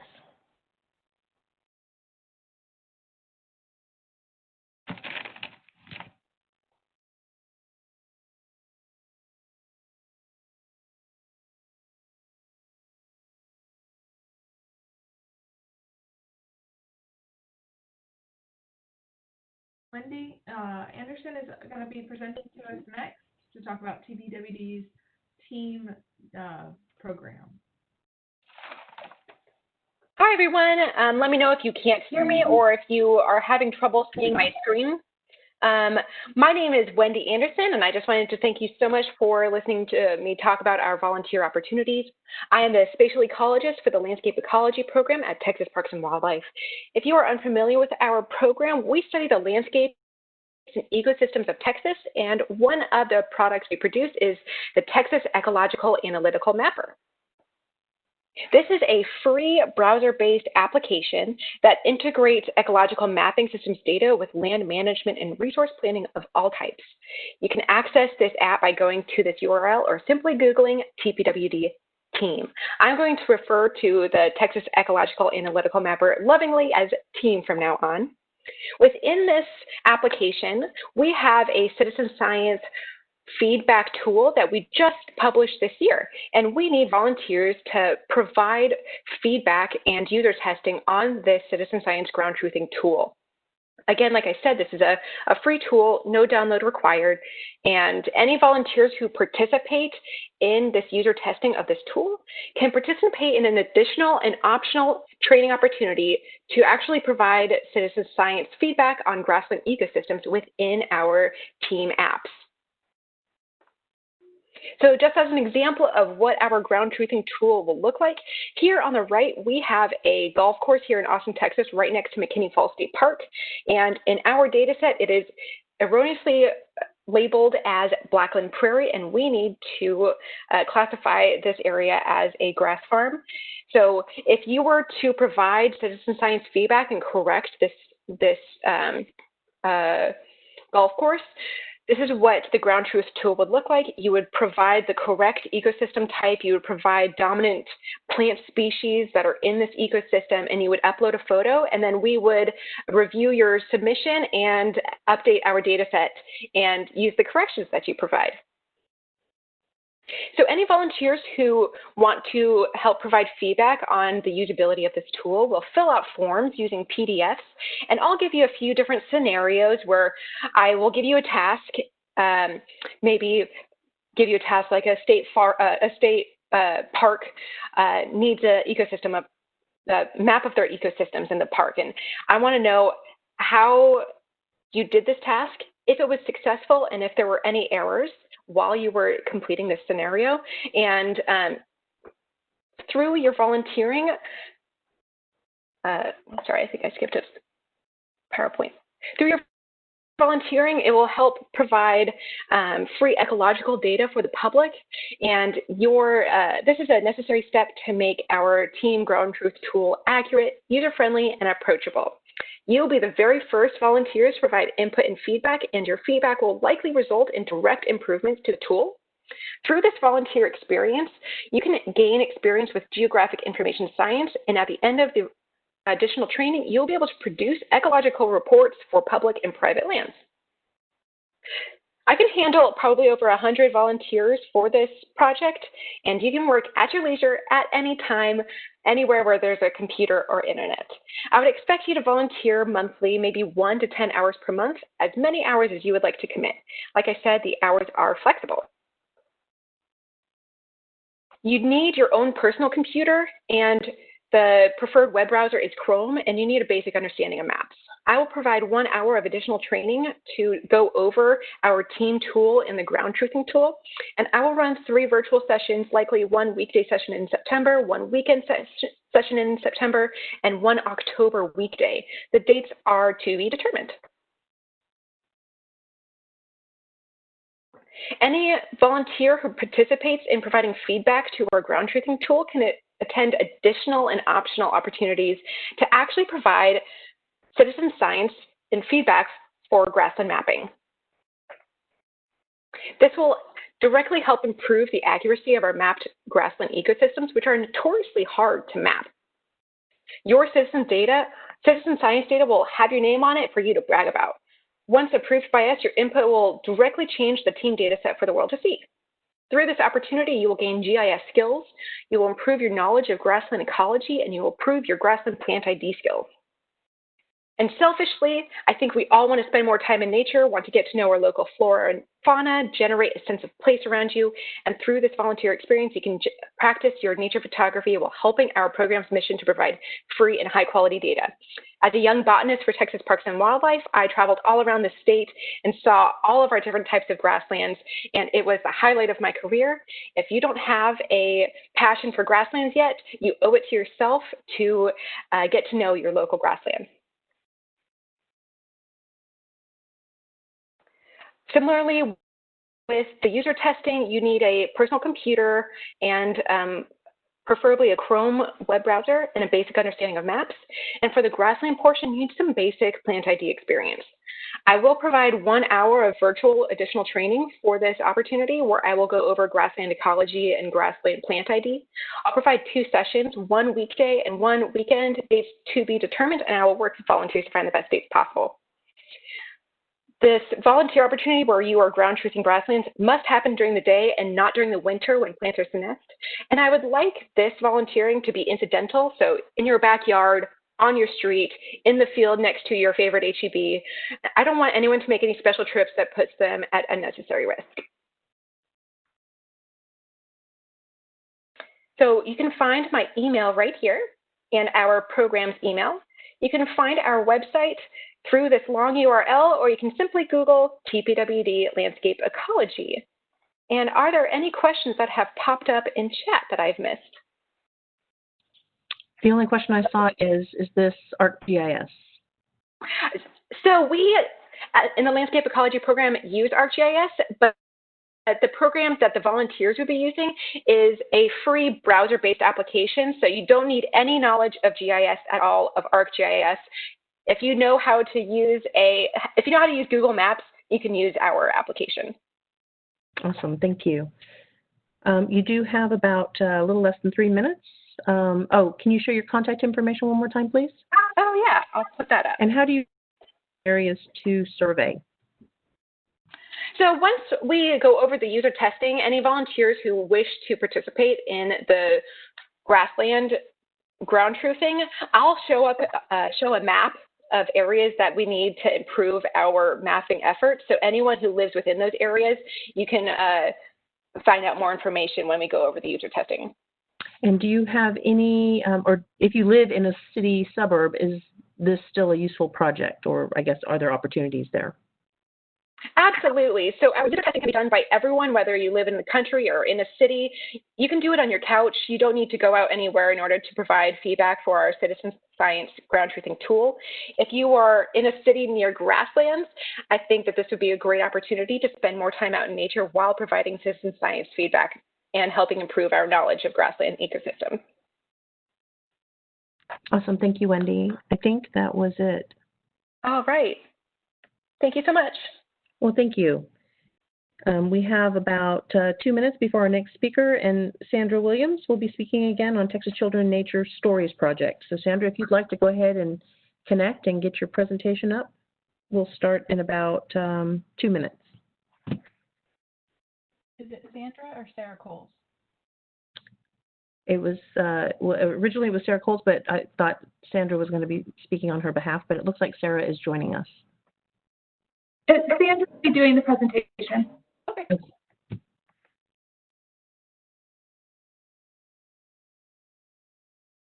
We're not seeing any PowerPoint yet. If you'll go up to the top of the screen, click on share. Oh, there it's coming in.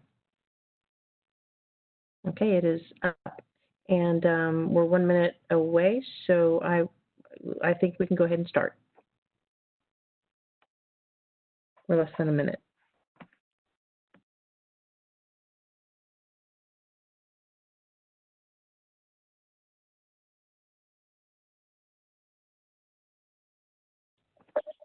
Sandra, you are still on mute. Hello? Okay, we can hear you. Yes, ma'am. Okay. Should I start now? Yes, ma'am. Go ahead. Okay. Hello, I'm Sandra Williams. I'm with the Texas Children in Nature program. I am the VISTA, the Volunteer in Service for America. And if you are not familiar with the Texas Children in Nature program, we are a 501c3 agency that mission is to ensure equitable access and connection to nature for children and Texans of all ages. We are housed at the Texas Parks and Wildlife headquarters in Austin, Texas. And what we're currently doing is we're doing a stories project, and we're collecting stories from community members on how they are connecting with nature during the time of COVID-19. These experiences can be positive or negative. Our goal is to get an accurate look at various members of our community and how their experiences with nature is changing as COVID continues. We're looking for volunteers to record interviews as well as transcribe existing interviews. What we're doing that on, we are using if you're not familiar with the Texas Story Connect, it is an application utilizing the Library of Congress archives. And we're asking that people interview friends, family members, green space visitors, park patrons, co-workers, classmates.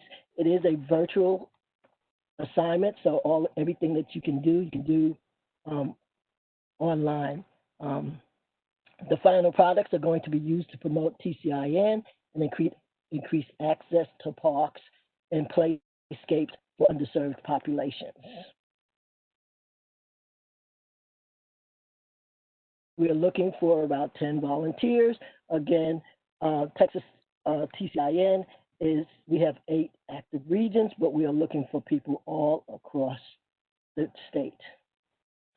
You will be working remotely. We're looking for maybe 10 hours or so a month, and you can do it for as long as you desire, for as many months or as few months as you desire.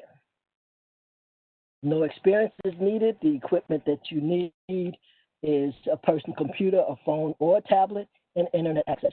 Training is about 1 hour, and we will provide it, the TCIN staff. One good thing about it, it is a program. If you're familiar with Zoom, it's like a Zoom program. And so when you interview, you will just connect with your person virtually and conduct the interview. You'll be able to go in and edit it if you want to. Generally, the interviews are between 5 and 15 minutes. And you can pick your people and your locations. If you want to do it with somebody in your family and you're together, it is a mechanism to do that. Or if you want to do it remotely, there's also a mechanism to do that. We will do the training. The training is about an hour. The benefits to you, it will help you to inform the communities about our work towards equitable access to all Texans, while you'll be gaining experience with the interview and transcription process. And it will help communities it will help. You will help communicate how people can spend time in nature and spread awareness of nature areas near them, because they will be able to go in, look at these videos, and see what other people in their community are doing. Hopefully, what we're going to try to do is we're going to try to geocode it so that you will be able to go on a map and look at it and listen to interviews in your area.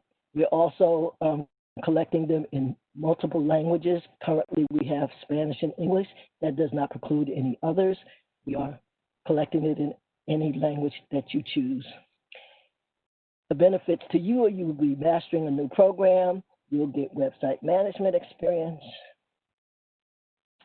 and you will be hopefully having fun talking to your relatives, friends, and community people about how they're dealing with this COVID-19 experience.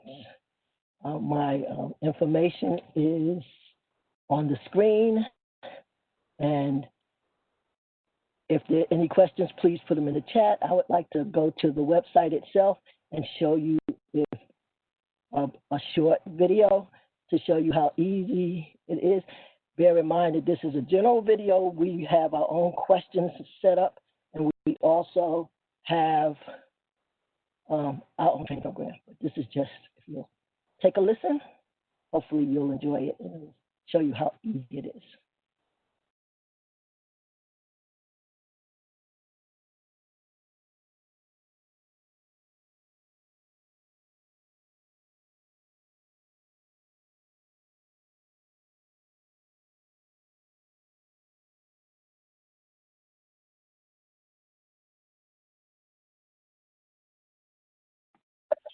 Sandra, unfortunately, we're not hearing the audio on this one. Excuse me? Unfortunately, the audio isn't coming through on this one. Are you able to provide a link to this? Yes, I can provide the link. Okay.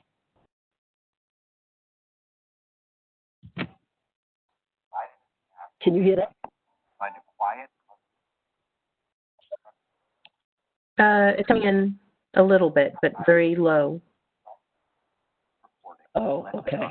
But I will include it in the I'll include the link for you to pass on. It's almost over. Finally,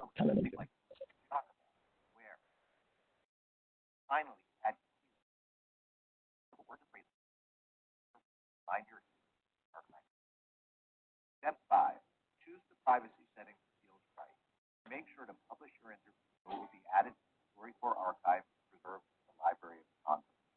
You can choose to share your story with the world or private. Share your file directly with family and friends. Listening is an act of love and respect. Listening to someone reminds them that their lives matter.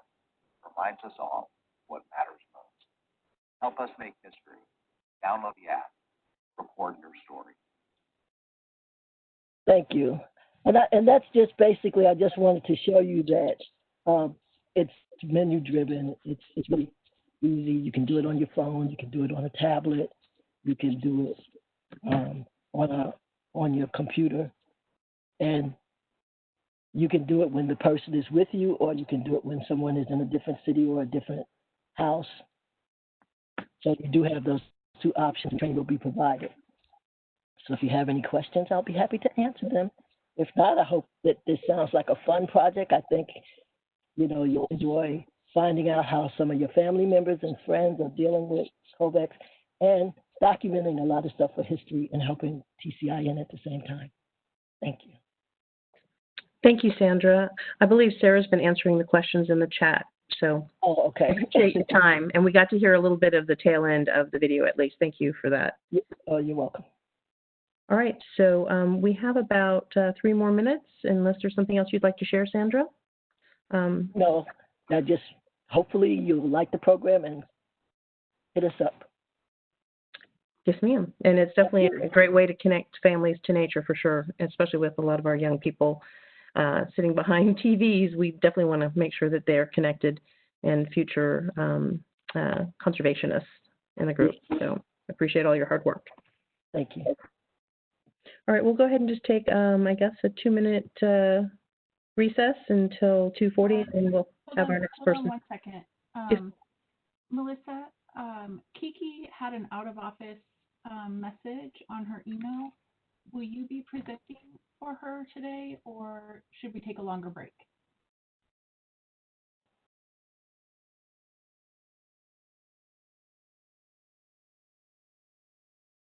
Who are you asking? Melissa Felty.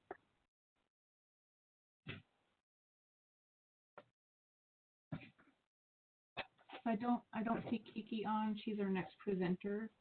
Her out-of-office message had mentioned to contact Melissa Felty with any requests, and so I wasn't sure if Melissa would be presenting for Kiki today, or if we could take a, if that's an opportunity to take a little break.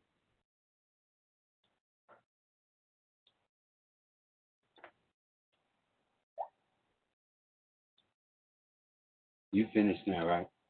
Oh, yes, ma'am. You can unshare.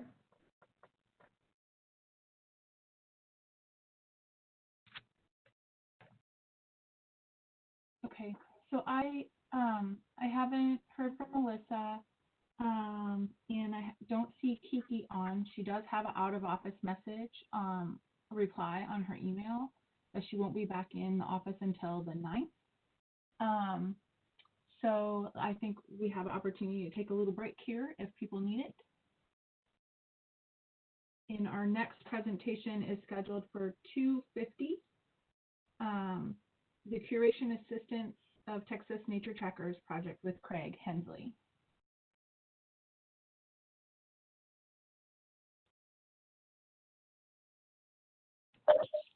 So we'll be back at 2:50 then. Yes.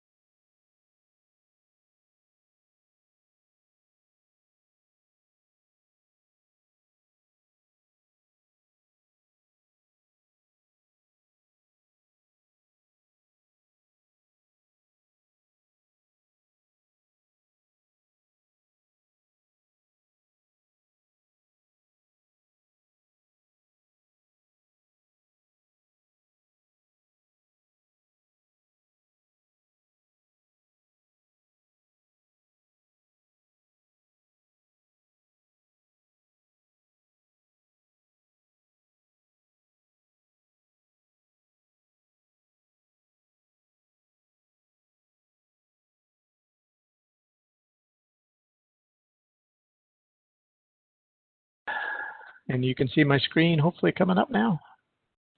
We see you. Oh, and I forgot to mention that Tanya Hamayan is also going to be joining Craig on this project.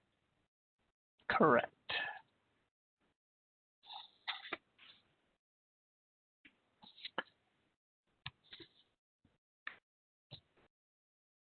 So take it away when you're ready, Craig. It is 2:50 on my clock. Very good. Same here. Thank you. Well, thank you very much for giving us this opportunity to do this, and hopefully the day's been going great and lots of ideas out there. Tanya is here. She's kind of on another computer in another town, so but she's listening in this afternoon. On another planet. There she is. There. Yeah. Right there. Okay. So what we're talking about with our project is curating assistance with our specific Texas Nature Trackers projects. And basically, Texas Nature Trackers is part of the Wildlife Diversity Division with Texas Parks and Wildlife. As part of what we do, we manage 12 traditional collection projects using the iNaturalist platform. So people using iNaturalist can actually take observations and submit those to our 12 collection projects, and they run the gamut from mammals to birds to reptiles and amphibians, all the way down to bald eagle nest and whooping crane sightings, and even things like pollinate bees and wasps, milkweed plants, and a variety of others. So, and basically the community scientists that use iNaturalist can record both visual and sound records of flora and fauna throughout the state of Texas. Those are the observations that they can contribute to those individual projects. We, as a staff of 2, accumulate those observations. We really focus most of our time on species of greatest conservation need, which are known as SGCN. We evaluate them for identification after we have curated them to confirm that what the observation is actually what the observation is. And then through our process, we eventually then move them forward for inclusion in what's known as the Texas Natural Diversity Database, the TXNDD. The curation of these observations, and we're talking tens of thousands of observations in some of these projects, is literally one of our greatest needs. Because there are just 2 of us, we have a lot of other responsibilities. And so we're looking for Texas Master Naturalists who have an interest in helping us with this project. And through your volunteering as a curator assistant, you're going to actually help us advance distributional knowledge of plants and animals across Texas, help us move those projects forward in terms of curation and getting that information out there on a more timely basis. Basically, the project expectations or outcomes are pretty simple. The result of your involvement in this kind of project, you're going to be helping community science observations of SGCNs through a process, again, that gets into those observations to the TXNDD.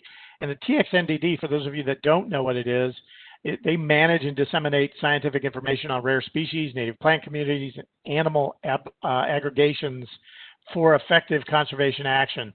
So those contributions that the citizen scientists making, and all of you are citizen scientists, and I'm sure a lot of you have made contributions through iNaturalist, that information is allowing us to get a better sense of where plants and animals are across the state, so that the more we know about the distribution of those creatures, the more we can actually practice conservation that helps those creatures in those locations. So the project logistics for this particular project, the number of volunteers were really pretty open, but initially we're thinking up to 25, and if 50 want to participate, I'm probably not going to turn you down if you can qualify for it. So we're looking at a targeted start date by mid-October, and sooner if we can, but certainly by mid-October.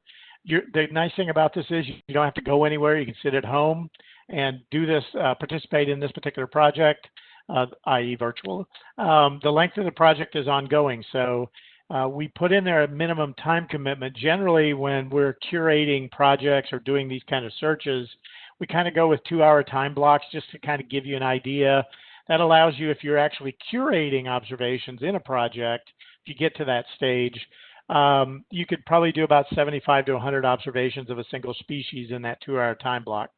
It's not something you probably want to do in 15 minutes here and 50 minutes there, because once you get on a roll, you can really make a lot of progress.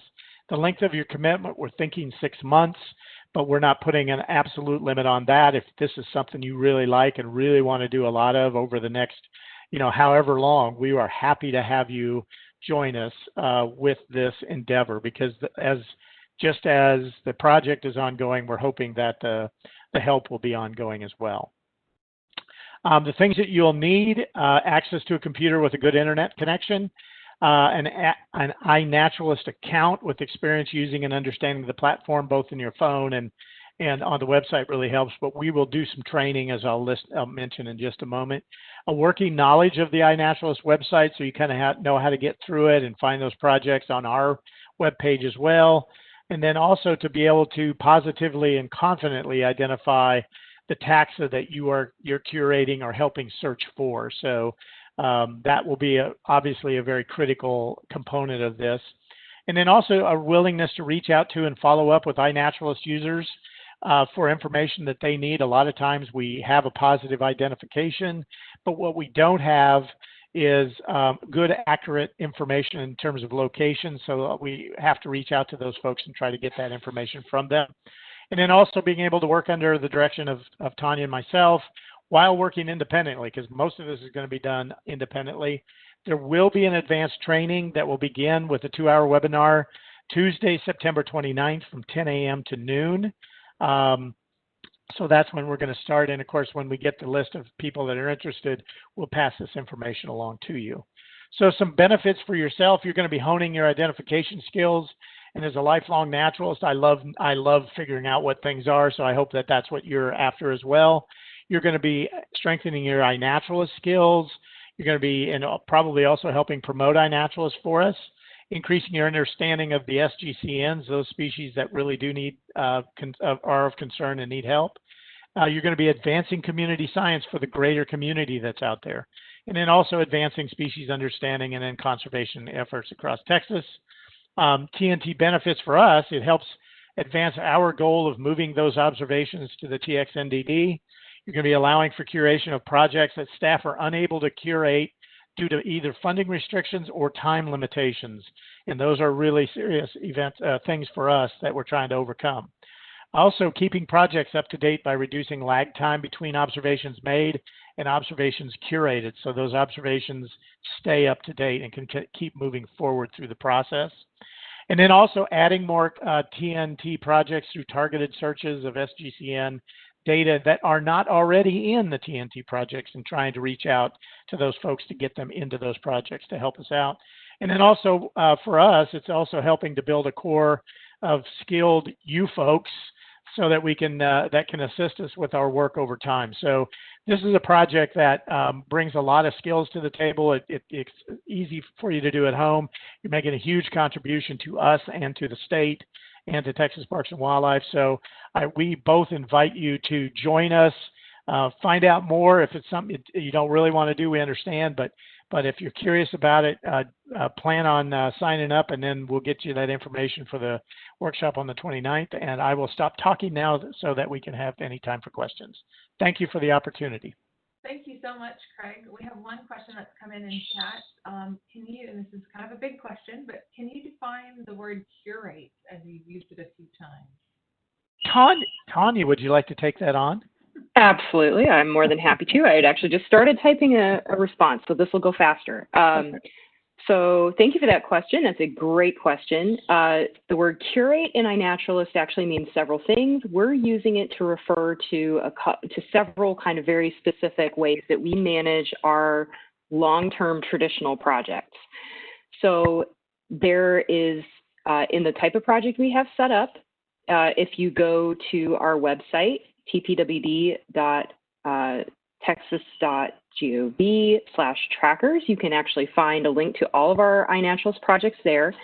And those are the kind of ones that basically we can get into and track when skilled users add an add an identification to them. So basically, one meaning that we use for curation is to verify that the thing that's being identified is in fact what people think it is. There's just general management. So as Craig said, sometimes we have observations that could be very valuable, except they're missing pieces of information. One of the big things we miss is locational accuracy. So part of the curation task is to go in and look for places where we're missing information and ask people, hey, this is a great observation. Would you mind going back in and filling in some of this information that's missing? Sometimes we've actually found in our projects that we are, in fact, and Craig just posted the link to a page in the chat. Sometimes there are things that show up in projects that shouldn't be there, owing to some kind of internal technical ways that iNaturalist works. So letting us know when you find those things that shouldn't be in there, and so we can remove them from the project. And then also, as Craig mentioned, finding potential candidate observations that are not in our project that really could and perhaps should be in our projects. So those are some of the kind of basic tasks that are involved in curation. So even if you're not necessarily very comfortable with the idea of identifying a whole lot of things, being able to just simply find things that meet our criteria and reaching out to other users is a very important part of the curation task as well. I hope that helps. Yes. Perfect. Perfect. Thank you so much, Tanya and Craig, for your presentation and for answering that question. And we are going to take another 4-minute break, and we will start back up at 3:05. We just had one. Oh, sorry. Yeah, There was just one additional question that came in. One person asked about the training date again. So, Craig, since you have the PowerPoint in front of you, I believe really quickly it was September 29th from 10 a.m. to noon, correct? Right, and I'm typing that in right now in the chat, so they'll have that again. So they've got it right there. Thank you all. Thank you.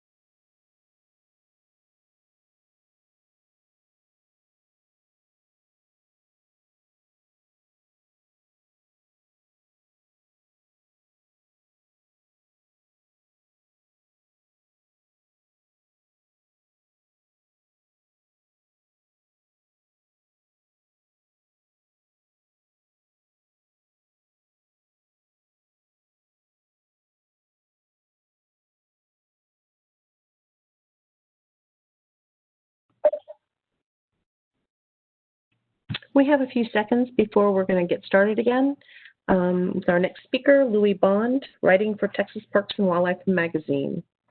So Louis, if you want to try and connect and get your presentation uploaded.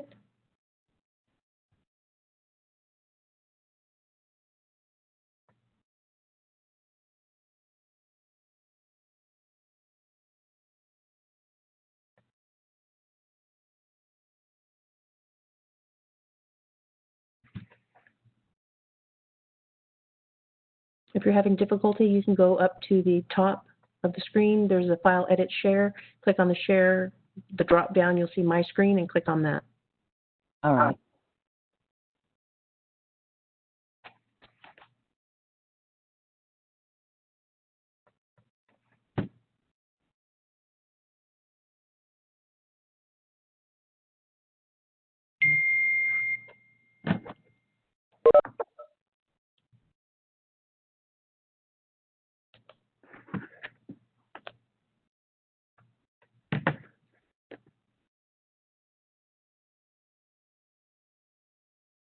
Okay, it just popped up, so whenever you're ready.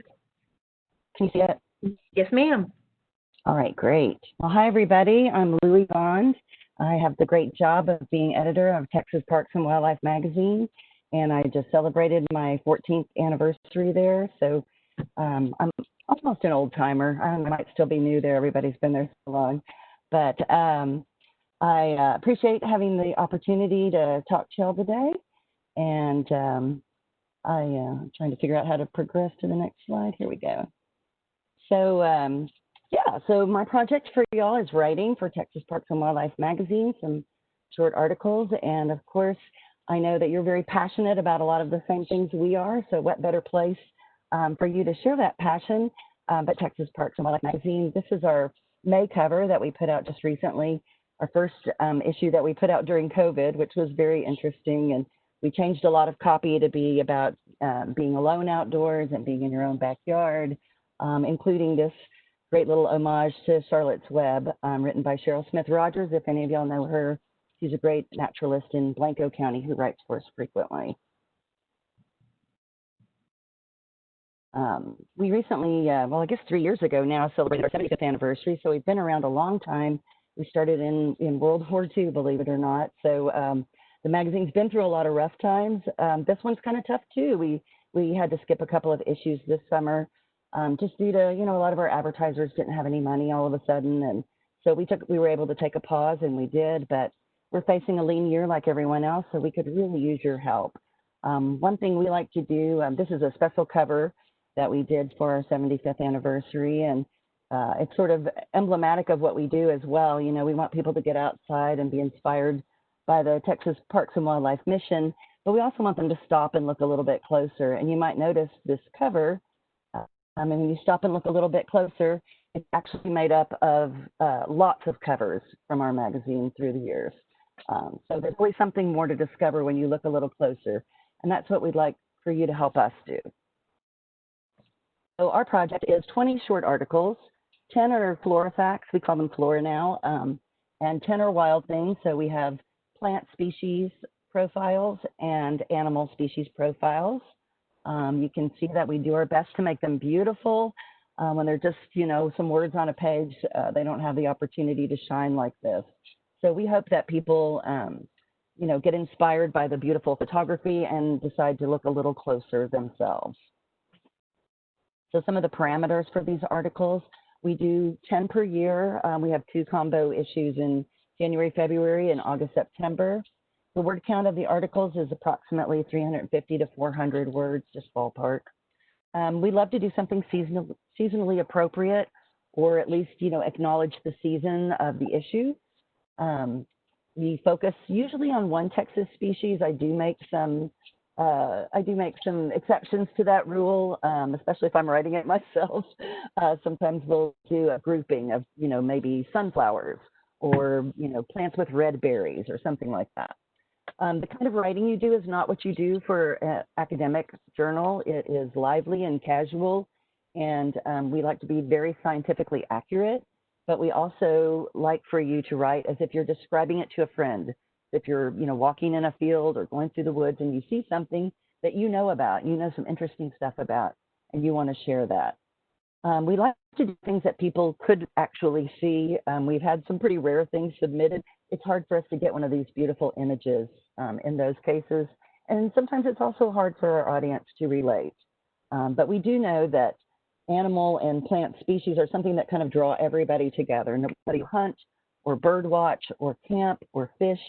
You're looking at the plants and animals around you with interest because you've stopped and you're not looking at your screen and you're relaxing and enjoying the world around you. And that helps you become a conservationist. And that, of course, besides inspiring, is our ultimate goal. So those are the flora articles. You might notice the wild thing articles, I have exactly the same parameters because basically they are the same. 10 a year, same kind of word count. Same thing, we like to focus on something that's kind of seasonal, what will be seen right now. And the same kind of great writing where people are going to be engaged. You know, when we talk about that great writing, it's like if you're going to start your article, you're not going to talk about just the color of it unless it's unusual, or the length of its legs, or how it lays eggs, unless those are really unusual. If it's a dung beetle, you're going to talk about how it rolls that little ball of dung, because that's what everybody wants to know about. So, you know, it's a start for somebody who's interested in writing maybe even something longer for the magazine. These were all internally written by myself and my managing editor with a little help from Colin Hanks, who was a TPWD biologist at the time. But I know some of you are probably great writers and could probably handle more than a short profile. So it's a really great way to get your foot in the door. And we have some other products. We have a website, of course. We have a blog you may not be familiar with. We've only had it for a year. That's something else that we could use writing for. I participate in the Under the Texas Sky podcast from Texas Parks and Wildlife. We do a Wanderlist podcast every other week. We have an app, a really great app, social media, and that's my email address if you'd like to reach out to me. And that's my puppy, Dolly Potton, who joins me in thanking you for this opportunity to ask for your help. Thank you so much, Louie. We have a couple of really great questions in the chat. One is there a list of previous species that have been already covered? And should photos be should be of scientific quality? Those are both such great questions. And yes, I do keep a list because otherwise I would have no idea. So I have a list which I can share with anybody who's interested, both of flora and fauna. We didn't talk about how many people or, you know, what the expectations are. I'm very open to that. If one person wants to do all of it, if several people want to split it up, any of that's fine. We have lots of writing opportunities. Should photos be of scientific quality? You do not even have to provide the photos. If you have a lead on photos, if you have great photos, we'd love to see them. But this is really a writing opportunity, and so we don't want to put extra pressure on you that way. If that's something you're already doing, though, we'd love to hear about it.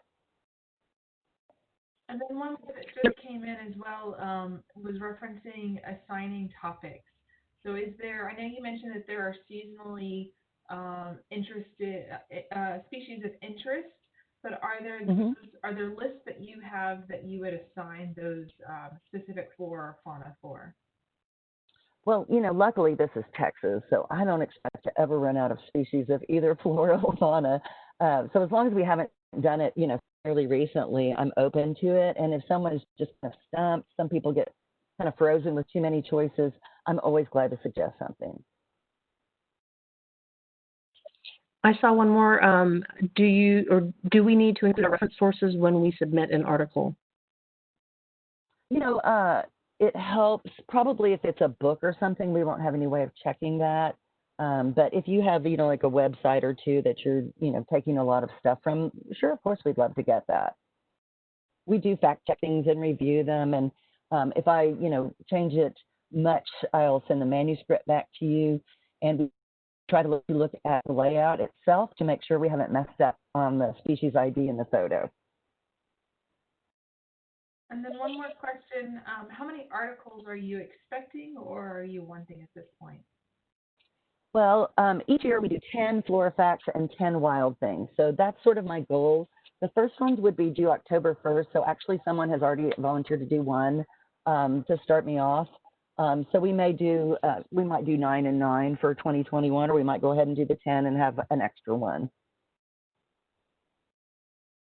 Great. Thank you so very much. And I so very appreciate you giving Cheryl Smith-Rogers a shout out. She's a member of our Highland Lake chapter, and always love reading her stories and her articles that she shares. She's just amazing. And this year she's going to work on a feature about flies and mosquitoes for me. So she makes it all so much fun. I just love working with her. So thanks, everybody. Appreciate your time. Thank you, Louie, so much. And our next speaker is going to be Roy Rodriguez, talking on photo compilation and archive. And Roy, if you'll go ahead and upload your presentation at this time, please. And Louie, you may have to stop sharing.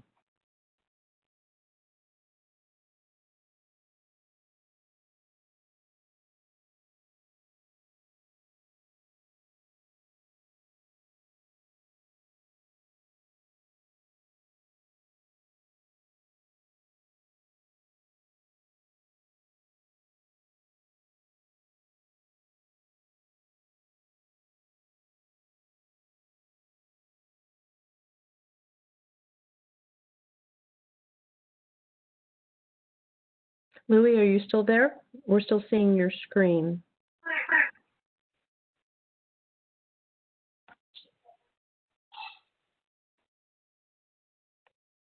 If you go to the top, File, Edit, Share, do the drop down. I don't know if you click on my screen again, if that will click your share. Okay, Roy is coming up now.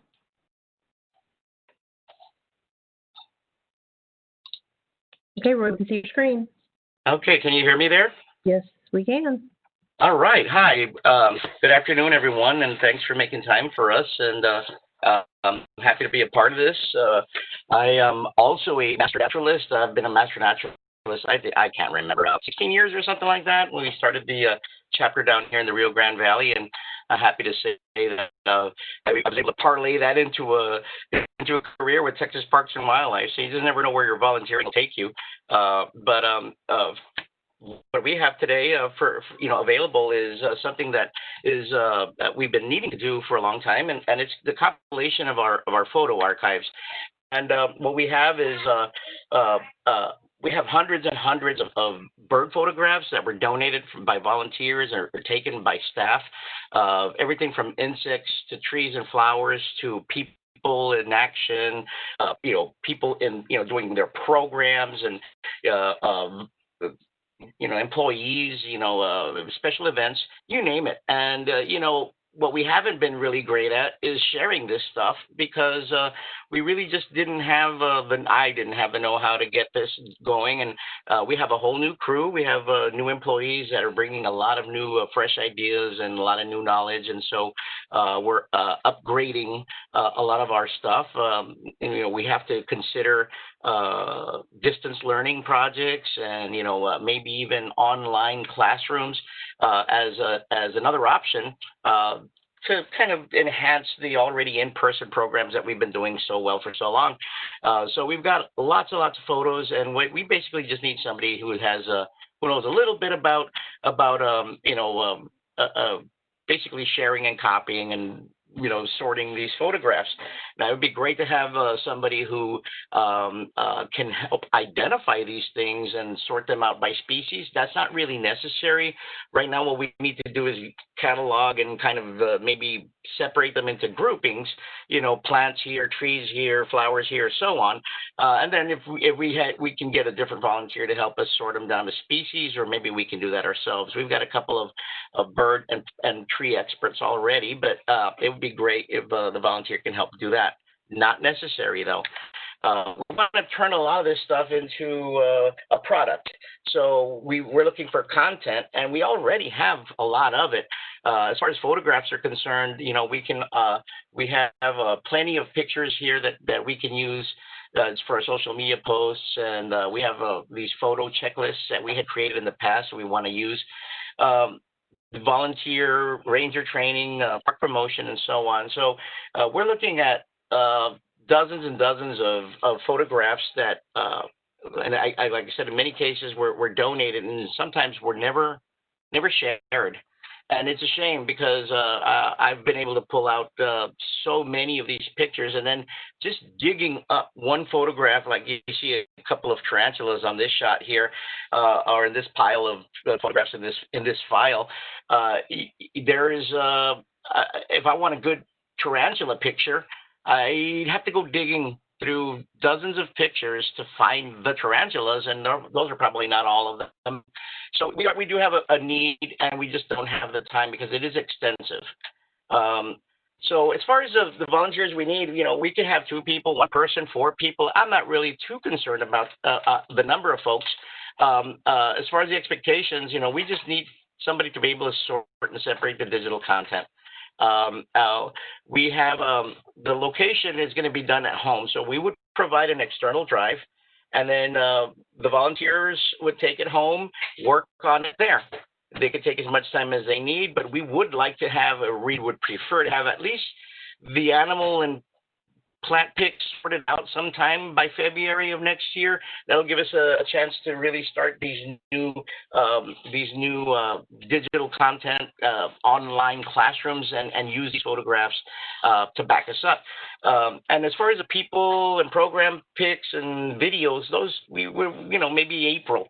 Now, this is not a hard deadline, but we'd like to at least have an idea of when we'd like to see a deliverable, just so that we would be able to plan around that. As far as the stuff you're going to need, it's pretty basic stuff. We'll provide the external drive, and you take it home with you. We'll obviously everybody's still working out social distancing, so we'll make sure that we'll make it safe for you. You take it home, and you don't have to work there in our office. Basic knowledge, just being able to manipulate digital photographs and video is what we need. And of course, sorting them into their different files. It's monotonous work, but it's exciting because there's a lot of stuff in there that I haven't looked at. I've never even seen. There's things in there that go back years, including archival photos that are back from the 50s and 60s, which we would love to be able to put together into a kind of a look back at our history of our park. And so it's exciting what we can turn this into. As far as the benefits for our volunteers, you can help us, get ourselves organized, and there'll be a whole bunch of cool stuff that you'll dig up and help us to discover. You'll be working from home and at your own pace. And of course, as far as TMN and TPWD, we align, our mission statements align. And so, we've got a whole bunch of untapped media that the public's going to be able to get a chance to look at. And of course, we're working on transition from in-person programs to virtual classrooms right now. And this is a way for us to build up our skills, but we need the content. And I know we have it, but we got to go digging for it. So you're going to be helping us provide that, bringing that to the schools. And of course, if you have those ID skills, this will put you to the test. And if you have somebody who doesn't want to do let's say all the grunt work here and all the heavy lifting, they can use their brain and help us to identify a lot of these things and sort them out. That's me there. That's my contact. We have about 80 volunteers that help us throughout the winter and spring season, from hosts to folks that help us out in the field and programs. But this particular little gig that we have available is something we've been needing for a very long time. We appreciate your help, and for those of you all who are interested, and I thank you all for the time and the opportunity for us to be able to ask this of you. And if there's any questions, let's have them. Yeah, we have about 2 minutes. Well, you've got a lot of questions, and it seems like a lot of interest in this type of a project. I'm going to ask those that have these questions to direct them to you with your contact information on the screen. But if you could spend a little bit of time talking about the logistics one more time of would you be willing to ship the hard drive, and what type of sorting categories and sorting software might be used? Yeah, great. Now, sorting software, sorting categories. We don't have to get too deep. Yes, we can ship the external drive. It's a small item, and we will pay for shipping back and forth if that's the case. If it's someone more local, obviously they can come by the park to pick that up. But yes, we can send that to you. It's a pretty small external drive. It's just a simple wire with USB connection. And then as far as the sorting is concerned, I will provide a template of what I would like to see as far as how we separate the flora and fauna, and how we separate the people pictures, and how we separate the students and school pictures, and so on. So yeah, I will provide kind of a web that shows where all of these little things need to go, and then we would like to have them numbered, at least or put into some sort of order, if not by name, and then by some sort of an order where I can, let's say if I have all insects on one file, I'd like to separate those insects, butterflies on one and maybe bugs on the other, and so on. And then after that, we can worry about the discussion. Okay. Well, thank you very much, Roy, for your presentation, and we'll get those other questions answered and directed towards you. Very good. Our next speaker is Jessica Elderson on Wildlife and Natural Resource Education Trunks Review and Update.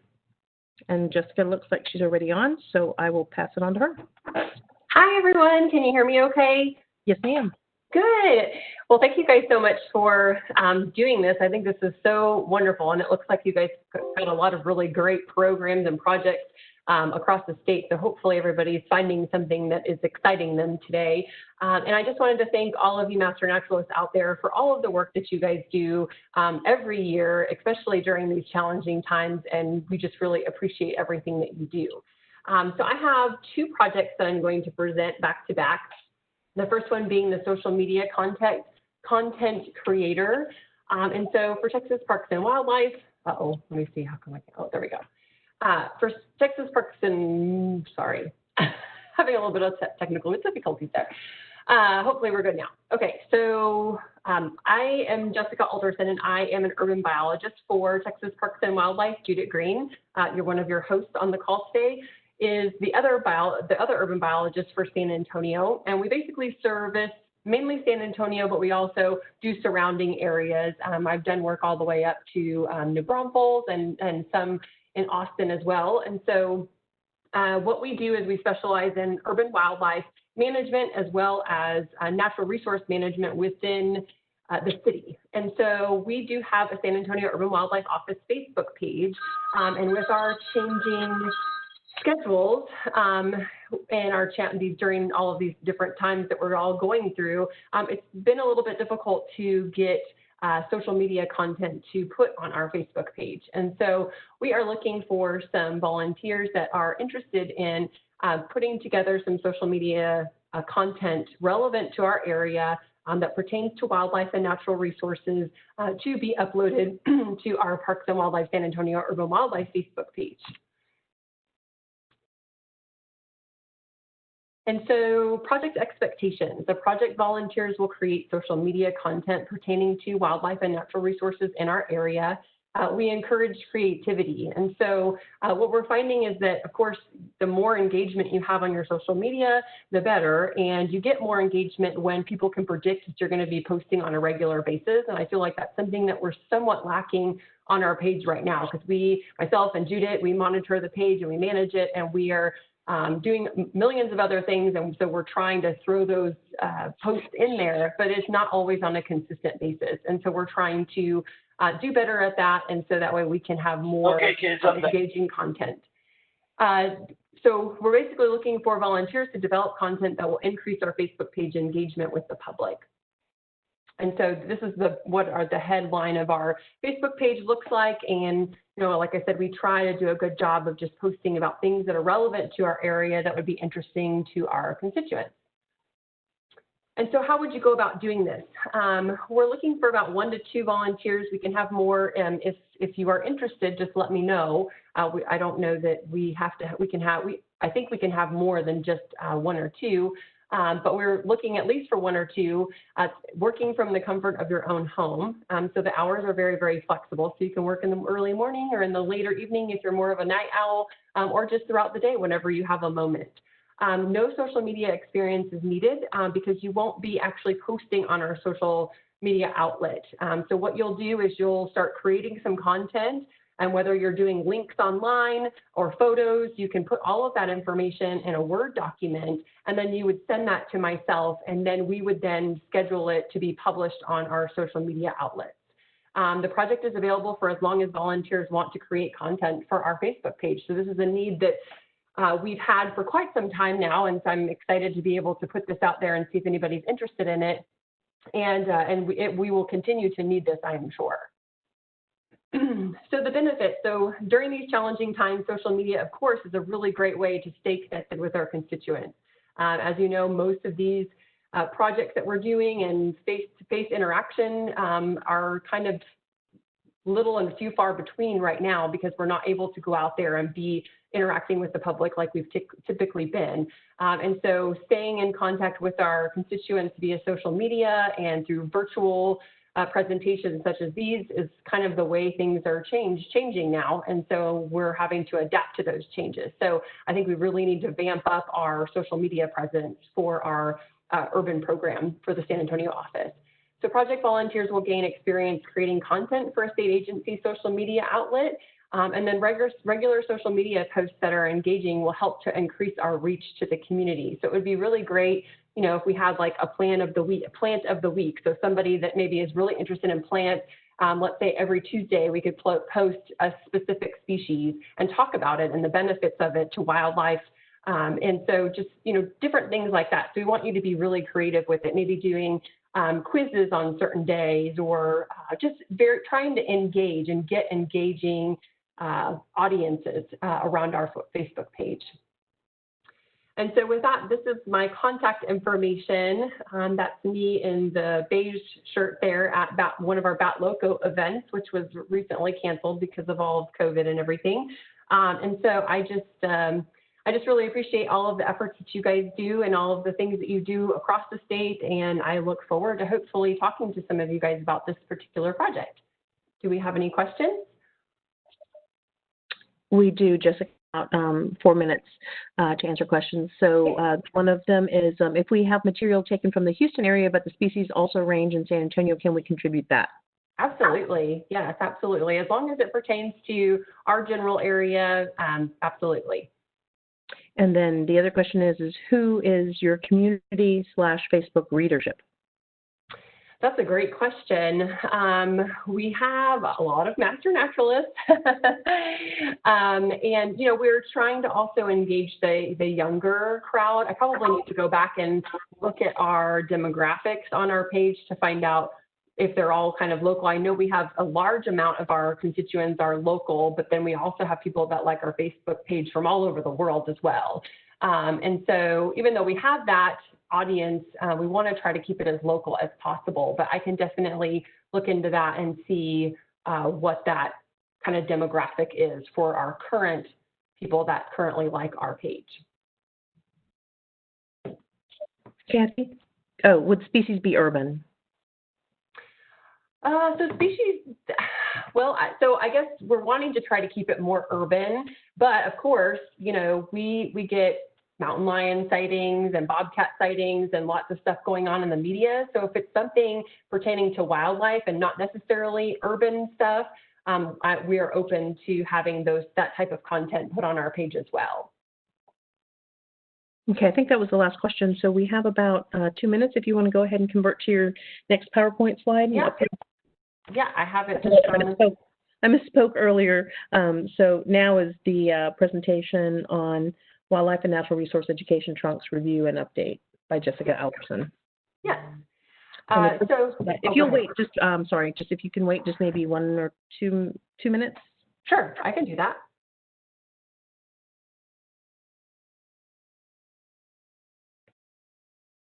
I'll let you know when to get started. Okay. While we're waiting, I'm going to copy into the chat room the link for the contact information, VMS FAQs, and the final agenda for today. Plus, I'm also going to copy into the chat room the survey link for signing up to be a volunteer on any of the projects that you've heard so far and the last couple that we still have on our agenda today.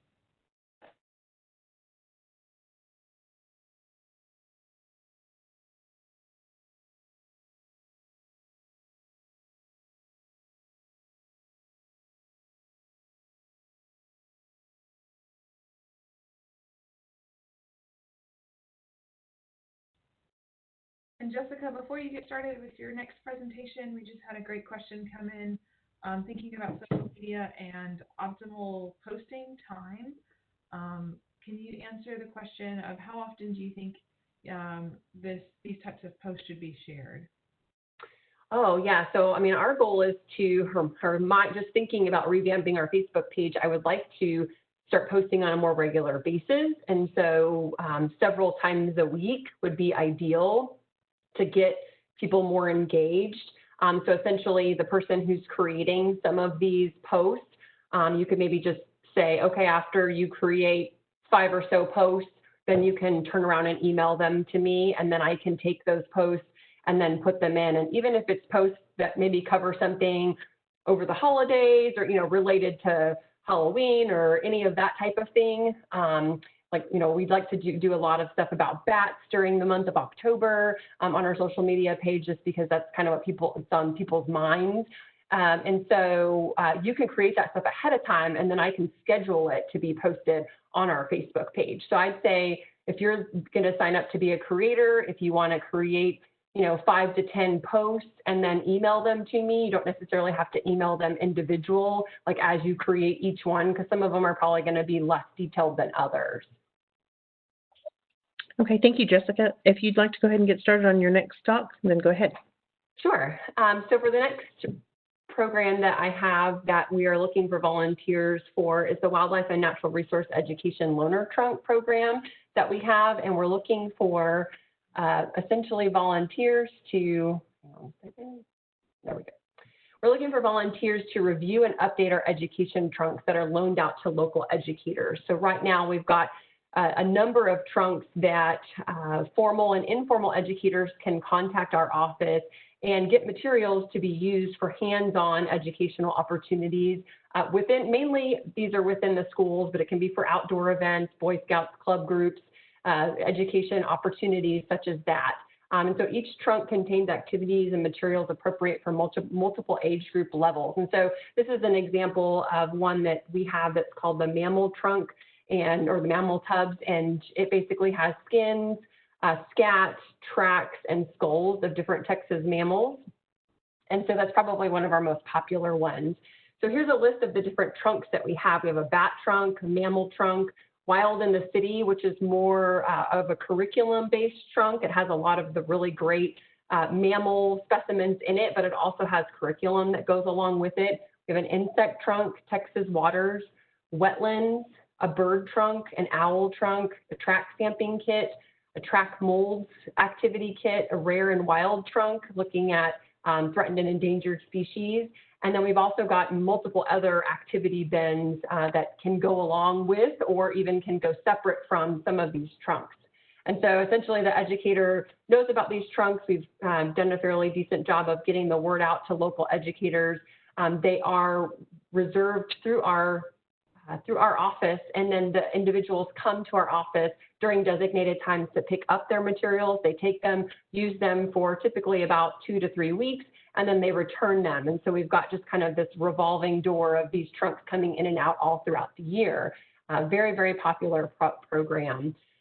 So for the project expectations, the education trunks can be picked up at Government Canyon State Natural Area, which is where our office is on the northwest side of San Antonio. Or if you're local or close to our San Antonio office, I would be willing to deliver them to a volunteer if they're not able to drive at this point. Volunteers will be expected to review the trunks for missing or broken items, to look at any out-of-date items and maybe suggest how we can update those items with newer materials, and then add materials to enhance the trunk for our educators. So if those of you that are out on the call right now, if maybe you are a retired teacher, this would be a really great project for you to look at, because you know exactly the realities of incorporating these types of things into the classroom. But you don't have to have experience and educator experience to be able to participate in this. It would just be helpful if you were an educator in the past. And we encourage creativity also with this, because we just recently put together a bird trunk and an owl trunk, and we're looking for some new activities to put in there that would be used in an educational environment. And so we have not created some of those yet. And so we're looking for some great ideas on how we can help make this more useful to our educators that are coming and getting them. So for this project, we're looking for about 1 to 5 volunteers. Again, you can work from the comfort of your own home. If you're just looking to get out of the house and you're wanting to come up to the office and not take the materials home, I can work with someone on that as well. We do have our ranch house office, and it's got a really nice, pretty front porch. And so if you wanted to come hang out for the day and work on materials that way, we can definitely arrange that. But you can also do it from the comfort of your own home. The hours are flexible, again, whenever it's convenient for you. No experience necessary. It would be helpful if we had someone that was an educator, just because they know how they can incorporate this into a classroom type setting or teaching setting. We would like to have all the trunks reviewed and update by January 21st, but that's not a hard end date, so we're flexible on that. So the benefits of the education loaner program is very popular. And so we're constantly, like I said, this revolving door of the trunks coming in and out, in and out, in and out. So myself and Judit are having a difficult time. We check all the trunks when they come in if someone's not automatically checking it out right behind them to make sure there's no missing items. But we have a difficult time trying to find the opportunity to, in between the trunks being reserved for educators, the opportunity to update some of these materials, maybe adding new things or coming up with new ideas to incorporate into these. So with COVID, our program has currently been on hold since March. And so this has created the perfect opportunity for us to review and update these trunks since we're not currently loaning them out. And the volunteers will contribute to creating updated content for Texas Parks and Wildlife Education Loaner Trunk Program. And so again, there's my contact information. If you're interested in participating in this project, we would be very, very grateful. It's always nice to have a fresh set of eyes, look at our trunks and see if we're missing something or if something would be really valuable to add to it. And we are definitely excited for the opportunity to work with someone and hear some of their new ideas so that we can enhance all of our trunks and maybe even develop some new trunks because we're always looking for new things to be put out there for our educators to be able to use. We have about 4 minutes. There is a question. I'm in Dallas. Do you have a trunk project here? So our Dallas-Fort Worth office does not have trunks that they unfortunately loan out because of where they are located. It's not safe for them to be able to put the trunks out. So unfortunately, I don't know of any. I know there's not a Texas Parks and Wildlife Loaner Trunk Program in Dallas, but I don't know if there are other agencies that may have something like that available for educators. Is this a location-specific opportunity? So if you are so I guess the challenge with this project is that you have to get the material. So if you're willing, let's say you live in Austin, you want to take a nice pretty drive one day, I could meet you halfway somewhere. You know, we can meet up to get the materials to you within reason. And so unfortunately, it does have to be somewhat close to San Antonio to be able to pick up the materials. But you know, if you want to drive a little ways, I'm okay with you coming and picking the materials up and taking them back with you for a couple of weeks while you work on them. I believe that was it. Okay. Thank you, Jessica. I appreciate that. Thank you. And our next speaker, Rachel Rommel, will occur at 3:45. So Rachel, if you want to get on and share your screen to get you started, then we will let you know when it's time to start. Thanks again, Jessica. There is a chance that we don't think Rachel is able to make it today. And okay. So we have Melissa Felty is ready to present the Project Wild one in a pinch. So we could fill that space with Project Wild information in Rachel's absence. Okay.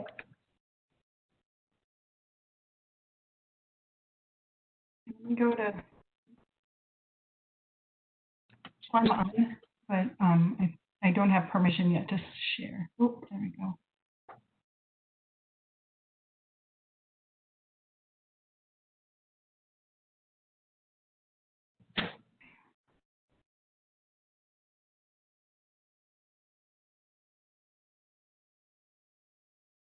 It's almost time, so you're welcome to go ahead and get started. And you want to, Melissa, on behalf of the team.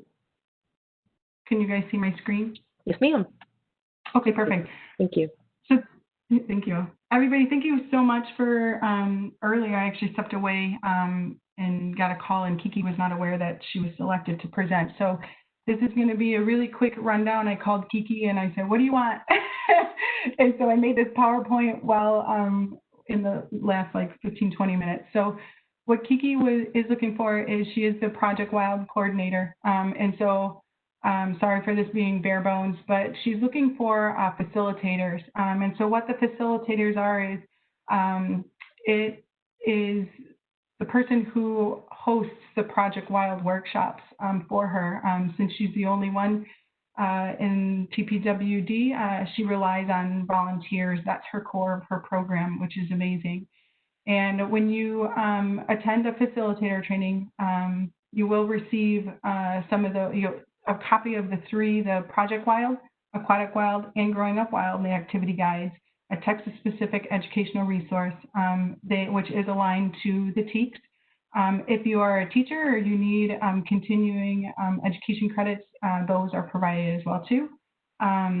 And experience in leading education. And the awesome thing about becoming a facilitator, if you don't have experience in educating or leading programs or anything like that, that's what this facilitator training is. And Kiki really helps support you to become comfortable with presenting materials. That's part of the whole facilitation workshop as well.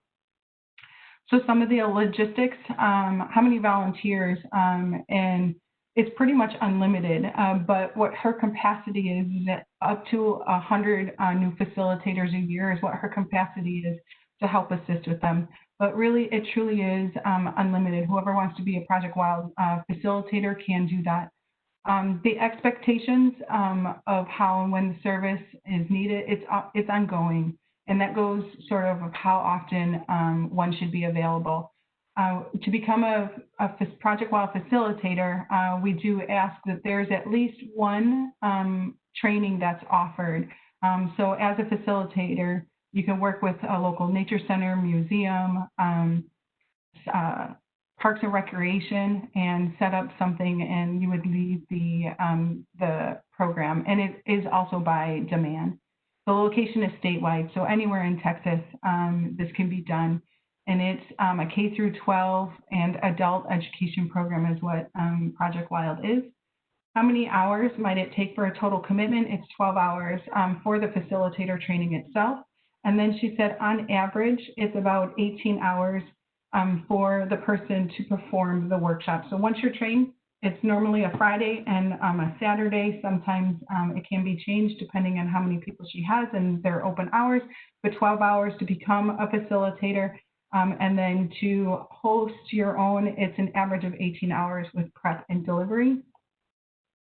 And equipment that's needed, she is doing all of her trainings virtual. She currently is doing one in College Station that it's all online, and she takes mentors. So once the facilitators are already known, certified, and veterans to the program, she connected facilitators in that region to a mentorship program too. So it's changed and totally transformed, but it is virtual. So you just need a computer with internet access.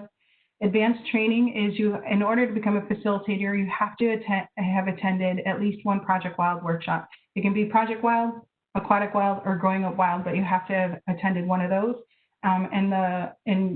In order to become or lead your workshops, you do have to have that facilitator certification training. And we did need to note that there is a $50 fee for that.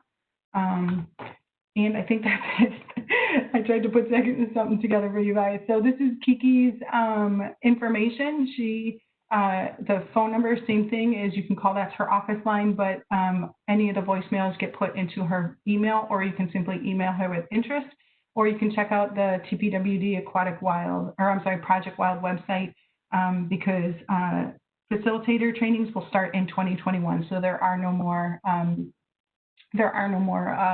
trainings for the rest of the year. So they will start in 2021. So thank you so much for letting me jump in and make an impromptu PowerPoint for you guys. Thank you so much, Melissa. We really appreciate you doing that for Kiki. No problem. So there was one question that came in. Could you describe the locations again, or the scenario for that? Okay, so the locations are statewide, and so depending on where somebody has available, so I know Marty is amazing in the Elm Fork Education Center. She leads trainings there. There's one now in College Station. So the facilitator trainings, Kiki tries to provide them all throughout the state, and that's normally in person. But now, because they're virtual, they really are anywhere. So the statewide comes from, because education, there's schools anywhere, there's teachers, there's nature centers. So it is a statewide effort, and the mentorship would be wherever the region she's going to hold a training, that's where the mentors are going to come from. I hope that answered the question. That sounds good. Cool. You were giving kudos for your impromptu PowerPoint, by the way. Excellent. Have a Okay. wonderful day, everybody. All right. So since we had a little difficulty with Janet Hurley earlier in the day, she's going to go ahead and jump on at this point in time and present her presentation. And it's going to be on measuring the public's perception about pesticides. Thank you for coming back, Janet. You're welcome. I mean, I got off the agents. So let's see. Can you hear me? One. Yes. And we see your presentation. Do you see a full screen presentation? Yes, ma'am. Okay, let's pray that it stays. Because that was just bizarre this morning. So good afternoon, everybody. I'm Janet Hurley. I was here earlier, only you didn't know I was. So starting over, measuring the public's perception about pesticides. And I think this is where we got a problem. It would not let me. Okay, am I still sharing? All right. Yes, ma'am. Okay, just making sure, because I knew this is where we went wrong last time. So, brief description. The description about this product, and yes, you guys have got the full proposal I sent you, but let me give you a little background. And the background had to come from, I work with schools on their IPM programs, making sure that they don't use pesticides unnecessarily, making sure they stay pest-free. Well, over my 20 years of doing this, my biggest problem has been pests coming from home, especially with bed bugs, but it's also cockroaches, especially we've seen that with COVID stuff, things coming back from schools with infestations. Well, my problem is we don't reach the public real well when it comes to educating them about pests and pesticides. So when the opportunity came up for volunteers to help, y'all, you are one of the groups that I've been looking for to expand this knowledge. So it's educating them about integrated pest management, and a lot of it has to do with pest prevention. How do you exclude things from your homes? What do you need to do? And I know that you guys, even though you're naturalists, you still understand pesticide stewardship. I know that's part of the whole programming. So what needs to be done? Well, I have a Qualtrics survey already built. I already have the proper format for you to send out emails. I need you to utilize your base to help get people to take this survey. I would work with you and your agent and your Parks and Wildlife people on how to develop a residential IPM program for your area. I know Texas, there is no two cities, counties, towns that are alike. I will work specifically, especially by region. So what are my outcomes? It would be the chapter, individuals as a group, sending out that email script to members saying, hey, please take this survey. If you have a social media presence, I can give you the QR code, things that you can post, again, on your social media website, inviting people to take the survey. As far as the residential IPM course goes, okay, for y'all, for members, it's free. There's a code that I will give you if you'll just ask me for it. This goes for the agents as well. If you recommend the public to go through it, we are asking that you let them take it for the fee. And it's mostly so that we can keep that design team rolling for the future, because more classes will come in the future. And then finally, develop an interactive way that you can teach IPM to the people in your community. I am more than willing to bounce ideas out there, because this, when I start working with you and it's around your home, lots of things come from that, and I'm willing to work with you all on that. And I want it to be a holistic thing, because one of the things that y'all get probably is, well, what about wildlife? What about, do I harm my birds, or does this thing bother this? And again, this is where I want y'all to use that knowledge. So here's the logistics. The survey, it would be no more than an hour to figure out, again, This is the survey format. It's on Qualtrics. It can't be changed. But here's some things people might ask you questions about. How do you engage people? You know, doing the email thing, is it a blind email? Do you, talk it up? Are you doing something in person? If you are doing something in person, I actually have these bookmarks with the QR code that you could also hand out. Compiling a contact list. If you don't want to do it, but you want me to send out the survey, all I ask is that you send that to me in Excel format, and then there's a special way that you need to send it to me. It's not in Excel, it's in what they call .csv, because then I can upload that into Qualtrics and track everything. I can do some major tracking on that. Residential training, probably an hour to complete the online course, and then a couple of hours with you all, give and take on knowledge on setting up how would you train the people in your community. The one thing you can guarantee for me is I will support you no matter what. I'm a great sounding board. I want you guys to utilize your skills. You guys have got mad skills. We just need to have those amplified. So what do you need? Computers, all right? Computers with internet, because you're going to need an email distribution list, or you're going to need the computer to watch the residential IPM lesson. Experience, if you've got one member in your chapter that is the DIY construction person, that's a bonus. Because again, depending on where you're at, how do you seal up soffits? How do you seal up vents? How do you make sure that the squirrels can't get in your attic? That's the things that we're looking at. Again, I can do it virtually or in person. I'm one of the few people that don't have to worry about contaminating a family, so I don't have a problem coming out if I have to. And then anything that I can help you to train others, I've got PowerPoints that I'm more than willing to donate to the chapter and let you guys create your own thing. I mean, I'm willing to work with y'all. Now, before I get into what are you getting, I've pulled these from the survey. So based on the 740 responses we've gotten so far, you can tell ants is the #1 pest problem so far. Next one, mosquitoes. Next one, spiders. Quite interesting on what bugs people. I mean, termites and scorpions, no big deal. Fleas and ticks.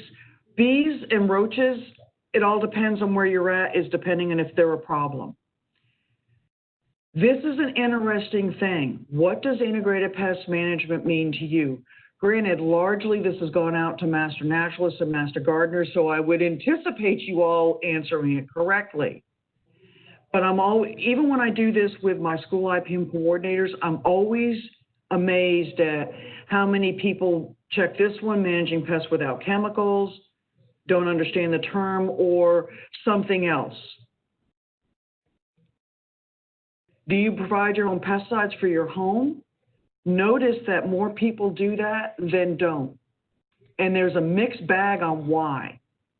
Some feel that they don't need it, it's against their values, or are not concerned. These two are really interesting results for people like me, because we're looking at this going, interesting. Why do you apply it? Sufficient expertise. Can do it safely. Not serious enough. Has met my needs.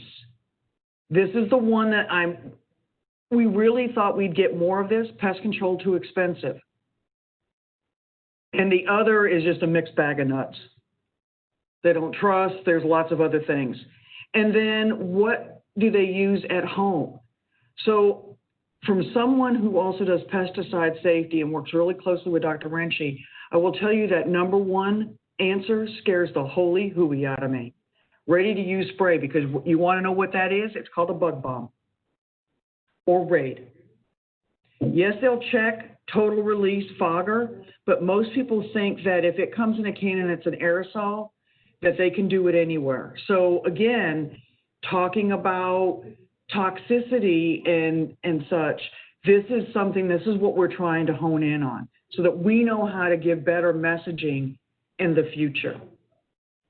So the benefits for you and your chapter, the one thing that you would be doing by helping us get the survey out to a wide variety of people. I mean, seriously, I'd love homeowner associations, real estate agents, mom and dad at the basketball court, because we do not have any baseline data. Literally USDA, EPA, CDC, FDA, pick alphabet soup. None of them can tell you what goes on. The only thing we can tell you is we know how much pesticides are used each year because we look at sales data. Well, that doesn't tell me anything. It just tells me how many pounds or how many gallons of herbicide's been used, how much insecticide has been bought. You don't know if it's been sitting on a shelf, if somebody's hoarding it, whereas this survey gives us more information. 1 minute. Last thing, understanding IPM. You guys are the front lines of disseminating information, and anything I can do to help you guys promote doing what you do best, Master Naturalists, I am here for you. Finally, this is all my contact information, and I thought I would share because when I moved into Mom's house 6 years ago, this is what the front looked like, and I had termites, roaches, ants, rats. I still fight rats. This is what it looks like now. Rodents are a #1 problem. Ants are the other one, but at least they're not in my house. And I'm done. Thank you very much, Janet. There is one question about, do you have a Facebook template we can share or repost? Yes, I can get all that to you. It's just, I didn't want to overwhelm. So if you'll just drop me a note, I'll get you everything. Awesome, thank you. Oh, thank you, guys. And I guess I'll just ask this one. Are head lice and bed bugs underreported? Yes. Especially bed bugs. Okay. Thank you very much. You're welcome. And, that concludes all of our speakers for the day, and I will pass it over to Mary Pearl or Michelle.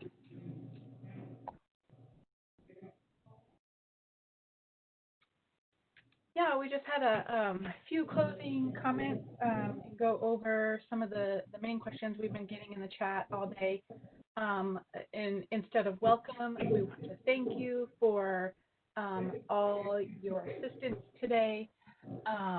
Those of you that presented, thank you. Those of you that pinch hit, came in as pinch hitters, Melissa, thank you for doing that. Thank you for hanging in there with us, things like that.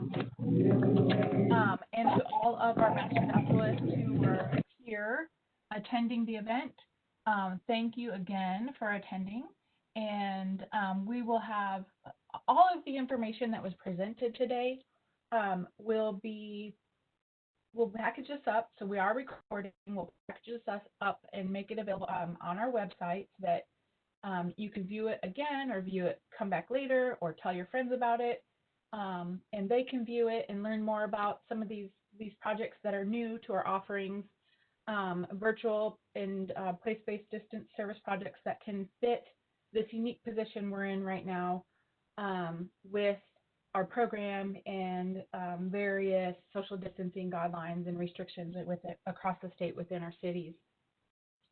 There are several projects we wanted to again mention that were not able to be part of the presentations today. Those were people that certainly let us know ahead of time that they had other commitments throughout the day today that they would not be able to attend. But these projects are just as important as any of the others that were presented today. And so there are a list. This is the list of those right now. 9 projects weren't presented today. In addition to, I think, the two other projects that had technical difficulties today that weren't able to be presented on the schedule. We will get those presentations if they were established and put them out on our website for you. If you are still wanting and still needing to sign up for any of the projects in the suite that were provided and presented on today, visit that SurveyMonkey. We have, on the volunteer fair, we have been posting that thing in the chat all day long. Again, it is on our website. It has its own link on the website, and you can complete it there. A reminder is to, you only need to fill out the survey once, but you can fill it out for anything that you're interested from the entire suite of offerings that we have on the list for the virtual volunteer fair. We think that this event went exceptionally well today. We expect that we'll probably do it again, expanding it past or outside of our sponsoring agencies to local partners. So be looking for that. One of the questions we've been getting a lot throughout the day is, how do I log hours for today's virtual volunteer fair? And this link here, there is a project, a statewide service project set up for TMN Virtual Volunteer Service Fair. I've had some reports that isn't showing up in your logbook drop-down menus so far or yet for some of you, and we'll work on that. We'll get that shared down to the chapters and work with your admins. But once that is available, you will be able to report your time for any amount of time that you attended the virtual service fair today, in addition to any of the virtual projects that aren't already set up as a project within your chapter. In your chapter's drop-down box menu, you will be able to report to this service project for those the true virtual projects.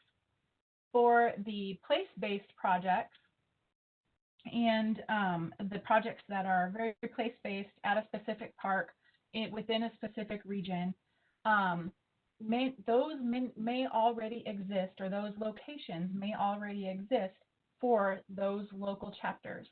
So if you sign up for one of those projects and you work with the presenter on that, you would present. So this example here that's on the screen right now is from Fort Parker State Park. So the chapter associated with that that has that login. The stream team testing at Fort Parker State Park was a new project presented today. So you would report that as the activity to that project opportunity in your LBE drop-down menu. And this would be the case for the place-based projects. We will get the information about the two different types of opportunities that were presented today, truly virtual opportunities and the place-based opportunities, out to your VMS admins, and work with them on the best way to make this viewable within your local chapter's VMS. And another thank you for being here today. Thank you for the people that you are. Thank you for your dedication to the Texas Master Naturalist Program, our sponsoring agencies, and most of all, thank you for your service. Thank you for being open-minded and looking for ways to make things happen, even in the difficult social distancing climate that we're in.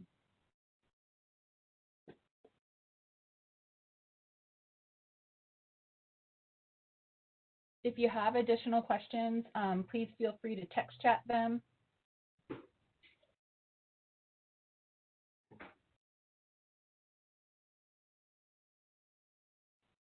And then one more time, Michelle, we'll get these recordings and any additional materials posted to the website. Thank you guys all so much for joining us today.